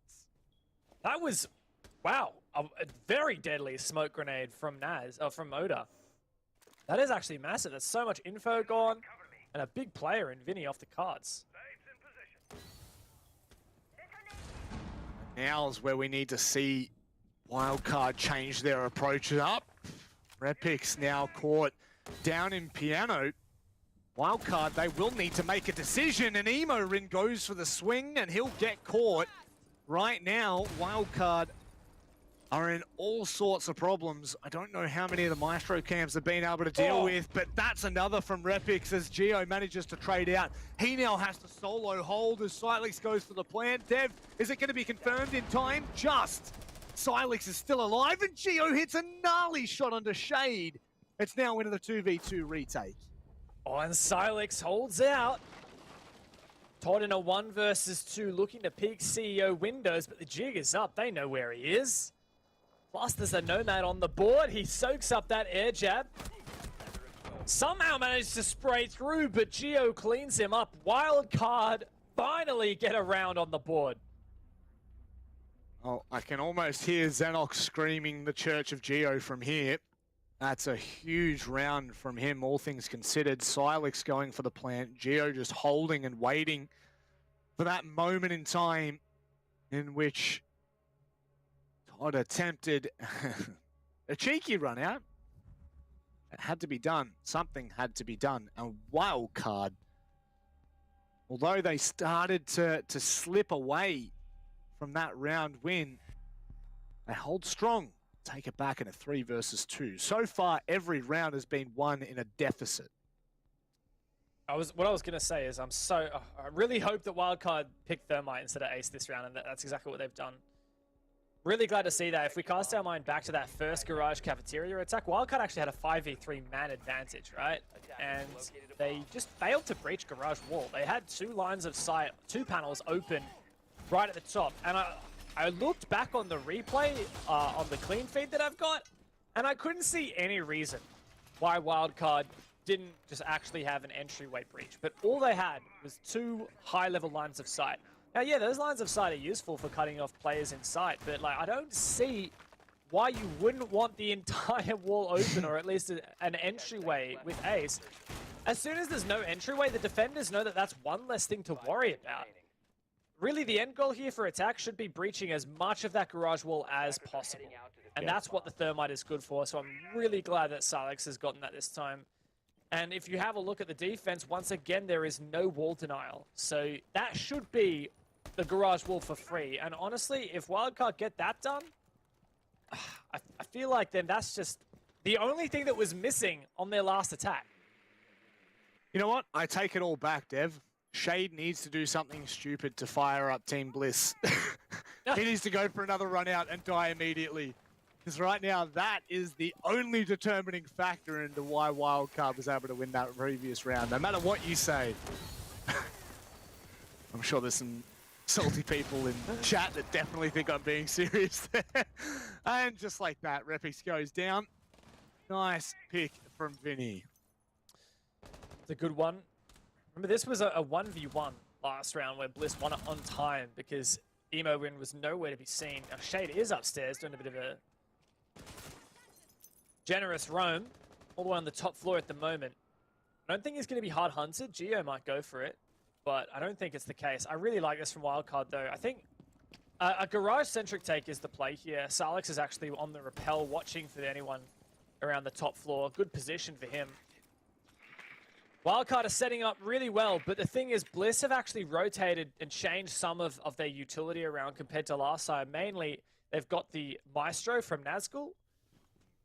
That's a really good Plantinal operator, especially in tandem with the smoke, just licking down that HP bit by bit.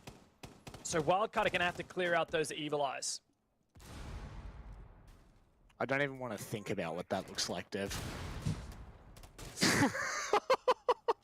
Well, licking down the HP.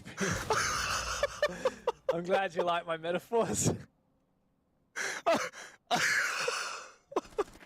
Is it like an icy pole? Is that what it looks like? It's like a dog licking their owner's face.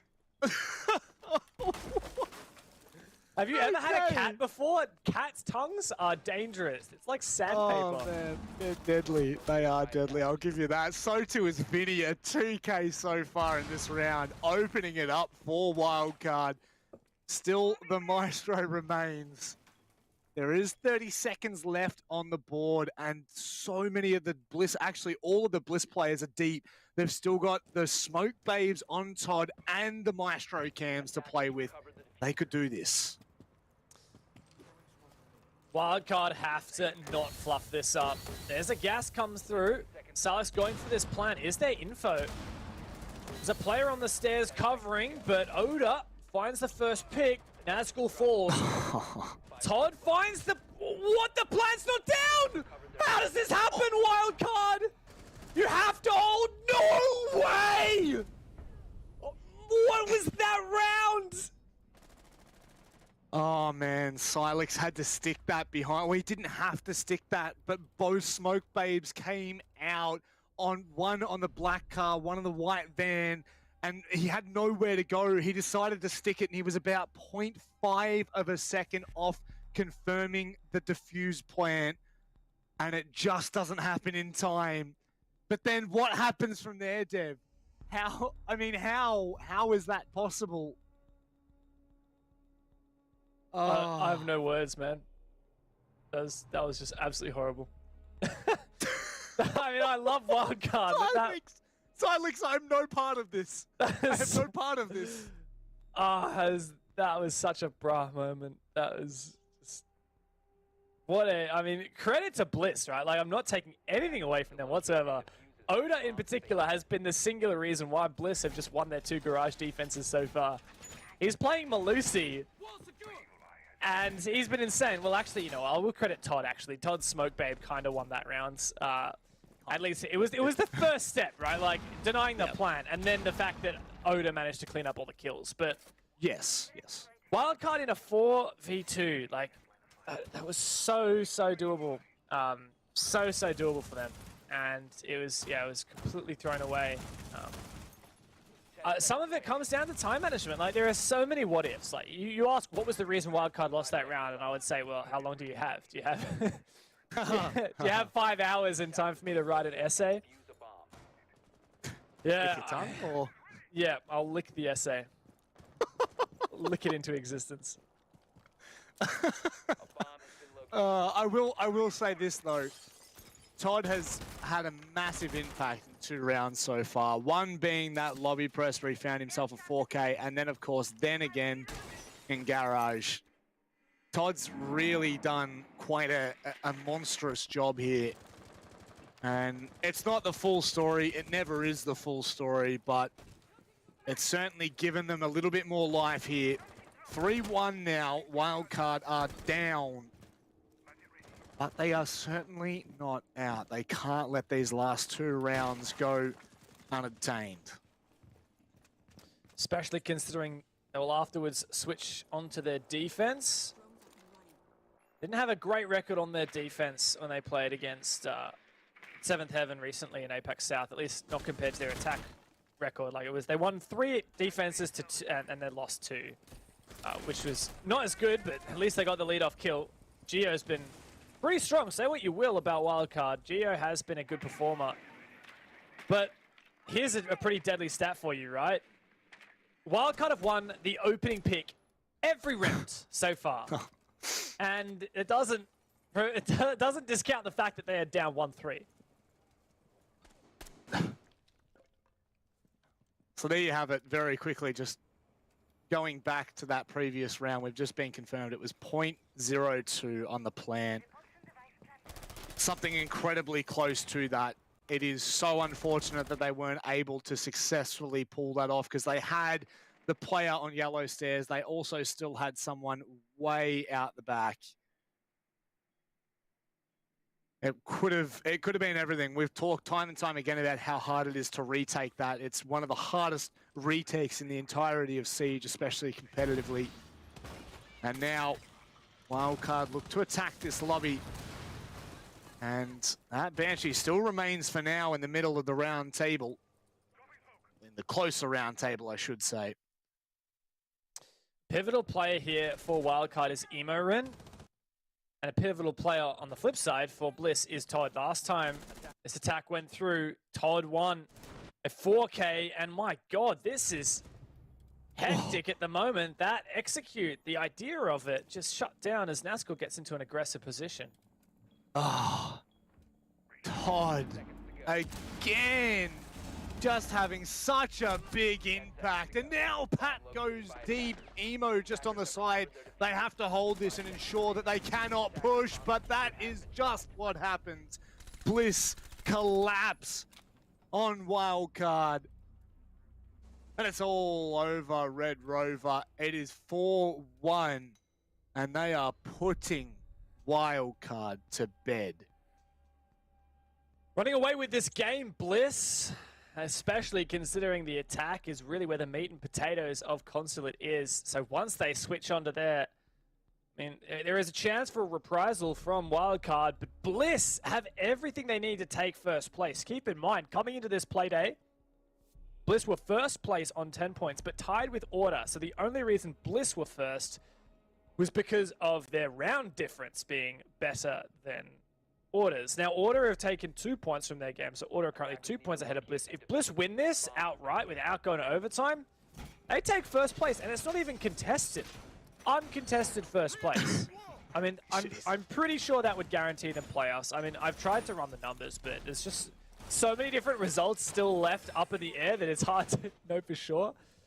Come tomorrow night, though, we'll have all of the possibilities, but I'm pretty confident in that Bliss winning this game will lock them in for playoffs and put them in a very strong position to take number one. Well, it'll just come down to their game against Knights tomorrow. Imagine Bliss winning OCN. I mean, imagine coming first seed out of the regular season. That puts them into the grand final straight away. Okay, so here's a theory craft for you. All that Bliss need is 1 point here, and they need Rhythm to lose the next match, and they've secured playoffs no matter what. But like you said, that's not good enough. We want to see Bliss really ending up on top of the standings, because right now they have put themselves in the best possible position. If they take this map, they're 100% locked in for playoffs. No matter what happens, they're locked in for playoffs. And then it just comes down to the final game day and where the points are distributed, granted winning or losing. But they're definitely putting themselves in the best position. Nazgul, however, I can't say the same for him. Nazgul actually runs away. Really forfeiting that position, but at least he gets away with his life, more than can be said for the last time he played this position. Now, this is Wildcard's chance to at least scrap a 2-4 half. They won this site last time they attacked it, but not everything was sunshine and rainbows. They only won in a close 2 versus 3. Still a good chance here for Bliss. So far, so good. Vinny makes his way through to yellow stairs. Eventually gets the Banshee off the wall. 2 players, 3 players still below here. Vinny could line them up like ducks. He'll see the first. Repix has given himself away, but they don't, I wouldn't imagine they know how many players were down there. They have since rotated up these up. And Shade is now back into position. Usually a dangerous player, but yet to find a kill so far. Shade playing a very strong position. He can contest yellow stairs and he can contest CEO rappel in. Ooh, really good info here on that bulletproof. Hasn't been destroyed as of yet. Likely to be done so by Geo in just a moment. There it goes.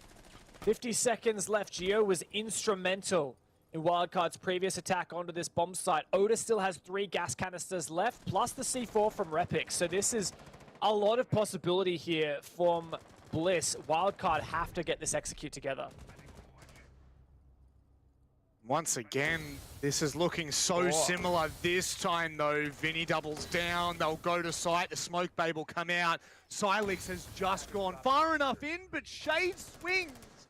He swung from Con. Nazgul will be taken out. Surely that is getting done and dusted. Oh my God, Shade is going off right now. And Oda, he just has to sit back It's a 1 versus 3. I don't know whether he's going to be able to deny the plants or not.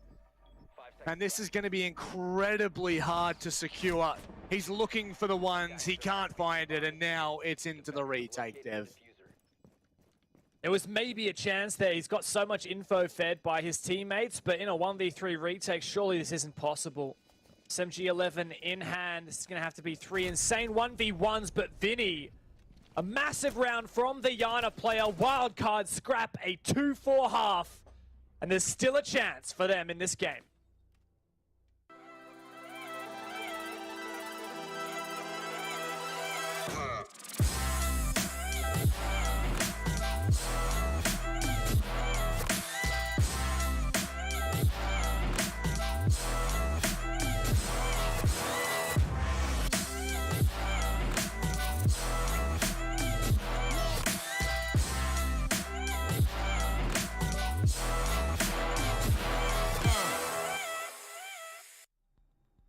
Well, I've got to say, Team Bliss have blown us out of the water.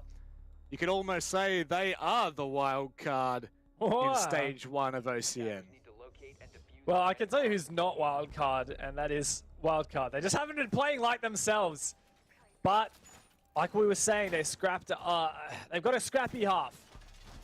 2-4. It's, I would say, a C- out of that. Not the pass mark that maybe I don't know. Maybe that's a bit too generous. Honestly, it could be a D. Could be a D. For Bliss, I'd say a solid B, B plus maybe even.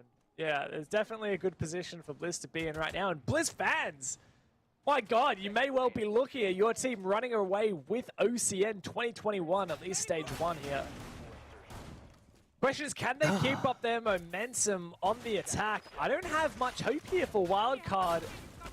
Like I was saying previously, they won 3 and lost 2 defenses against 7th Heaven in APAC South. Now, if the pattern repeats here, that would put Bliss on match point 6-5. So even if Wildcard can play as good as they did on that day, that's still not enough to firstly get the 3 points. I mean, that's going to be pretty massive. Like, for Wildcard to get 3 points out of this game, they've got to win 5 defenses on console. That's just so unlikely. For them to even get a win in overtime and push OT, that's going to be tough.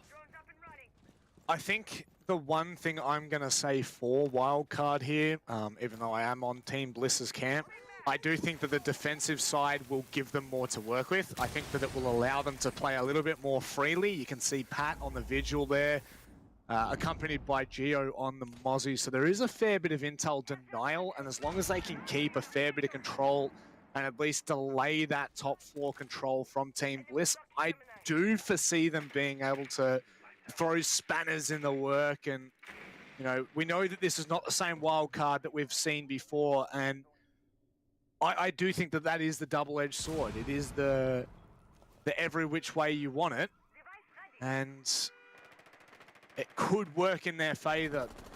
They just, it's going to come down to the smallest of margins, the 1%ers, Dev. A lot of info for Bliss here, droning up that site, but Gio's actually got a drone of his own, thanks to the Mozzie pests. That's really good info as well for him. That nade misses. Vinny still has his shield to protect him.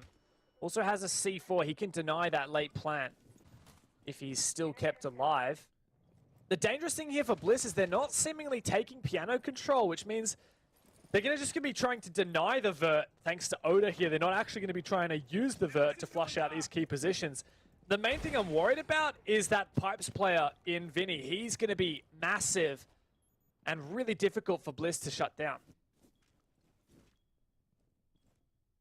Yeah, this is, in all honesty, this isn't looking great for Team Bliss right now. You know, they still haven't been able to isolate Pat. They haven't taken piano control. You can see Nazgul on the other side of the screen starting to clear things out, but it may be too little too late. He's going to have to come down Cafe and try to take out the players from the back now, but oh, okay. It's a quick little trade, but my goodness, Wildcard, they will be able to find the kills that they need. The plant may go down, but Dev, I don't think it's going to be enough afterwards.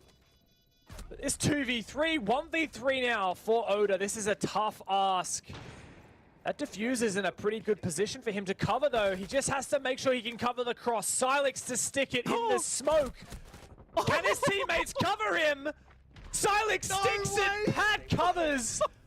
Silex almost made his teammates lose that by gassing himself up. It made it so hard for his teammates to cover him. But thank goodness he stuck it. What? That was absolutely terrifying. He used the smoke babe like it was a smoke grenade. What? Like what? I love that from Silex. That is that is the biggest brain play I've ever seen, Dev. The problem is that doing so prevented his teammates from standing next to him. Hey, did they win? They did. Okay, so how big's his head? How big's his? You know what? It's so big he couldn't even walk through the garage Silex is door. actually a university professor. Well, not professor, but okay. So you're going to sit here and you're going to tell me. Teaches tertiary education. So Silex is about as big brain as it gets. But also, honestly, that was it could have gone horribly. Like he gassed himself up, and a teammate was right next to him, trying to cover him, but taking damage to the smoke. So that player actually had to fall off of protecting him. Thank goodness all they I'm won hearing that. is excuses. All I'm hearing is hypotheses. You're not giving me what I want here, which is cold, hard stats, which is that Silex has a 7 head and masked himself inside of the smoke. That's all I'm going to say. That he did. I love Silex. Always brings the goods. You're going to see a whole bunch of ranked attempts on that now, aren't we? Every single round. I mean, it's like, you know, we've seen on Coastline, people, they throw smoke babes onto the double window of billiards, and then they play a warden looking through the smoke. It's a strat like that where you're just like, why? Why do you do this? Because it came off once in a comp game, and oh, Gio, no, that wasn't a shot from inside public bathroom out the piano wall. No, was it? Or did he go? I'm so confused. I think he was in piano. He like peeked up from piano window, got that nasty shot. Very cheeky. Oh, goodness me. This game is just giving me all sorts. I'll tell you what. The last meta we played in the 22nd meta was very methodical, and I'm going to say it. Sure, it was gorgeous in terms of, you know, strategic, but it was boring as anything. And I will say that this meta, or whatever is going on in APAC South and Oceanic Nationals, it is so much fun to watch. Can't argue with you there. Gio. My God.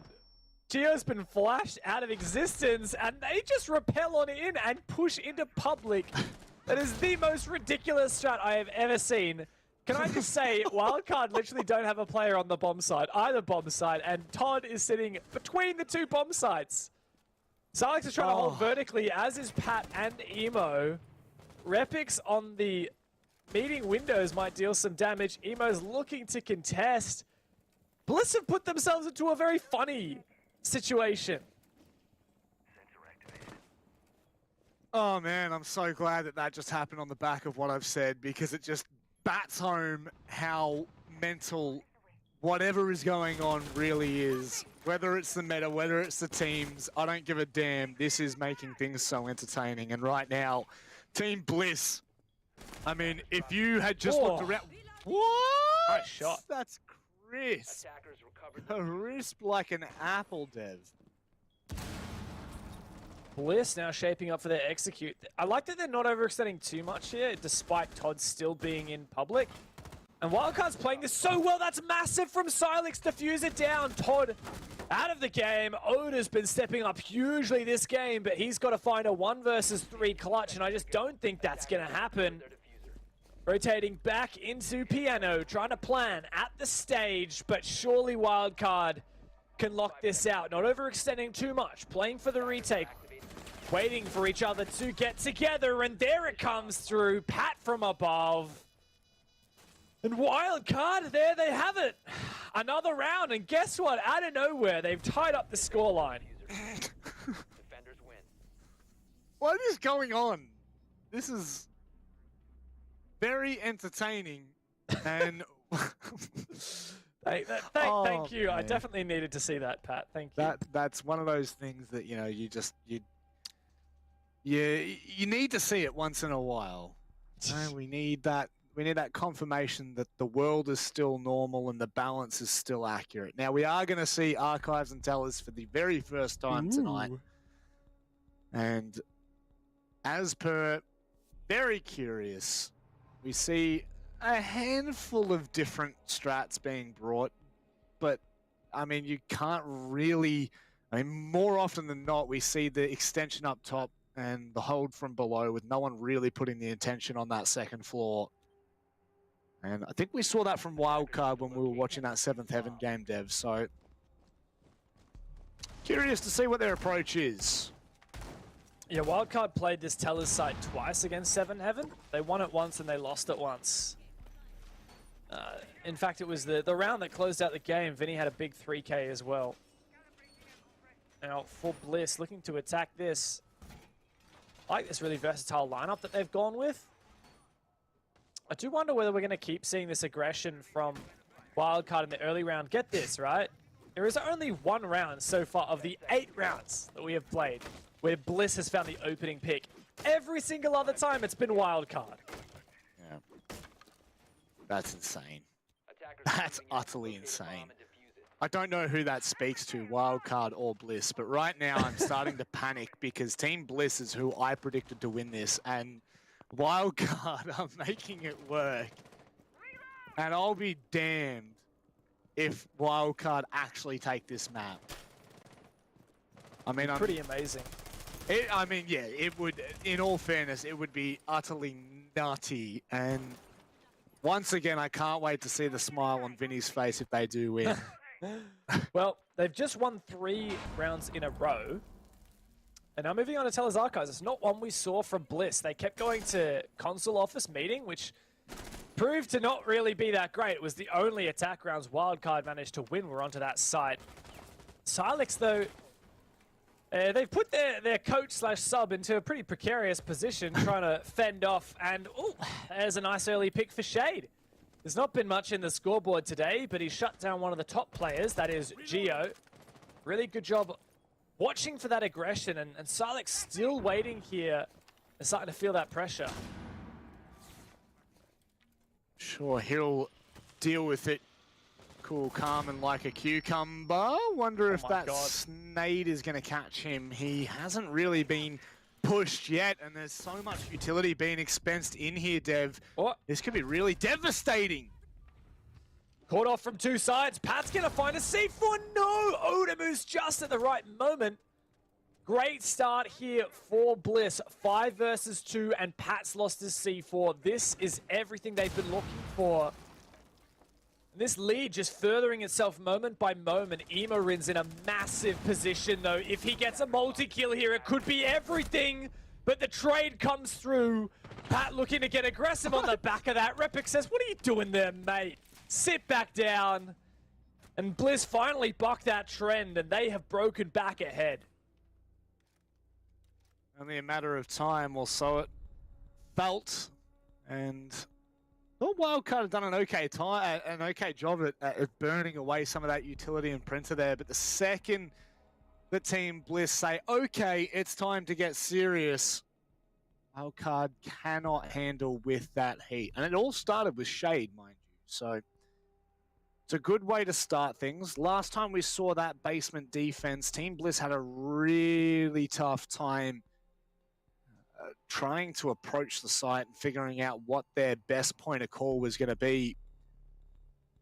And hopefully on this occasion, they'll tidy things up. Love to see that Shade. Love it.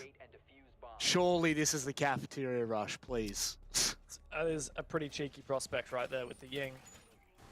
Bliss is one of those teams that don't mind pulling off some crazy stuff like that. In fact, in the historical match, Rob, that we were watching before today's Playday. It was Ferox versus Wildcard, so Bliss, their old org, from OCN 2020. And Bliss pulled off an amazing rush strategy attacking Jacuzzi gym bedroom on Clubhouse. They just completely yeeted that objective and held the post plant amazingly. So I would love to see a similar kind of aggressive attack here from Bliss. Thing is though, Rob, we've already seen 2 retakes successful from Wildcard. In fact, the only defenses they've won have actually been retakes where Bliss have actually gotten that diffuser planted.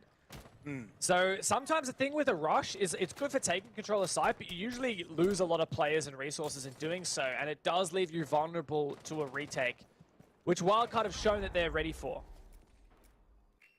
Well, one thing that we should preface with that rush was that that was the only round they were able to win against Wildcard in that second half. So that's the big one we're going to talk about there. God, now going to work with those charges. We'll get away scot-free. No one contesting him from White Van, so he's safe for now. And Team Bliss, this time with a little bit more protection in that middle wall, as Todd had opted for a wider charge. Ooh, that nade. Not sure what that got. The second nade would have gotten the Evil Eye or Bulletproof camera that was... I think it was an Evil Eye? I don't know what it was. In the corner, hard right corner from Nazgul's perspective right now. A lot of util that Wildcard set up here, and this is becoming ever more popular in the meta these days as teams like to attack Garage without really trying to take any map control. They just push Garage, they'll have someone over here where Oda is looking to prevent any defenders in Piano, and then basically just destroy all the attackers' utility on site and then execute from there on. Thing is, will Wildcard be able to hold onto these mirror windows and make something work with them? And how much of an impact will this Ying have in the execute?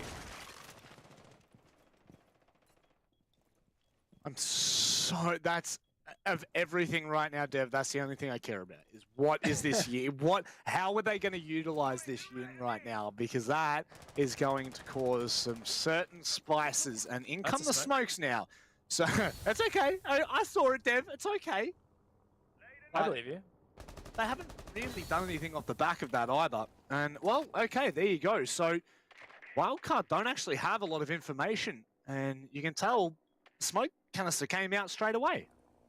Just trying to bait some utility, I think, there from Bliss. 40 seconds left, and the time ticking away, it means that when they take their shot, they better not miss, as they'll be short on time. Shade here, Vitality Charm on the T95, a nice nod to Hungry from that team. Notorious Ying player as he sends in the Candelas. It's only a matter of time. Todd forcing down that diffuser, full HP, fully blind, but the gas starts to make this difficult. Todd's gonna stick it, and this will have to be another retake from Wildcard. Problem is, they do have somewhat of the safety behind that concrete wall right now, so Shade is going to have to try to deny them getting in. Otherwise, it's going to get a little bit tricky here. It is a 4 versus 3, and you can see now Pat's going to stick it with the security of the rest of the team. Silex can't get anything. Oh, Shade nearly finds him. Geo goes massive. What is happening? Repix can't find the kill, but it's actually a trade. Geo comes out on top. What on earth is that? That was absolutely insane. Back and forth there between those players. Pat, daring as he is, dashed right in there for that disable. And my God, if it wasn't for Repix above, that round would have been open and shut. But Repix used the verticals, the late play from him, to rotate into Piano, get a vertical angle to protect that diffuser. He denied Pat, but thankfully, Emo pushed up, and of course, Rob, it was a trade. So both of those players fell, and it was all on the last player on site to finish it off. My God, this has turned out to be an incredibly exciting and close game, with Wildcard completing their 3rd retake this game, and tying it up as well. Todd? Is that Amaru I see? Todd? Oh, what are you doing, Todd? Oh, I think I have an idea. I think I know what he's going to do. Yeah. Guz knows it. They're gonna go up the hatch, up the public hatch. Last time, Bliss went for like a really aggressive strategy. They just triple flash the only player on site, I believe it was Geo at the time, inside public, and then they repelled in through antechamber. Now, Guz is telling me that Geo actually reinforced the hatch last time around, and I don't think they've reinforced it this time. No, they haven't. So that is vulnerable to be Amaru. I don't know what this is saying, but Geo, for whatever reason, decided not to Rio it this time. Does leave that vulnerable. Of course, Todd also could just Amaru into the window he repelled into last time at antechamber. He's got some site information. That's really pivotal. What is the play here for Bliss? Say what you will, OCN is entertaining. I don't care. I don't care. Say what you will. This is just... Oh! Jesus. See you later, alligator. In a while, crocodile emo rin. Oh, that is gnarly. The little 1-2 tap. And now Team Bliss well, one, they've got the opening pick, and two, what are they doing with this Amaru? What are they going to do, Dev? Renegade disabled. Biding their time now. There comes the Lion. Charge on through. But still waiting. Not aggressive as of yet. Wildcard holding onto their horses, but Pat with the pulse is a great player for getting information on wherever this plant does go down. He's above. He can get information looking downwards and potentially deny that plant through the floor. Geo may well feel the full brunt of Bliss in just a moment. Oh, Todd, don't do this to us. We heard the Lion EE1D and you don't even go in at the back of it. He's thinking about it still. We've still got plenty of time here. A full minute 30 on the clock. Geo doesn't spot the glimmer of the head on top of the piano window. Oh, that's massive. Oda. That's a second huge pick from him, Dev. That's the smoke gone down as well. Plant denial becoming incredibly rare here for Wildcard. Nazgul reveals his position as he repels on him, but he lands the shot. That C4 does just about nothing. Vinny goes down all on Pat. The Pulse, who was above, takes down Naz. 1v3 with so much time here for Bliss, and they take us all the way to match points against Wildcard. This is just so much fun to watch, because at the end of the day, Bliss is in great form. Wildcard is retreating from poor form into great form. And you couldn't ask for something better. So they're not... Wildcard aren't going to reattempt lobby. They had a... Okay. So they could go back there. They could reattempt it. They won successfully in that first attempt. The second one, they obviously just flustered then. But instead of going back and reattempting, they are going to go to the bomb site, which I would say has caused them the most problems, Dev. They got absolutely spanked in Archives Towers. It certainly did. It was, what, 5v2, I believe, before they finally found a pit. See if Wildcard can have a bit more success this time around. A lot of it came down to Silex upstairs trying to hold this position that Emorin's setting up right now. He was cut off from every which way. It's not very successful. Now, the thing is here for Bliss, with that round and the guarantee that at minimum they are getting 1 point out of this game, they are certainly close to tying up order. They are only 1 point behind in the standings. They've reclaimed second place on the standings, and should they win from here on out, Rob, they take that #1 spot back off of order. Pretty crazy to think. Now, the big one is Team Bliss, as you know, right now they've secured the 1 point, Dev. If Rhythm lose their next matchup, then Team Bliss have 100% secured playoffs. No matter what happens from here on out, they just need Knights to defeat Rhythm, and then that's it. But if they take the 3 points, my goodness, they are going to be flying. What a start Team Bliss have had in 2021. And right now, they are looking for all 3 points. It would pose them in an excellent position. Is that Oda again? What? Certainly is, and that's Silex. He was trying to retreat out, but he actually exposed himself to that position from Oda. Gio goes for a very ambitious run out before being traded from Shade. 4v2 now. It's a slight improvement over Wildcard's 5 versus 2 last time they defended this bomb site, but Rob, let's be real. Surely Bliss can win from here on out. Pat has a C4. Emorin has one as well. Surely he doesn't pull that. He does! And Repix goes down 2v3. While there's a lot of time on the clock, there is a chance here for Wildcard. Bliss have to dot all their I's and cross all their T's. Don't forget as well, I think you mentioned it, Dev. Emorin still has that C4 in his pocket. And so now, Pat can pass that information on, and they're going to play with the buddy system. I absolutely love this right now. Pat, they have so much information to play off now. That Aruni gate is actually going to give them away if they play too closely, but this is what we need to see. They're going to go for the big balls play, and they just can't find Shade.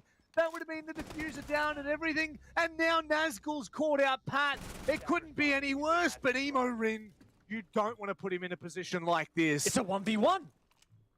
Shade has been injured, and they have info on Todd coming up from the stairs. Surely he can get the revive, though.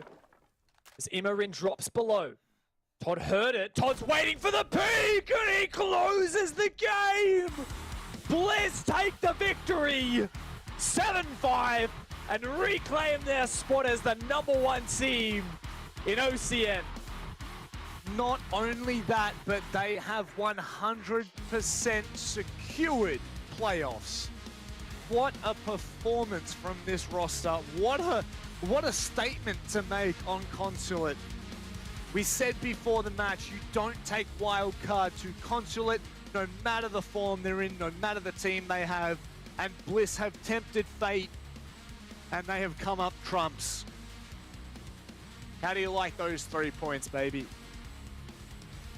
What a unbelievable game. And Bliss, we thought that for a moment there was a reason that we were just waiting for other teams to overtake them in that #1 spot. But here we are in the one Playday to go, and Bliss have locked in playoffs and are looking like no one can top them off of this #1 spot on the standings. Could we even see Bliss in the grand final? Hell, could we even see Bliss take the championship here in Stage 1 of OCN? I mean, it's possible, right? Anything is possible at this point. And, you know, you look back on the season that has been, and Wildcard, they still have a chance to make playoffs, which is just absolutely crazy to think, right? They still have an opportunity here. It's going to rely on some pretty insane results, I'm pretty sure, from what I'm looking at. So they're not out of the count just yet, but I mean, what a performance from this roster that Team Bliss now have, you know, from the bottom of the standings, from relegations. They have come back, and boy, have they made a statement. Oda absolutely popped off. Oda had a lot of really big impact kills and opening picks as well in that second half. He was so instrumental. Man, it's actually funny because if you look at the first half, Wildcard had the opening pick in all but one, in every single round, and then you look at the second half and Bliss had the opening pick in just about every single one. It's funny, I was speaking to Todd a little bit over messages a little while back, and he was saying that Bliss have actually had a really interrupted practice schedule, and they've kind of been off their game in terms of their whole scrimming and everything. So it feels like out of nowhere that they're suddenly the best team in OS. That's just absurd to think. Absolutely absurd to think. And, you know, we're looking now at the fact that if they're able to secure points tomorrow night, that may be it. You know, where we'll do some theory crafting. Don't you worry, ladies and gents. We'll do some theory crafting. But they may well have playoffs. And, I mean, they have playoffs. It just depends on how high they're going to go in the playoffs. And someone who might be able to answer that a little bit better is Oda.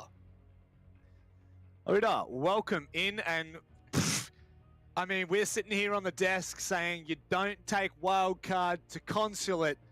And you take him to Consulate. What is the thought process behind that? Yeah, look, our thought process was just like, we knew they were going to ban like Oregon and Club and stuff.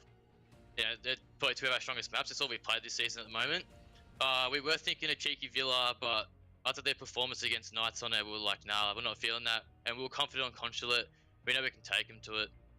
Obviously, they've always been a strong team on Consulate, like really, really strong. But we just thought, you know, we looked at a few VODs, looked at bands that we can do, how we can play, and we just drew straight to it. And I guess, yeah, we come on top. I want to know what has happened in the last 3 months that has turned you guys from a team playing in relegations at the end of last year into consistently the #1 team in OCN. And honestly, with the way you guys are playing, and you know, your next game is up against Knights, so that's a big team, but it's totally plausible. You are starting to convince me that you guys actually have a serious crack at taking that #1 spot. You guys were in relegations, for God's sake. What's changed? Yeah, look, going from relegations, obviously getting Repics in just opened up more entries and picks in like most rounds. And to be honest, everyone's kind of picked up their game recently. So obviously, like we've been having like hard scrims, you know, we've had net issues and all sorts of stuff. But really, everyone's just picking up like their game. The mental's going like strong into games and stuff, and then whatever practice we can get in, we get in, and we just try to do our best on what we can. Now, talk to me about the defense. The attack at basement with the Ying. How does that come about? What's the call there that's made you explode like that? It was, honest to God, one of the funnest rounds I've seen. So for that attack, we're just like, you know, we're going to go straight side. We're not going to map clear. In the pick phase, we're like, oh, we need smokes. So I think we're going to play Ace or something. But then Todd just goes, Shade, do it to him. Bring out the Ying. Just bring it out. So then we just, you know, we took what we needed. We got cams in, cleared info and stuff like that. And then Shade just goes, right, I'm sending it. And then everyone just goes in, Everyone just does their job. Oh man, well I tell you what, it made for a very fun round for us to cast and to watch, and so was the game. So congratulations on taking all 3 points from Wildcard and also for securing playoffs, and we'll see you tomorrow night for your game against the Knights. Cheers boys, see you tomorrow. I can't believe it. I cannot believe, I mean I can believe it. I did definitely predict them because, you know, the big old brain up here. It's wrinkly, it's rough. But it went to round 12, Dev, and even then, it was a 1v1. Yep. Yeah, we had a lot of 1v1s, and you know, you look at the only rounds that Wildcard managed to win on their defense or retakes as well. So there was no doubt about it. Bliss had a strong attack. Every round they lost, they still managed to get the diffuser down. I'm gonna say, great job from Bliss taking Wildcard to what is potentially, you know, regarded as their best map. Consulate is a very strong one for Wildcard, but Bliss just had their number. They stepped up massively. I really think, though, Bliss getting 4 rounds on their defense was instrumental for their victory here. So managing to claw back a lot of those, you know, 3v5 situations that they were put in on their defense. Sometimes that's all the recipe, and you know, you heard it from the man himself. Oda said everyone individually has been stepping up. He named Repix as someone who, you know, he's just finding openings each round, but I would put Oda there as well. Like Oda was finding a lot of opening picks, especially on that attacking half. On the Nomad, always just waiting patiently, holding a long line of sight, and the picks just fell into his lap. Oda was so sharp that game. There's no denying that. You can go back and just have a look at his MLG compilation of kills. It was ridiculous, but that's going to do us for that matchup between Bliss and Wildcard. However, we have one final game. It is Knights taking on Rhythm, and we'll be back after this short little break. 10 seconds to go. Attackers have dropped the bomb diffuser. 5 seconds left. Attackers have recovered their defense.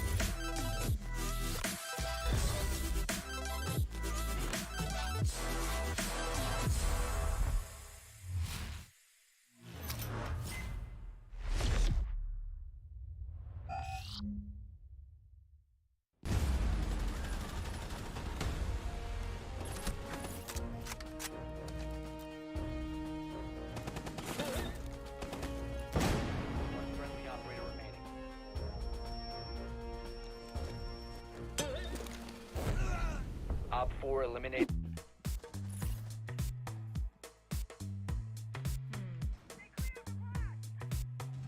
What if I just... Oh! I didn't... I was like, surely someone will be sitting there, right? That made no sense.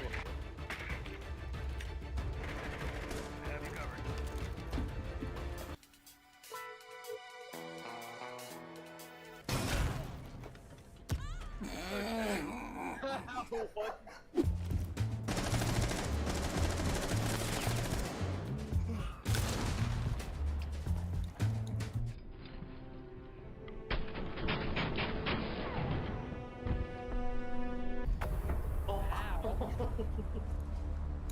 I really hope it does. It'd be beautiful. I'm actually gonna pause my music in case she does. I doubt she will. Oh, did she just blow them all up? Oh, No. I think she just blew them all up, but she didn't. Oh!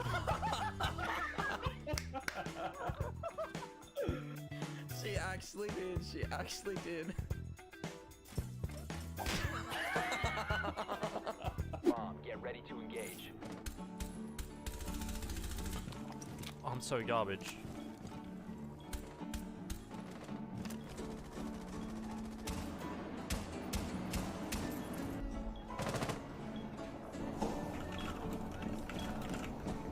I don't deserve the kill.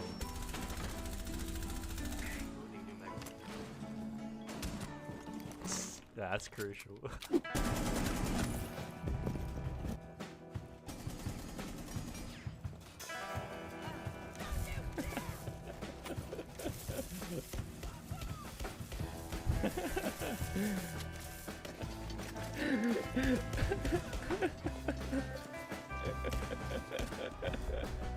What the f- Oh! I'm so sorry.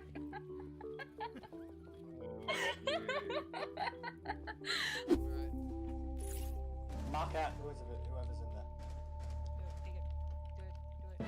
Oh my god, that whole team is in here! I trapped him! I trapped him! You can come out and get the hostage! Run in, grab the hostage and leave! They're all in this room! They are all in this room! They are all stuck! Oh, I should have thrown it on like he naded. Really? That's how we won? That's how we won?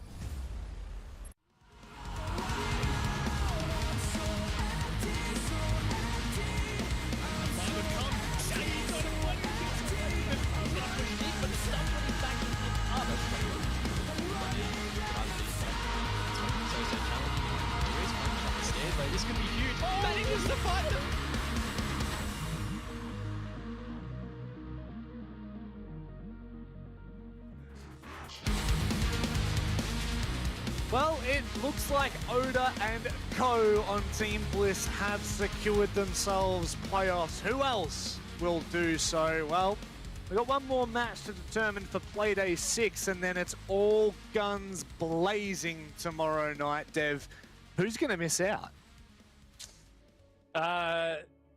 I don't know. I don't want to jinx anybody. I think whoever I say is going to make it is definitely going to miss out, and vice versa. But yeah, it's certainly coming down to the wire here in OCN. It's certainly not panning out how we expected it would. And this late into the stage, it's still super hard to pick any game. It's so hard to know how much to wait to put to these teams that we've known for so long and relied upon for so long, because they aren't always performing. No, there's been some insane... I actually don't even know how to preface it. There's just been some mental results coming through. But let's take a short second to talk about mental health, Dev, because Livin, of course, is one of the big sponsors that we have on board for Oceanic Nationals, OCN, and we're very privileged to have them be a part of it. Now, their message, it ain't weak to speak. It's obviously a very powerful message and one that can pull in and save lives. Their merch, however, is how they get all their incredible deeds. Now, me and Dev will both show our gorgeous Livin merch off. Now, we can, of course, speak for it. It is as comfortable as all buggery. If you do want to be a part of it, if you want to buy some merch, guys, please feel free to go across to the Livin store, type OCN15 in for that promo code. You'll get 15% off on account of us. And Dev, of course, is just apparently a model nowadays. What are you modeling for? Oh, God, that's the blue steel if I've ever seen it. I'm a model. Oh, jeez. Why does it look like you have lip filler? What just happened? I have very luscious lips, Rob.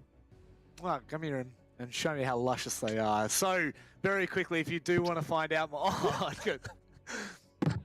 If you want to find out more about that, guys, exclamation mark, Livin, Livin, that is where you can go to find all of the information. And, of course, please buy some of that gorgeous merch. It's comfortable. But we can move on, Dev, because it's the final game of the night. It's Rhythm taking on the Knights. It's one that, I mean, if you looked at this in face value at the start of the season, you'd say, okay, why are we even bothering? We should just give Knights the W and walk away with it. This season, however, has just been like, what?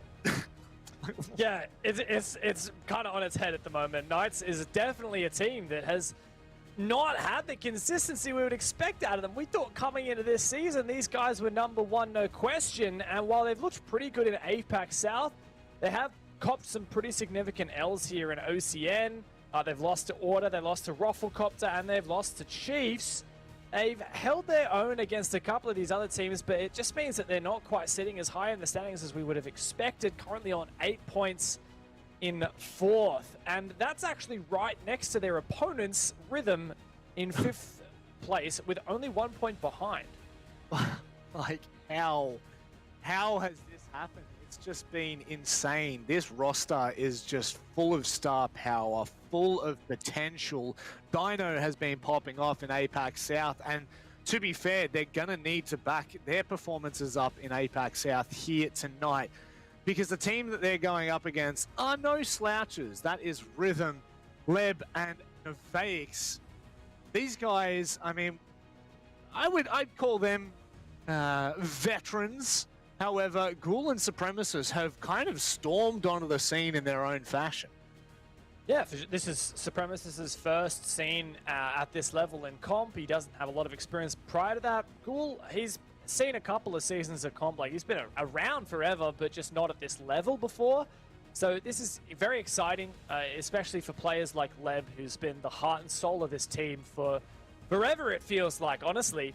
And as a player like Supremacist is definitely one to watch out for. He plays a mean Ash, and these guys have copped some seriously strong results. Like, you look at their OCN runs so far, they might have come into the first game and lost out to ROFLCOPTER, but since then they've beat Order, Wildcard, and Chiefs, plus taken Bliss to overtime. That is pretty ridiculous. The funny thing is, all of their games, except for one, have actually been in overtime, win or loss. So these guys, they like giving you a good show. They like to use the full breadth, the full width of the game that we have. And they've copped some pretty big results to the top teams.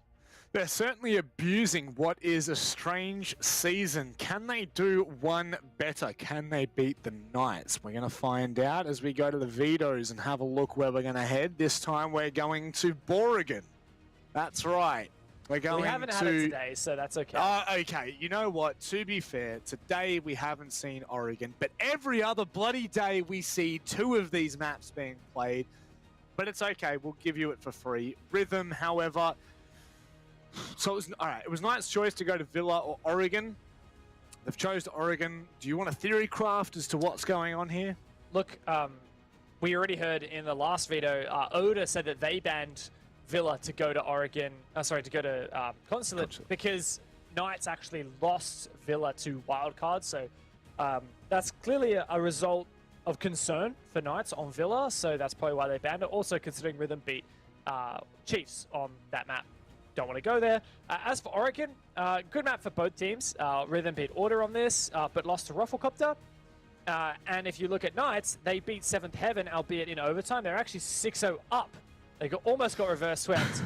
God, that was close. Plus, Knights won this 7-2 against QConfirm, so Knights have some good results here. Well, Knights have some good results here, but Rhythm have some great results in the season. Both of these teams need to secure points here. Every single point is going to matter. There's 3 up for grabs. All on who has it or who wants it more. And you got to back that up in the server as well. Rhythm with the Maverick ban. Got some really strong Maverick players on the Knights. In particular, always think about Juicy. Cleans house with Mav. So I like that ban. Also a bit of a dare. Is Knights going to back that up with the Thatcher ban? And then, yeah, okay, so here it comes. The Thatcher ban, you're probably going to see the Cade ban follow through. When Cade is not banned, and Thatcher and Mav are, it's very hard to get a lot of these breaches going. In particular, the needing Hatch defending downstairs. All right, Knights banning out the mirror, so leaving it in the ball in Rhythm's court as to whether to get rid of the Qaid. And they lock in straight away. The Qaid, there it is. So it could have been a little bit extra spicy there, but letting that through just means that it's going to be a lot easier on the attacking side. Rhythm's usual ban, both of these teams' usual ban is mirror. It's #1 ban by far, 60% of the time for both of these teams. So I think from Rhythm's perspective, they're like, we start on defense first. Let's not make things too hard. Or rather, we start on a... well, they just start on defense, but they're going to attack eventually. Let's not make it too hard for themselves when they get there. Yeah.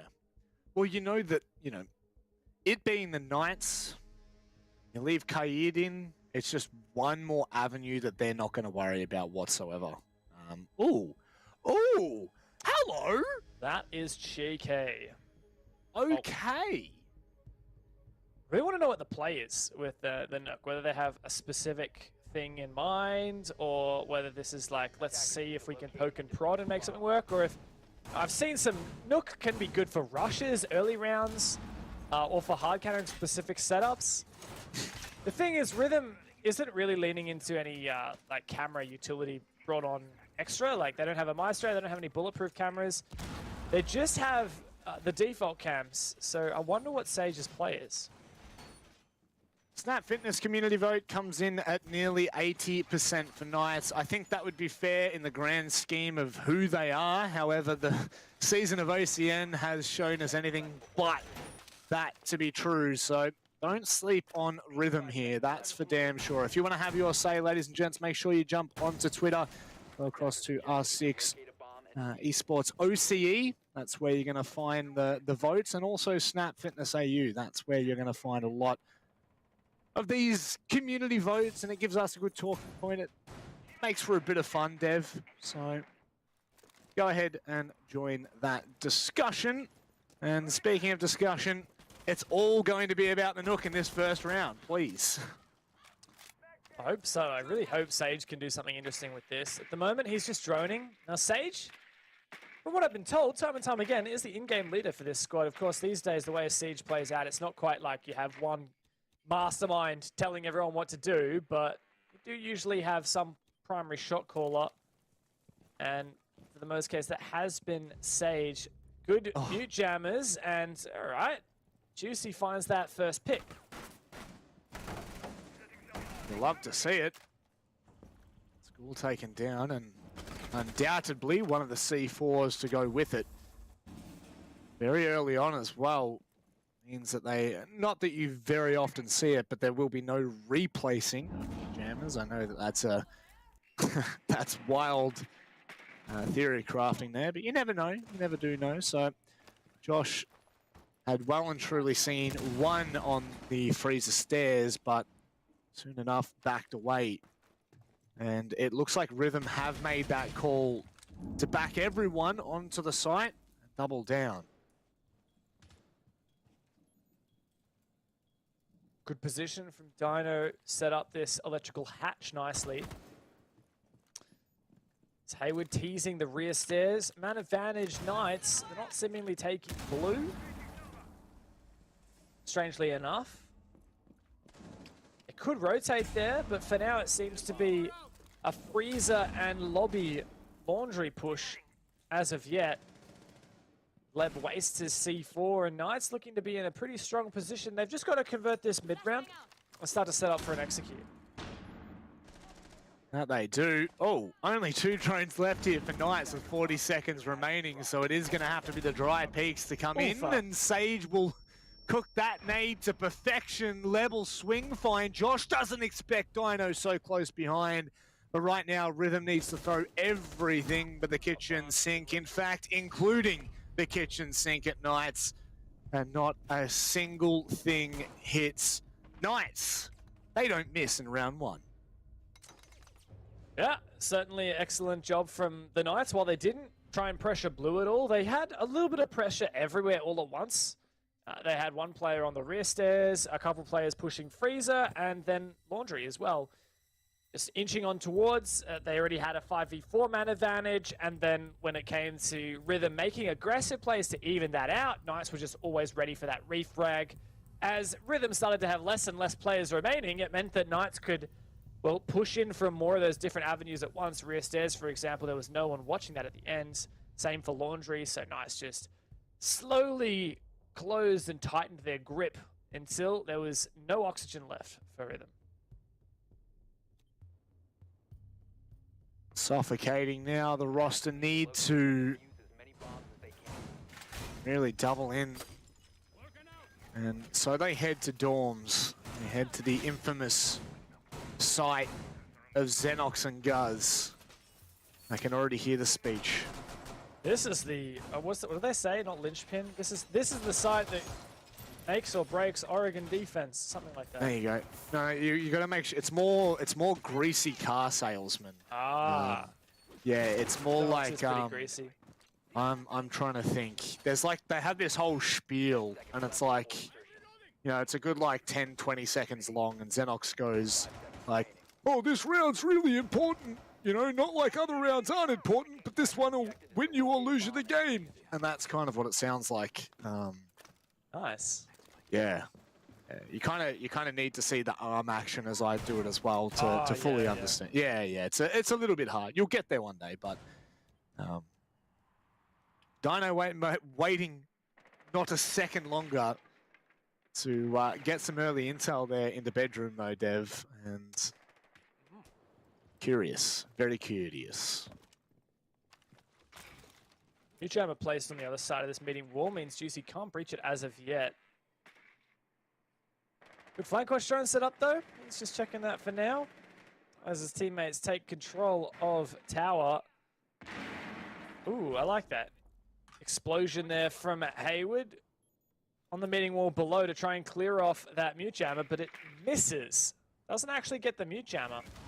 So he's going to have to invest another charge. You can see the fact that that mute jammer is right up in the corner there. That's the reason for it. Supremacist might actually be able to make a play here. This would be pretty genius from Rhythm if it works out, but he's a bit late. Is Hayward aware? No, Hayward's already out of there. That's such a shame. Half a second in it. He'll be able to find at least one free kill. Doesn't know there's one in tier 3 either. So he will be traded out. But that's okay. Especially considering like this Selma can still be activated. As long as Sage can destroy the mid jammer on the other side, that Selma will still detonate. The attacker's bomb diffuser has been dropped. In the meantime, Dino has made an extremely useful, vaultable breach on that game's wall. Something that will definitely be needed to use toward the later parts of this round. And Dino's just gone ahead and ran straight through Trophy and back again. Josh had held his line, so there was no chance of a readjustment here. And now things get a little bit tricky. Things get a little bit dicey here. 4 versus 3.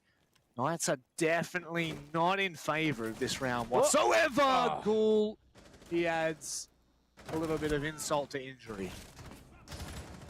Josh finds one top white, traded all on Dino, and his door in Trophy into sight. It's actually a Rooney gated off. There's no utility to clear it. He pushes on through the breach. We try for the res. He actually has time. He's going to go for it. Banshee's still on that wall, not destroyed as of yet. Dino punches that away. It's now a 2v2. But Knights can actually 2v1 this player in big window. They do so. Drex goes down all on Ghoul. Against 2 players as he backs away. Knights need to start getting this diffuser planted. Ghoul has a C4, but there's no info on site for him. He doesn't know where it's going to happen, and pushing up white now in the 1v2. SMG11 not favoured in this position either. Ambitious C4, and he's got to try something. Unfortunately, it doesn't pay off. Both players on a sliver of HP as Ghoul pre-fires nearly anything that he can. One player out on big window, provided he doesn't die. This round is in the books. Ghoul rotates back around the games, but it's just not going to be enough. You can see consistently readjusting there are the Knights. And what a round to come back from, Dev. That looked out of reach. Essentially a 1v2 there for Dino, but the fact that he was able to pick up Josh was massive. And also falls a little bit on Rhythm. The fact that in that 2v2, they wouldn't really have known it was a 2v1. So from their perspective, right, in a 2v2, the fact that both of their players weren't really able to support each other. Ghoul playing in pit couldn't help Drex whatsoever playing in big window. And Knights capitalized upon that, playing the numbers to their advantage, 2v1s. Then a great post plant as well was the icing on the take. That's 2 back-to-back wins. Certainly seems to be shifting back in the way that we would have originally thought for Knights. And this is the performance that we've been waiting all season for. It's coming right down to the wire for them to secure their OCN playoffs. Currently sitting in 5th place on 8 points. If they win this game, they will actually jump up to 3rd place over Chiefs and ROFLCOPTER. But they do need to win this cleanly. That's the big if and but. They need to ensure that they don't let it slip.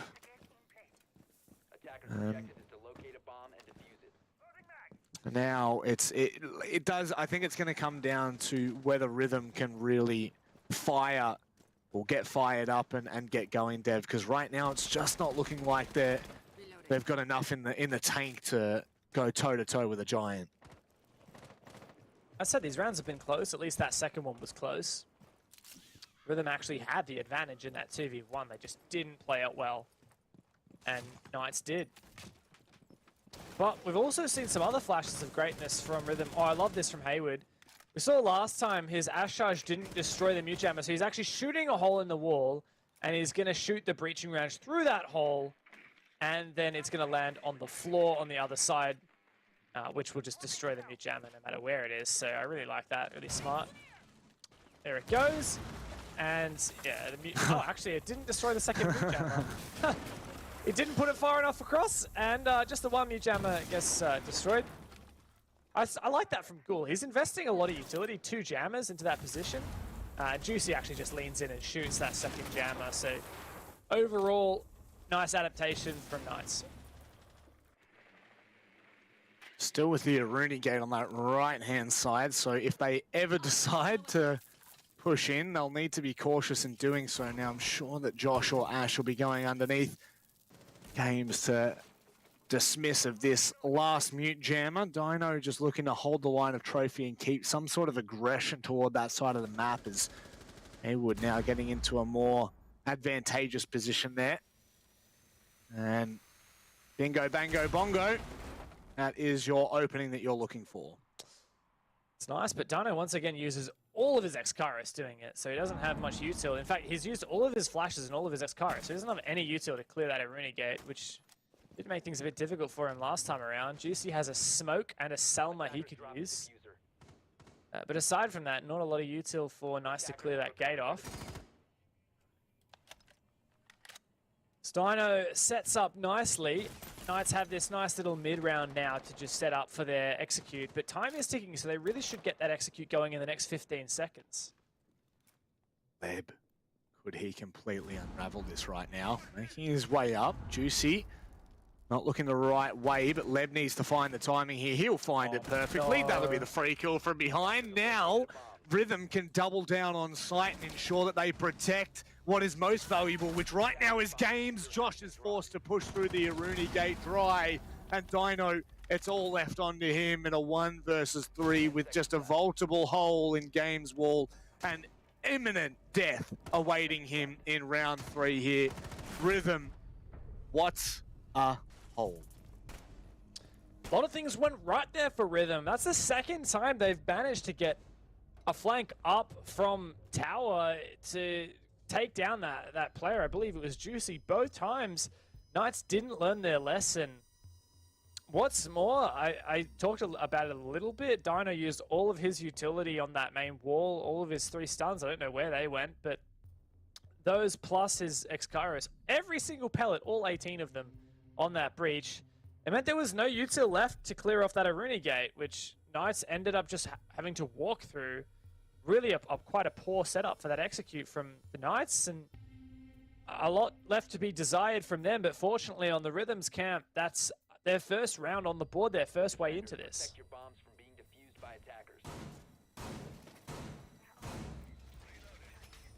That's the life that we needed. That is the something, the spark that may just set that pilot light alight, Dev. And this is it could be a turning point. I do mean this in all seriousness. It could be a big turning point for Rhythm if they're able to convert on the back of this round as well. 10 seconds to go. So we'll wait and see how this one plays out, but undoubtedly Rhythm, they are in the position that they need to be, staying within reach. That's it. Rhythm just staying within touching distance here. That's what's important at this point in the game, early stuff. Knights are a big team to take down, but Rhythm have shown they can play with the big boys. We already talked about it in the pre-show. They've taken down Order, Wildcard, and Chiefs this season. 3 of the big names, 3 of those OCN plus APAC South teams. On top of that, they also took Bliss to OT. Good job from Leb, just clearing off. Little bit of droning early round. Stunted now. Like that aggression there on the rear stairs. And it takes a bit of damage, but Drexworth's for wear.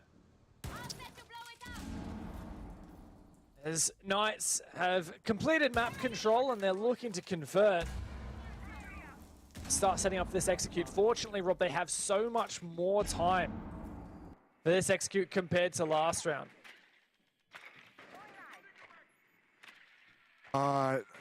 Looking a little bit more hopeful here, that's for sure. Haywood, once again, looking for early contact. Supremacist still going untouchable at the moment. It's a very tricky place to try to swing, especially with Ghoul still holding a lot of blue. I assume with Smoke Babes remaining, 3 in fact, can burn so much time. So Leb and Go are sitting pretty comfortable right now. This is looking so much better from Rhythm Dev. And it may just be, again, another round that'll come down to the wire.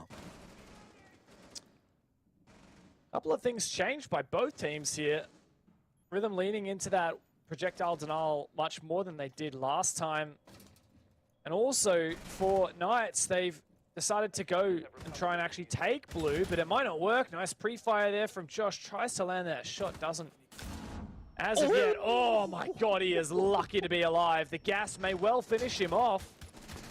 Just 5 HP left to his name as he tip-taps away Sage. Gets the opening 2 kills, hello? Finally traded Supremacist, no! All on Leb, it's a massacre! And the Knights steal the round. Okay, what? Yep, cool, awesome. Let me break that down. Please. C4 come over, do damage. Juicy and Sage do things, and they get kills. Leb kills himself. Round done. Incredible. What? I don't even, I literally, you blink and you miss it there. Absolutely. Speechless. I'm gonna go and look back on the replay on what I'm watching. I've got like a cheeky little clean feed. I can watch stuff back. I'm pretty sure what happened is Sage was pushing from like blue or like tower stairs the whole time. Maybe it was main stairs? No, it was main stairs. He actually pushed down laundry. He found just 2 picks. And at that point, yeah, Rhythm just fell to pieces. Juicy pushed in from the opposite side. I actually kind of like it from Knights. They're not like going for a, all right, let's go for a blue rear stairs push, or let's go for a laundry freezer push. Let's go for an everything push. And as soon as Knights find a pick, they just like, everything opens up for them. Because like, if you think about it, right? You're defending Oregon basement. How many positions are there that you have? Like how many ways are there for the attackers to get onto the site? Well, firstly, there's laundry stairs, there's freezer stairs, there's rear stairs, and there's blue. So 4 different angles. You only have 5 players. So if there's an attacker pushing from every one of those, and you start losing players, suddenly you're like, oh crap, we have no one holding laundry anymore. And your rear stairs guy goes to rotate and tries to help with that. Or your blue person tries to help with that. And because Knights are just attacking from everywhere, as soon as Rhythms start to expose a weakness, Knights just pile on. Yeah, I honestly think it was just terrible observing from our observer. Oh, that too, obviously. At GuzCasts on Twitter. So, I'm kidding. Phenomenal. Make sure you go and hit him up with a cheeky little follow. You should follow him on TikTok as well. Oh, no, he doesn't need any more followers on TikTok, okay? His ego's big enough as it is. Definitely worth following on TikTok. So, cheeky resident caster boy turned observer for the night. What a treat we have. But definitely, it was a insane round to have come down like that, and for your 1v1s, and geez, that's the old mute plays back in the day, Dev. Oh, it's giving me flashbacks. Glad you remember that one. Yep, on top of the dryer. Everyone loves it. Still works a treat as well. Protects the hatch. As Rhythm once again just anchoring up. I like that to ADSs, but those should be pretty free to destroy, really. He starts to make his way down, and Knights once again, like, it's so hard to describe what's going on because it's not like, oh yeah, Knights are going for this take. They're going for an everything take. For example, this position here. Oh, here's a drop from Hayward. Oh my god. Thank goodness he got traded. That was ridiculous. But a big pick. That's the pillar player dead, which is massive. And as you can see, like, now that Rhythm have had to kind of account for that, they've enabled this position from Josh just pushing up through freezer. I really like the timing of that as well. Hayward did that with like 1:30 left on the clock. So even if he doesn't find a kill there, Knights still have so much time to play around. And just like that, Josh is now looking for the opening kill. Oh, the Drex! He can't find enough of the shots. Josh is down to a sliver once more. Leb falls and all the dominoes just come crashing down. God damn, Knights are looking so good on Oregon. They certainly are untouchable on their attacks. This has been a ridiculous game. Knights have thrown every little thing into it, and it's certainly paying dividends for them. It's I can't believe that they just dropped Hayward down Electrical Hatch. While Rhythm thought that they were going for, like, you know, a strategic take, hard breaching a wall to expose the bricks position. No, Hayward just drops down and kills the pillar player. Like, there was so much utility invested into that. Supremacist was playing the Wamai, he was behind a shield, and now Hayward's like, oh, by the way, guys, I'm just gonna 6-pick Amaru. This is that the roll of the dice, that X factor. I swear, Knights are like 80% they're playing their strat book, and the other 20% they've just got that strat roulette page that you can find online open, and they're just like rolling the dice. The strat roulette book, eh? That's I think I've seen that pulled out a couple of times in the caster stack, so that's fair enough. Yeah, you gotta love it. And look, to be honest, it's one thing that's I think. What are you doing, Ghoul? It's one thing that is quite different to what I was when I first joined. It was very different with Wildcard. Wildcard was so methodical, and they very rarely did they throw, you know, a spanner in the works. It was always methodical take, and they were always so good at it. The Knights, like you said, have kind of mixed this insane methodical style with an unpredictable element to it, which I think has worked for them incredibly so. And now as we, you know, come into 2021 and they are looking, oh, don't you dare tell me. Okay, Rob, shut up. We're about to send it in here. Come on, don't do it to me, Hayward. If you're going to look there, you're going to send it. That's all I'm going to say. He's waiting for the call from his teammates. Juicy on big window. There's the first pick. Juicy goes down. If the Amari was to go straight in right now, he might have an opening. He does. He's inside.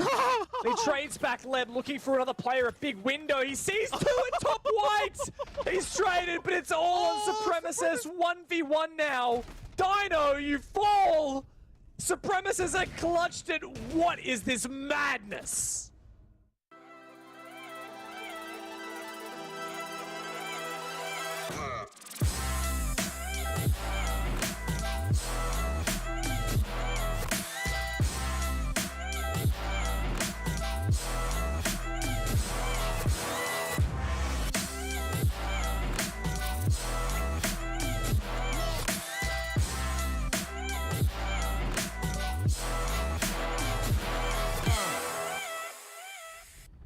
Put them in a straitjacket because they are going mental. The Knights, what on earth was that? I mean, go for it, I guess. You're up 4-1, you're having a laugh, and to be fair, it came down to a 1v1. Yeah, it's cold outside. I'm still gonna send it.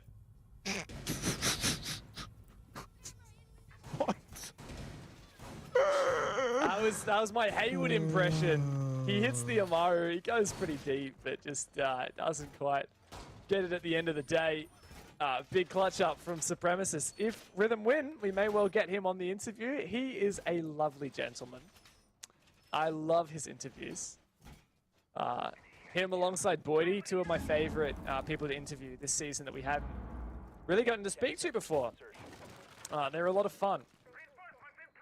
And Rhythm getting that round win off the back of that absolute madness does give them a look into this game. Like, realistically, 2 rounds on defense might not be par for the course, but you haven't failed the course. Thanks, guys. Appreciate the information we got there. So, obviously trying to show the Haywood cheeky little can that's been thrown out onto the windmill. Call it that. Well, that's early. We'd like to see it. Is the impact trick to come through? Yes? Question mark?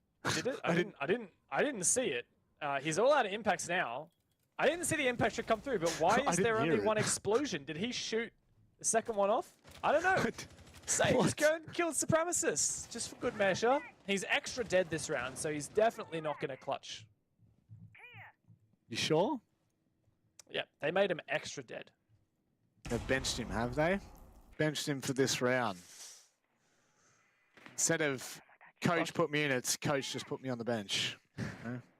Keeps it warm for now, as he keeps the observation tools warm on cams for his teammates. Ghoul's done some good work here, breaching Attic from Tower. Also spotted out that Banshee.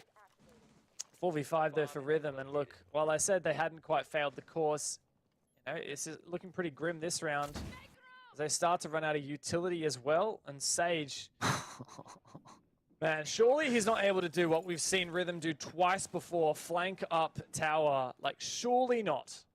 Oh, he's got the vertical line though. Oh, but Sophia's just ran on the other side. Drex gets away scot-free. Nova's been taken down. Still got a chance to play here. Sage, however, he has warned Rhythm to his position. Doesn't really do too much right now other than take their attention away, and that's what we were waiting for. Bada bim, bada boom, forget about it. Rhythm are out of the round. Rhythm just could not keep time. Knights stepped up massively, and every which way, whether it be Josh in Attic just retaking when Drex started to support his teammate, or whether it be Sage using that C4 to get the better of Ghoul in Tower. Knights closed it out quite convincingly there, and they put themselves really within a small leap from taking the 3 points here. Quite a significant achievement considering while we might at the start of the season have expected Knights taking on Rhythm to be a clear-cut equation. That's not been the case as of late. Knights in 5th place on 8 points. The 3 points here would put them on 11. Above, get this, Bliss, Chiefs, and Roffle sitting in 2nd place after Order Army. That would be massive. Hang on, what? You just confused me then. If Knights win this, they get 3 points, right? Yeah. And they're on 8 points. So Yeah. if they get 3 points and they're on 8 points, they end up on 11 points, Yes. which is more than 10 points, Yes. but less than 12 points. Yes. So therefore, they will be in 2nd place. 3rd place, because your boys Bliss just won. Big ups. That's why. Okay, so come on, man. Refresh Liquipedia. I didn't refresh Liquipedia! I Damn got it! you. I knew it. I didn't refresh Liquipedia! I knew it. I just got caught in 4K. 4K. Yeah, you got caught big time, son. But the point still stands. They'd be sitting 3rd place. So that's considering the season that they've had, that would be pretty big ups, honestly, Dev. So certainly would. Now I don't know whether it would lock them into the playoffs, but it would be pretty good chance of doing so. As for this round, though, Rhythm, long way to go to get back into this, but of course they're on 7 points, so there's still a shot at them making playoffs, but they're tied with Wildcard for 2nd last place at the moment, and they certainly need to get on their bike.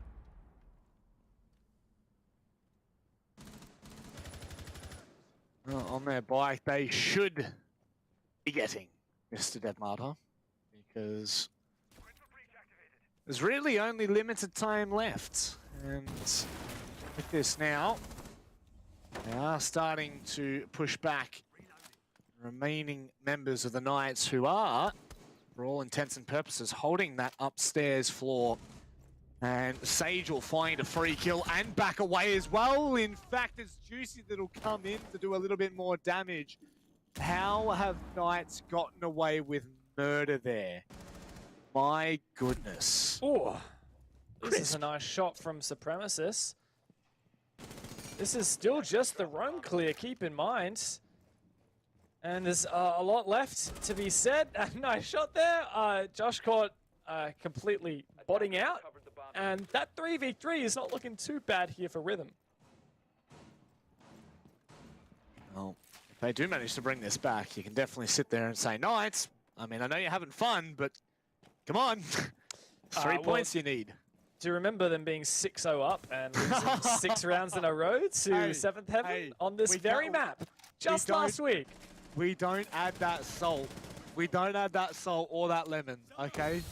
That's naughty, Dev. Not yet, maybe.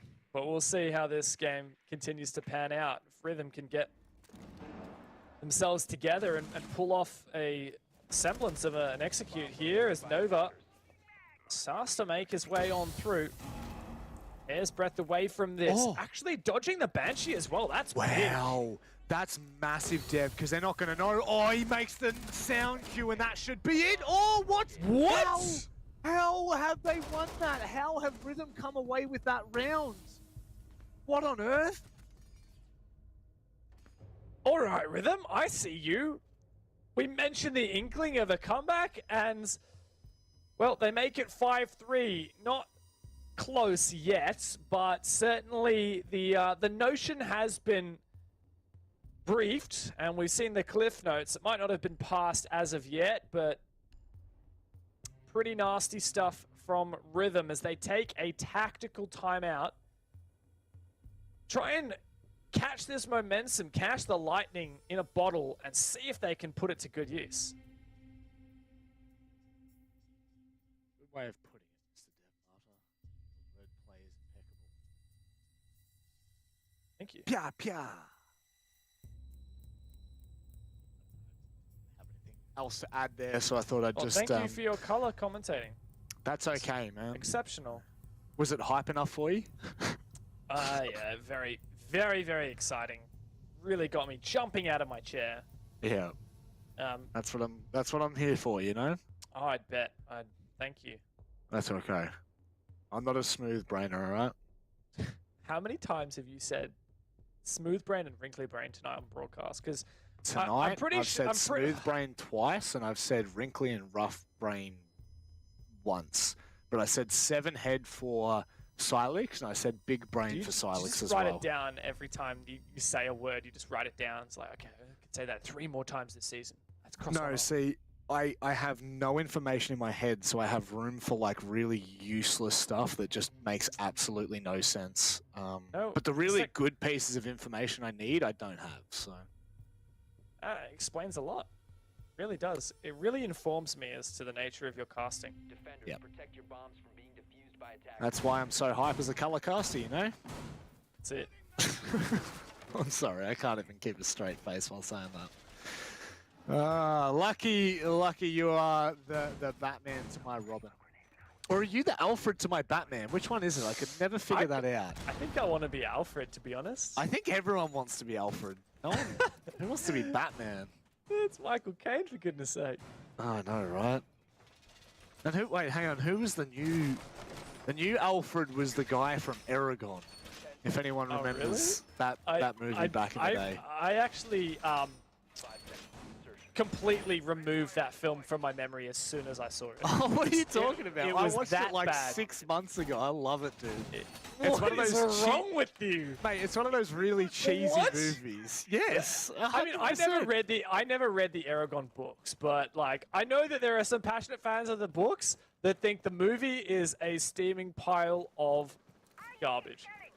So okay, so you haven't read that book, Dev. I haven't read a book since the 3rd grade, so you can read? Oh, you know what? You know what? You're lucky you're cute. You're lucky you got kissable lips. Get away with a lot because of it. And you know who else gets away with a lot? The Pittsburgh Knights. 5 rounds to 3, but Rhythm have just taken their attack timeout, and on the back of it, they're looking nice and organized. Attacking Kitchen Meeting. Time ticking away. They've taken tower control. Doesn't really say much, to be honest. That's really just step 0 of this attack. Reaching the wall is step 1. No. Step 1 will take a fair while, I would imagine, until they get that attic control, which doesn't look like it's going to come for free. Dirty Deeds are not done freely. They've got no way of really getting that mute jammer unless they go from the attic window. However, they have been able to deal with in kind. And Leb does find Sage though, so... Good info as well here from Rhythm, and this breach, just a single line of sight. It's going to deny any kind of pressure applied from Attic. Supremacist furthers the man advantage here for Rhythm. The big thing isn't just that they have man advantage, but they have so much time left. Considering that Hayward still has the opportunity for plant denial, as does Juicy with the smokes, and potentially Dino with the C4 still in his pocket. Rhythm just need to make sure that this execute is timely. 50 seconds left. They could start to attempt at any which point. Lightness from Nova. In comes the smoke, so it will take Hayward's attention for quite some time. I don't know whether he could see just on the outside of the smoke. Or does he find a Selma charge? Oh, it didn't work. Oh, no, he got the one on the top. He didn't get the one below. So fortunately enough, they now have a line of sight to dismiss Split, but they've still got to get a move on. And it's still a 2 versus 5 though, which is very much favoring Rhythm. Said, Juicy's just used all of his gas. Supremacist runs into a brick wall there as Juicy and Hayward try and hold this. That's a great shot from Leb, and he closes it. That's a massive play and a huge round with the Night Skin in tow. Leb steps up and takes it to them. Oh, how's that, Salt? You get done by your own gun. Love that from Leb. And moving forward, Rhythm are still within that reach. Now, unfortunately for all you wonderful humans at home, you're coming back to our faces, which can be seen as either good or bad. Maybe good for this handsome devil, maybe not so much for this one. So, welcome back. It is a rehost sound bug, and Dev Marta is Abercrombie bitch. How do you? I can't even remember what the actual name is. You're a model though. Adonis. Adonis. Is the You word think you're so? looking for. I think you're Icarus. You flew too far, too close to the sun, mate. Too close to the sun, you are. But I like how we think say that you can't read, but you can make references to Greek mythology. So okay. Greek mythology is a beautiful thing, and we don't need to worry about whether I can read or not, okay? Mr. Cupid over here with the kissable lips, settle down. It's 5-4. Rhythm are back in this game. And, you know, you were talking about capturing that lightning in the bottle. Mm-hmm. I think they just went and took Zeus off of the throne. They're just... You know? They certainly did, and you know, they've had Athena lend some of her wisdom because they've managed to make this comeback start to be a bit of a possibility, and they're running faster than Hermes on a mission to deliver a message, and that message is that Rhythm is here to stay. Oh, okay, I see you there, Hercules. Settle down. There's only room for one demigod on this broadcast, and that's Impy Style, and he's already gone. Well, let's have a look at some of these replays so far from this match. This was a massive round. Dino essentially clutched this 1v2 by reviving Josh, who then helped him out massively. We also saw a lot of big flanks. Knights really did struggle on some of their attacks thanks to these big tower flanks. It worked so well for them. But we've also seen Rhythm struggle with those flanks themselves as well. And that's, you know... This round.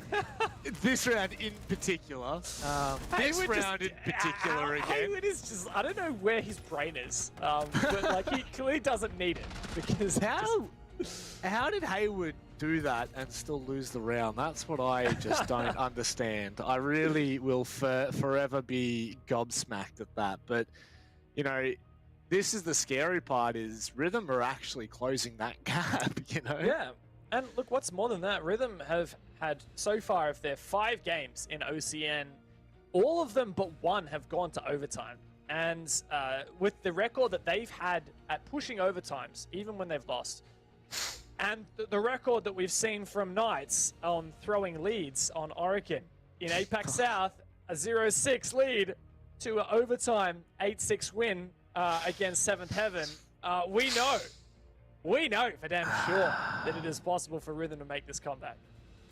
I guess one thing that we probably need to mention as well is a reason for maybe the disparity and a little bit more comfort on the attacking side may have to do with the bans. I mean, it really more so works for the basement defense than it does for a majority of the others, but other sites, I should say.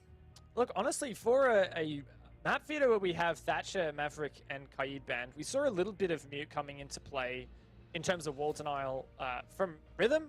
Like, they had that double Mute jammers on Attic Wall. Knights dealt with that without too much trouble.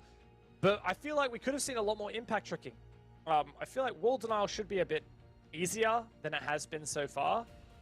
But I guess it just goes to show both of these teams are really good at dealing with that wall denial, the Mutes and the bandit batteries, with explosives, which is one of the great things about Oregon, is that on that Dorm's bomb site, like, all the walls you would want to hard breach have soft floor underneath them. So you don't even need Thatcher, you don't even need Maverick, you can just deal with it with explosives. Both these teams have done a really good job, but I would like to see these explosives also used by the defense to then fight back and counter the hard breach with impact grenades, which we haven't seen much of so far. So what you're telling me is you want to see a counter of the counter? I mean, were you watching that Coastline game earlier tonight? That was Chiefs' order was just counter. I think we watched 2 different games. I watched checkers, you watched chess. You're sitting there in the ban phase and like in the operator phase. I'm literally sitting there like, oh yeah, that's cool. Oh look, an Oryx, that's gonna be fun. He can jump up hatches. Meanwhile, you're like, yes, but you see, he's being played for blah, blah, blah, blah, blah, and I have absolutely no damn clue what you're going on about, in all fairness. I kind of just get lost with your voice. Very easy to do. You're like a siren, right? Yeah. What are they? Yep, the sirens. Well, in Greek mythology, there are some heroes known for their brains and some for their brawn. So, unfortunately, you don't have either of those, but that's okay. There's still room for you on the broadcast, man. Have you seen my chunky butt?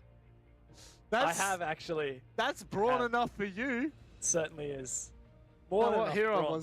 Here I was giving you all the compliments. Just making it too easy for me, man. So do I make up for the brawn that you don't have? Is that how this works? I certainly do not have brawn. So yeah, that was where I was going with that one. You can take care of that. Oh, goodness me. This just becomes a podcast after a while and a rehost. You kind of have to sit back, relax, and enjoy the ride, because at the end of the day, it is the last match of the day. It's the last match before really a Playday 7, the final installment of the regular season, Dev, and it is still wide open. You know what? If we're still a while away, Prod, and you want to bring up the standings as they were at the beginning, we could very quickly just talk about where people are in relation right now, because I think that this is actually quite relevant to this match and future matches, considering 3 points riding on this for Knights as it is for Rhythm. It really, like, the next Playday tomorrow is going to be really important when you look at who Knights are playing. They're playing Bliss, right? Yeah. And they are the team that are in hot form here. Yeah, and what's more than that, even just this game right here, Knights could take the 3 points, which has been looking likely so far. But with Rhythm catching up, it might be that Knights only get 2 points if overtime is pushed here. That would put them on 10 points total. And depending on the round difference and the head-to-head against Chiefs, that would actually have them in 4th place. So having to fight then, like, more closely in the trenches with Chiefs would make it even more difficult. And of course, between 1st and 5th place, right, everyone gets playoffs. Yeah. But every placing higher you get, that's one less game that you have to play. So the difference between 4th and 3rd is like winning an entire best-of-3 series. Yeah, and I've actually just been told that Prod have already got everything prepared, so we can actually look at the standings as they are right now, updated from the matches that have been played. And there they sit. Bliss still out in front on 13 points, not something I thought that I would be saying. And again, you know, a big point to highlight is 3 overtime wins. You know, these are... This is the really crucial part right now, is Team Bliss have either pushed it to OT or won cleanly in all of their matches so far. Another big thing here, if you look at Bliss, is they've only lost 1 game. So if you're looking at these columns, right, you can see on the right-hand side, there's lost, OT, and just lost. All of the other teams have lost like 2, 3. Wildcard's lost 4 games. LFO's lost 5. Bliss has only lost 1, and the one that they lost was overtime, which means they still got a point for it. And I think that just goes to show with Bliss, like being able to push overtime and being able to close out a lot of these overtime wins, as you're saying, has been massive. Like, you look at the difference between Bliss and Rhythm. Bliss in 1st, Rhythm in 6th. And the difference there is that, well, Rhythm has lost 1 game outright, that Bliss has won. And of course, Bliss having won that game earlier today as well. It's such a narrow margin. Like, that's just 2 games that separates those 2 teams between 1st and 6th. That's insane, actually. When you look at it and compare the pair, same income, same super contribution. That's it. You know, but just a vastly different result in terms of points. So I think that as well, like when you look at this, Team Bliss would be sitting 3rd equal with Chiefs right now had it not have been for their clutch wins in overtime. You know, like there's so many pieces to this pie that we kind of recreate after it's been mushed and everyone's had their bite. And I think that the main point is really, for me, just, you know, the lack of the win column for Knights, overtime or just straight wins. It's a big one that's really caused a bit of confusion for me anyway, Dev, because I expected Knights to come into OCN really quite staunch, if you will, and just be bullying these teams, but it really has not been the case. We all did. We all expected that Knights would look really good in OCN. They started off pretty poorly. It's funny, like that very first Playday for them, they had just beaten Chiefs in APAC South. They come into OCN and lose to them. And then following that, they similar thing happens in with Order. They lose to Order in OCN and then go beat them in APAC South. So, I mean, it's clear that Knights have really, like, OCN has been a priority for them, but APAC South has been the priority for them.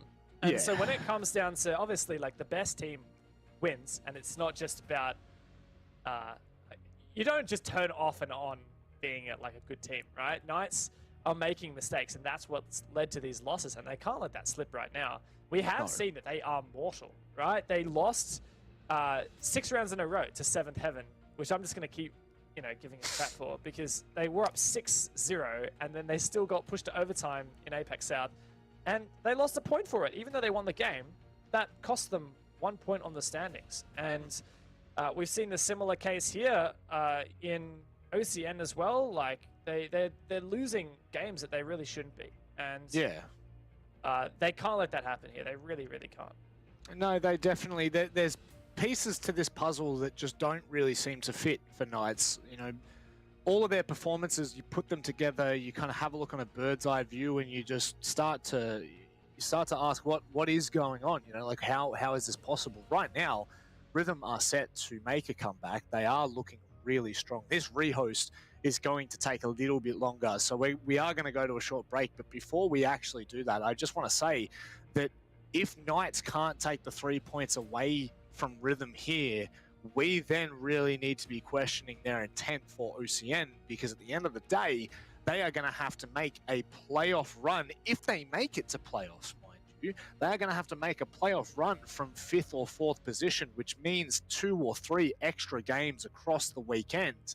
And that is going to cause, even more, I'm trying to think of the right word here. I think even more fatigue, if you will, even mental fatigue at that. So we are going to go to a break, ladies and gents. We do apologize for this rehost. However, we'll be back as soon as we can.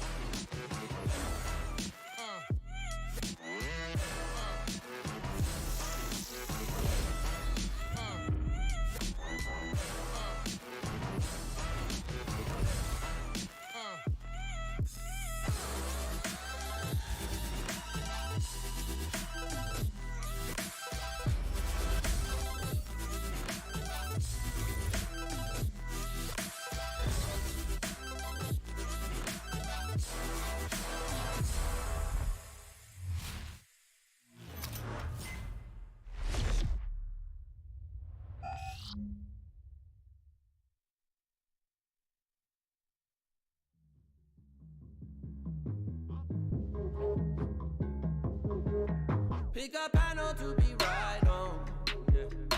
Cause no one really gives.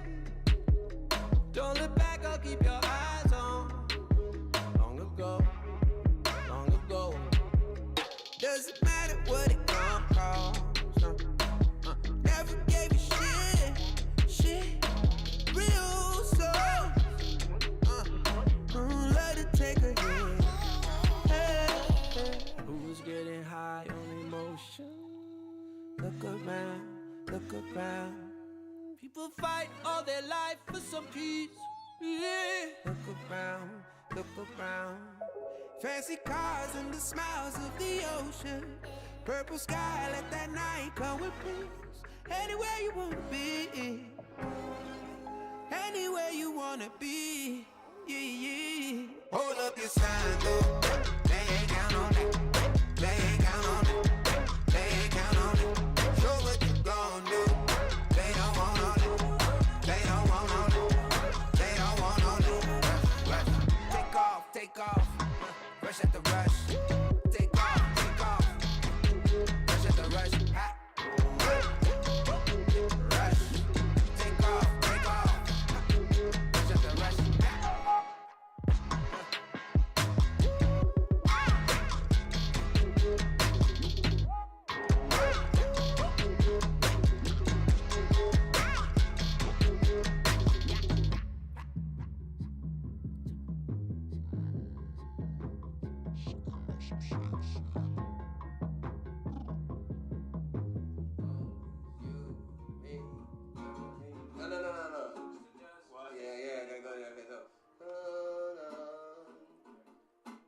Up, 1,000 miles of love. Don't look down, we made it. Feet far off the pavement, and we go up. 1,000 miles of love. We stay understated. Pressure feels amazing. Just the dust, just the sand. Just the motion of your hands. Travel light lanes, it's just enough, oh yeah. Just for you, I'm just a man. Just an ocean in the wind. We ain't gotta make plans. Fair enough, oh yeah. Always you and me, tryna be weightless. Like we're the two surviving pieces of something. Always you and me, tryna be weightless. And I know it feels like a light years in the making. Up, up, up, 1,000 miles of luck. Don't look down, we made it. Feet far off the pavement. And we go up, up, up, 1,000 miles of luck.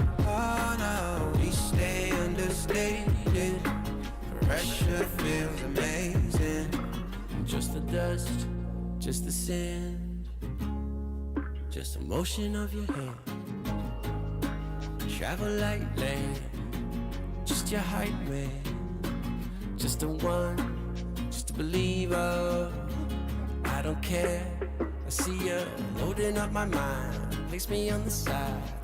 Fair enough, oh yeah. Always you and me, tryna be weightless. Like we're the two surviving pieces of something.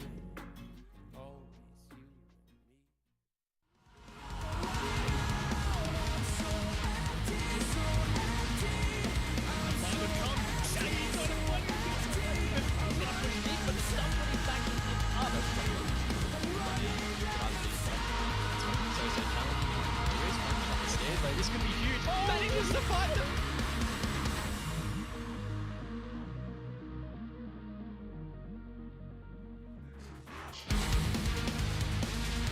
Appreciate you sticking around, ladies and gents. We're getting back into this matchup. It's currently 5-4 on Oregon.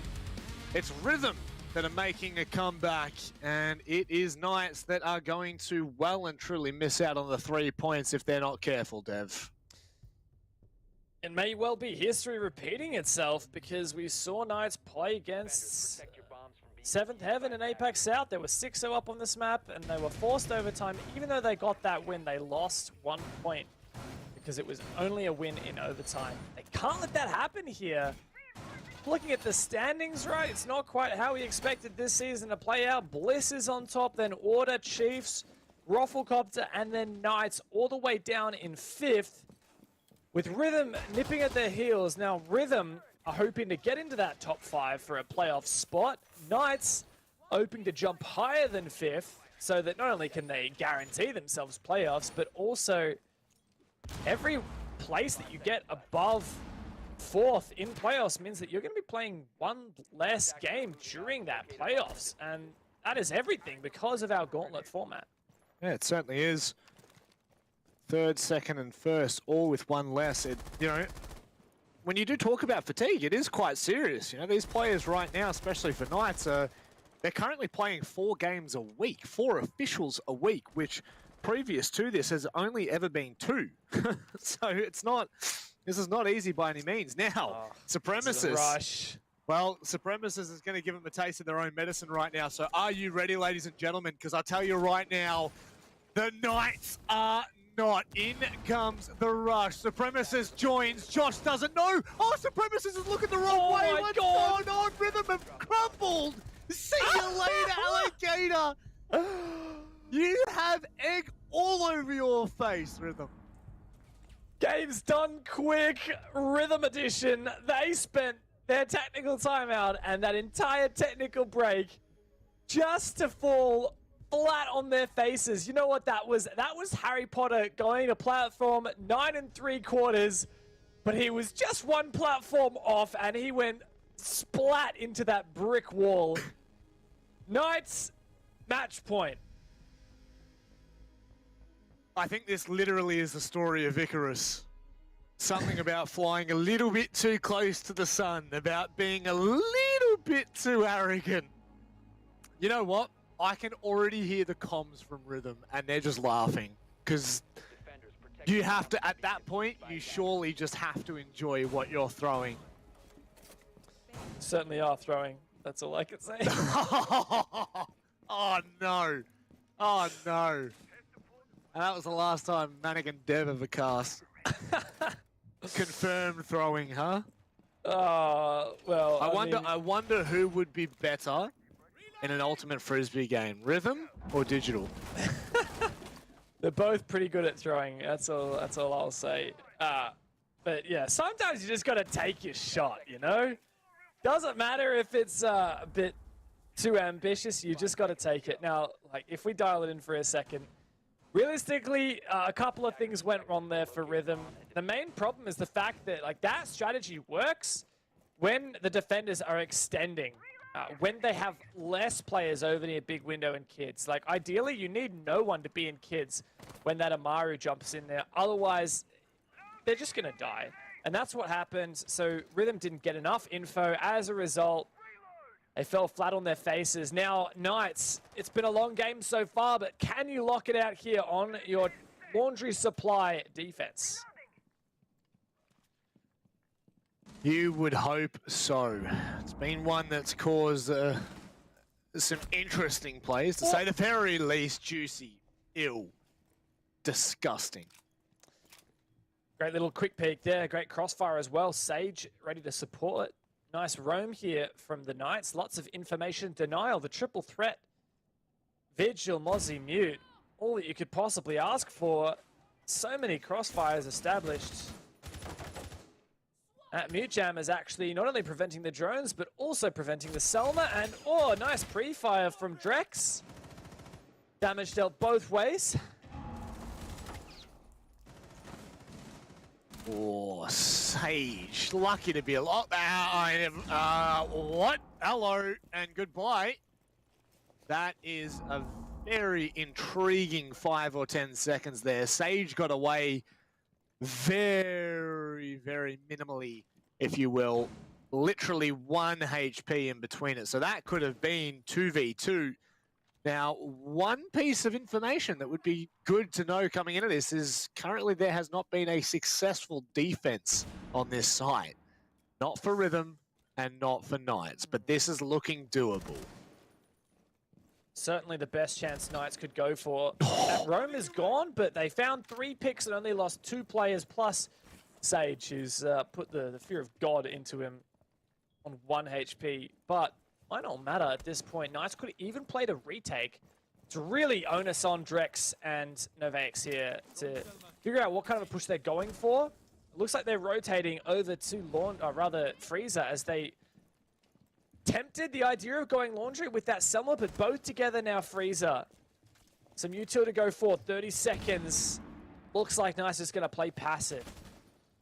The audio cue as well will alert Knights as to the exact positioning of at least the Zafia. Drex needs to be careful, hits the shot on the player. 1 HP now on Drex. But both of these, that C4 could be massive, and it is so. No Faix left to try and clutch it out. Little less than 10 seconds remain. The Faix will hit the first player. Now needs to push on the Haywood. He's seen him. How close can it be? No, Faix wins it in a 1 versus 2 clutch to push us to the final round of regulation. What on earth is going on in this match? How do you win that? Novaix in a 1v2. That is absolutely disgusting. Knights kicking themselves that they weren't able to trade those kills. And it slips again, Rob. We thought that this was going to be cut and dried. Knights had everything going for them, but the curse of Laundry Supply continues. Not a single defense won of 5 attempts this map. You said, how does he win that? I say, how do they lose that? My goodness. We are going to reattempt it no matter the curse. This will be the 6th attempt in Laundry Supply in this match alone, all of which have been unsuccessful, and it is looking to continue that curse. It's a big round for Rhythm here, but I am sure that Knights will not recreate the same mistakes. Thing is, it was just a narrow margin that Knights lost that. They won the early game, right? That roam was pretty successful. They managed to have a 3v2 and not a lot of time left for Rhythm. Wasn't even really any droning at the end of it as well. It was just Rhythm pushing in and getting the job done. Massive step up from Novax as well. So now here is where Rhythm's fate lies, and honestly, equally the same for the Knights here. Rhythm can't cop 3 points out of this, but they can still get 2. If they get 2 points and Knights get 1, these teams will actually be tied on the standings. Both at 9 points. Tied for 5th place. Actually, three-way tied with ROFLCOPTER. All teams tied for 4th place, and then it'll just come down to that tiebreak. Oh, That the would be tiebreaker, I'm huge. pretty sure, is head-to-head, Dev. And if Rhythm beat them, oh my god, okay, if Rhythm beat Knights, then Knights miss out because ROFLCOPTER beat Knights as well. Yep. Oh my god. Yep. No way. So if Rhythm win this 8-6 or 8-7, doesn't matter, then we'll have a 3-way tie with Rhythm, well, ROFLCOPTER at the top, and then Rhythm, and then Knights. Knights will miss out on playoffs. At least, of course, that's not counting tomorrow's results. The final Playday. Keeping in mind that Knights have to play Bliss tomorrow. Who are in incredible form and aren't First place. showing, they're not showing signs of slowing down either, especially after the first matchup we saw tonight. There's a serious chance here, if Rhythm make this happen, that, like, even 1 point here, even if Rhythm win this round, that denies Knights 1 point. And it could be the point that kicks them out of playoffs. Poor narrow margins. The new point system this year has certainly created some very interesting scenarios as we come into our 7th and final Playday tomorrow. Josh, praying to God here that someone can help him. Use of the impact there to deny the Selma. His magnets weren't enough. Oh, Dino doesn't get concussed! He finds the kill onto Trex. Can he get more as well? As Knights have fought back, Josh looks for a peek, but what was that play? Ill-advised. Rhythm in a 4v2, Juicy and Sage have to hold on. Oh, this would be a huge point for Rhythm right there. Jeez, I got a heart attack. I couldn't imagine what was going on. For Juicy, he needs to hit a very sharp shot. It's going to go deep with a smoke now. It's going to force Rhythm into the site. And Juicy, he could peek this, but it's going to come down to a push from Sage. What a shot! It's, oh my God, it's just down in time. It's now Novax. Oh, that's it. The nail is in the coffin for Rhythm. And Knights in a 4 versus 2 clutch up in a huge round. All 3 points go their way, and a welcome 3 points at that. Unbelievable from the Knights in the 2 versus 4 to make the comeback happen. They did it, they took down the Rhythm, and they have taken their way up the standings. What a massive achievement from them.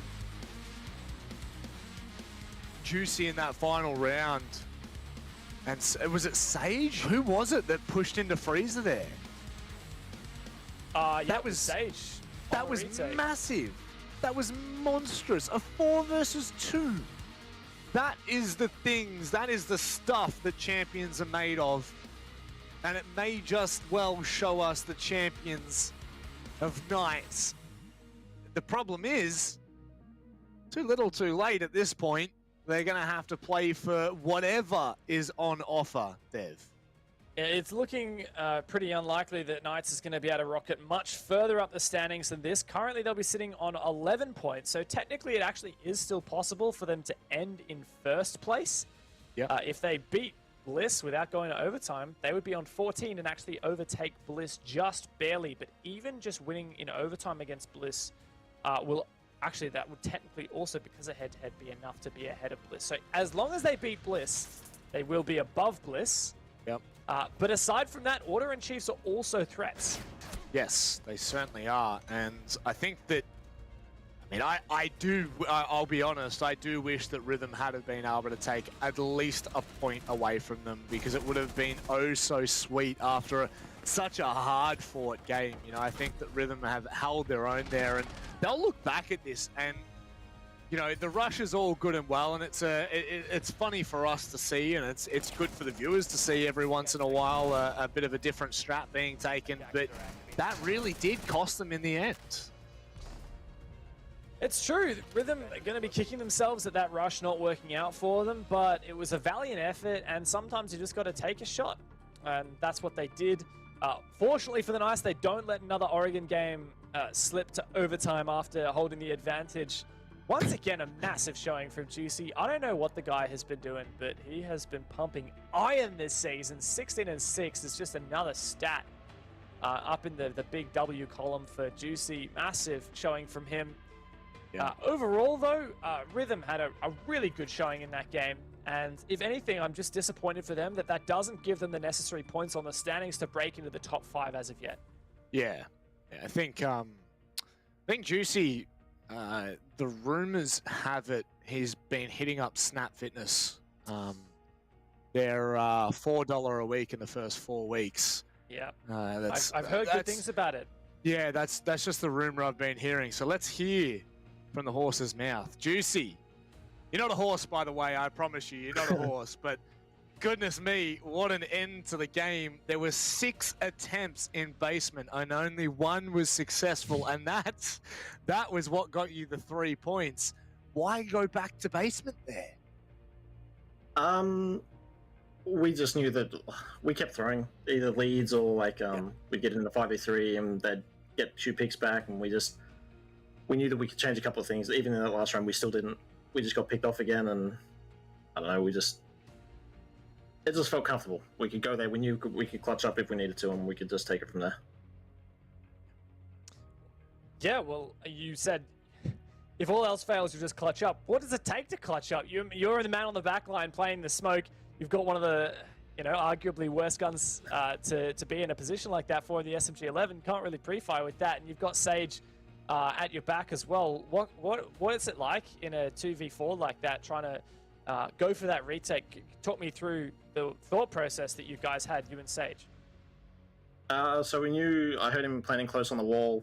I knew that we could, probably couldn't deny the planner exactly, so we're just going to try to pick off the people around him. Smoke off certain areas, know that they couldn't cross from laundry to the table, and just back each other to win the ones. And that's what it comes down to, really. Just winning your ones on the people that are trying to cover the plants, and hope it goes well. There's no any defined situation, but I don't know, just worked out for us. I love it. Our job is to sit here and analyze every little second, and Juicy's saying, just win your ones. Just win your ones, man. We'll win the game. It's all good. Just win your ones, and we're back into it. Look, I wanna ask you, because I know this may have been asked before, but I'm really curious. We're into the final Playday for OCN, and this season has just been one of the strangest couple of results I've seen. Is this teams at the bottom closing the gap, or do you think that there is a little fatigue for you right now? I think it's a combination. Obviously, teams do get better the more and more time they put in, and but it also, like said earlier in interviews, it's just wrapping your head around dealing with so many play days. I think this week is 4 for us, so either prep or anything. And I know it's it sounds really strange to say, but obviously most of our time goes in the south, with either prep or something like that, because it's, I suppose, more important in a way. But it's just a balancing act, and it's just closing the gap either that way or so I don't know really, other than that. No, that's fine. Look, the final question I have, and then we'll leave it on that. You guys have Bliss coming up tomorrow, and if you beat them, you do leapfrog over the top of them. How are you feeling coming up against them? Same as every game we go into. You know, feel confident. You look at their tendencies, look at their maps, and go from there and just play the game as it plays out. There's not much more you can really do with that. It's just who's playing better on the day. They've improved a lot, and being their sole focus, they can put all their prep into this, and you just have to go out there on the day, and whoever's playing better will win. Yeah. Well, you know what? We'll leave it on that. Best of luck tomorrow, and I think we're going to see you in playoffs. So we'll see you soon, mate. Sweet. Righto. Thanks, boys. I mean, I'm not going to theory craft here on the broadcast because there's one rule of the broadcast. There's only one rule that you must abide by, and it's no live maths. You don't do live maths on broadcast. It's the only hard rule of esports broadcasts because we're all knuckleheads apparently. But Dev, man, how do Knights do that in a 4 versus 2? Let's have a look at the schedule as, of course, we talk about what on earth we just saw in that matchup. Yeah, well, Knights just clinched it out at the end there. A great game, great day of games even. I feel like there weren't really any upsets. I think that if you looked at this game on paper coming into it, this would probably not surprise you as a set of results. The 2 games in the middle are probably the ones most likely to swing either way. Chiefs Order is very close between the two, and obviously the scoreline represents that. It just came down to that 15th round. Order managed to get, that was a monstrous game on Coastline. Definitely also there was a shoe-in for Wildcard, but Bliss have just been something else this season, and they've taken that #1 spot. Now there is a shot at it for Knights. Fortunately for them, while it did get close, they lock out Rhythm, and that means there's actually a very real possibility that Knights can, believe it or not, after this terrible season, take #1 spot in OCN and the guaranteed grand final that comes with it. Yeah. Insane. There you go. See, we even Prod knows math is bad. Let's have a look at the standings and see the final recap of what tonight has. Oh, sorry, not the standings. You know what? We That's were close right. enough. We united predictions for the first and last game. I'll shake your hand on that one. Yes. Look, we both, for the middle 2 games, we both got 1 right, 1 wrong. Yeah, I know. I'm so devastated about that because that was going to be the biggest brain play if Chiefs were able to pull that back. They had it. It was in their hands, Dev. They literally, they could smell it. It was so close to them. And their second half was just not good enough. But apart from that, it has been a relatively simple night, if I'm being completely honest with you. That second game was probably the one that caused the most confusion. Sure, and look, Raven coming into the day was actually leading, and he's having a bit of a shocker tonight. He only got 1 game correct, so sucks to be him, but that's all right. Can't expect much. I don't know if he even watches the games now he's not casting. Yeah, I guess the bone to pick for us now is look, sitting at the bottom alongside Guz and Xenox, the other 2 casters. I guess this goes to show the people who don't actually cast this league seem to have the best read on predictions. Oh, why would you ever show that to me? One thing we are going to show you, ladies and gentlemen, is the MVP of tonight. That is Joker. A really great performance from him. You know, put him beside Ippy Style, and both of those players really held strong for Order when it mattered most. The reason why Joker is MVP tonight instead of Ippy Style, who obviously Ippy Style was miles above in terms of the kills, but Joker's plays were super impactful. And it was moments like this when Chiefs had a 5 versus 3 advantage, when Joker's plays ward things back into his favor. This one was honestly the game-winning moment for Order. Like, they're down 6-5. They're about to lose the map 7-5 and not get a single point. And that play right there from Joker, even running outside at the end, all the way to safety.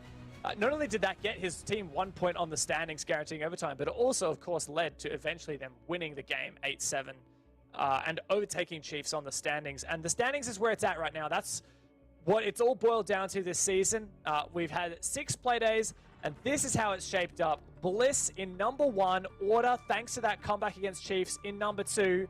Chiefs have dropped thanks to the Knights overtaking them. And you know what's super exciting, Rob? Next play day, we have Bliss versus Knights. And the winner of that takes number 1 spot, unless if Order can also just decimate ROFLCOPTER. Yeah, you know, this is the thing right now, is it's actually still technically up for grabs for that 5th and final place. So it can be anyone's game. I mean, there's so many different scenarios here, and I'm sure both Guz and Xenox will run you through that tomorrow as the play day actually starts, once we've had a little bit more time to dissect the opportunities and dissect what's going on. Because truth be told, I don't know what the bloody hell is going on. OCN has just been a mental 3 weeks, 4 weeks. So this is where it comes down to, Dev. You know, 4, 5, 6 weeks doesn't make a difference how many weeks we play for. Play day 7 is the final determining night of where everyone stands, and these are the matchups. Some pretty big ones at that. Certainly, and there are some really exciting possibilities throughout this. Of course, Pittsburgh Knights versus Bliss may well be the game that determines that number 1 team in OCN, and that means guaranteed grand final through the playoffs. Now, the other team I'm looking at to potentially be in that number 1 spot is Order. Their game's against ROFLCOPTER, who have had a serious spat of bad luck and are actually pushed almost out of playoffs completely now. So they're playing for their spot in the playoffs, and Order is playing to skip through the entire playoffs. And if they win that, they take number 1 spot on the standings, unless Bliss beats Knights, which I think is probably not happening. So also Chiefs Wildcard, like what a massive game right there. Yeah, it's just crazy because, you know, that first matchup is going to determine a lot about what's left open and what isn't. You know, like it really is up for grabs here. So you really want to make sure that you pencil this in. I believe it all starts 7 p.m. Tomorrow, same place, same time. And that's the big thing, is right now, that first matchup, it will determine who's in first, but there's so many potential possibilities of teams leapfrogging and finding a massive clutch moment when it's needed. LFO can only deny points now, which I'm going to say something controversial. That's where they thrive. I wish it wasn't, but they thrive when they have, like, when they just want to ruin someone's day. That's when they perform the most. It's true. They knocked Chiefs out of playoffs last season. After the Chiefs came 3rd in the regular season, they ended up coming 5th because they got knocked out of playoffs by LFO. So the beats to know for tomorrow is if Bliss win their game, they are guaranteed first place.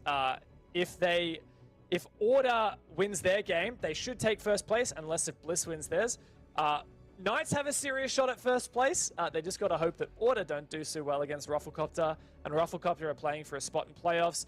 Wildcard is also playing for a spot in playoffs, as is Rhythm, actually. So there's a lot of possibilities there. How it's going to eventuate, I think, I'm going to give you some spoilers. I think tomorrow, Order number 1, Knights number 2, Bliss number 3, and Chiefs number 4, probably. And for number 5, I don't know, you're going to have to watch. You're just going to have to watch it. Yeah, I mean, you have to, right? That's what we're going to leave it on. You have to watch it, ladies and gents. Same place, same time tomorrow. We have thoroughly enjoyed running you through all of the action for Playday 6, and we'd like to thank you for joining us, of course. But that is all we have. It's bittersweet, but we will see you tomorrow night. Good luck and have fun.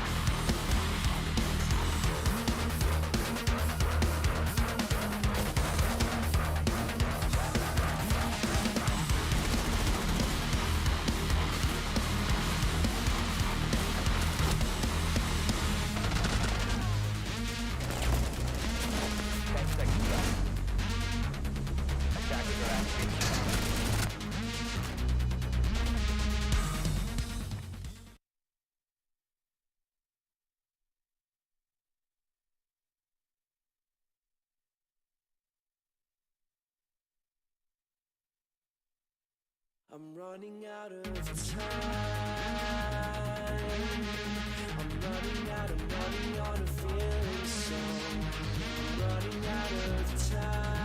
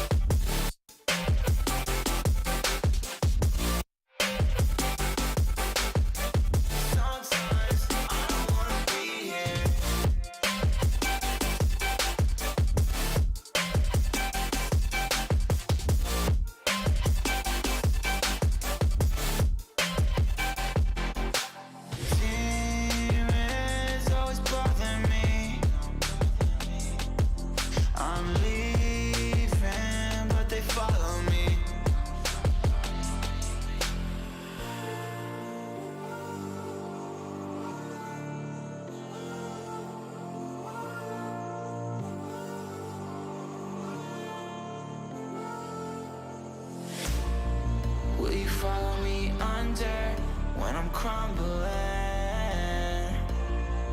Every night I wonder, will it ever end? Sometimes I can barely breathe, dear. Sometimes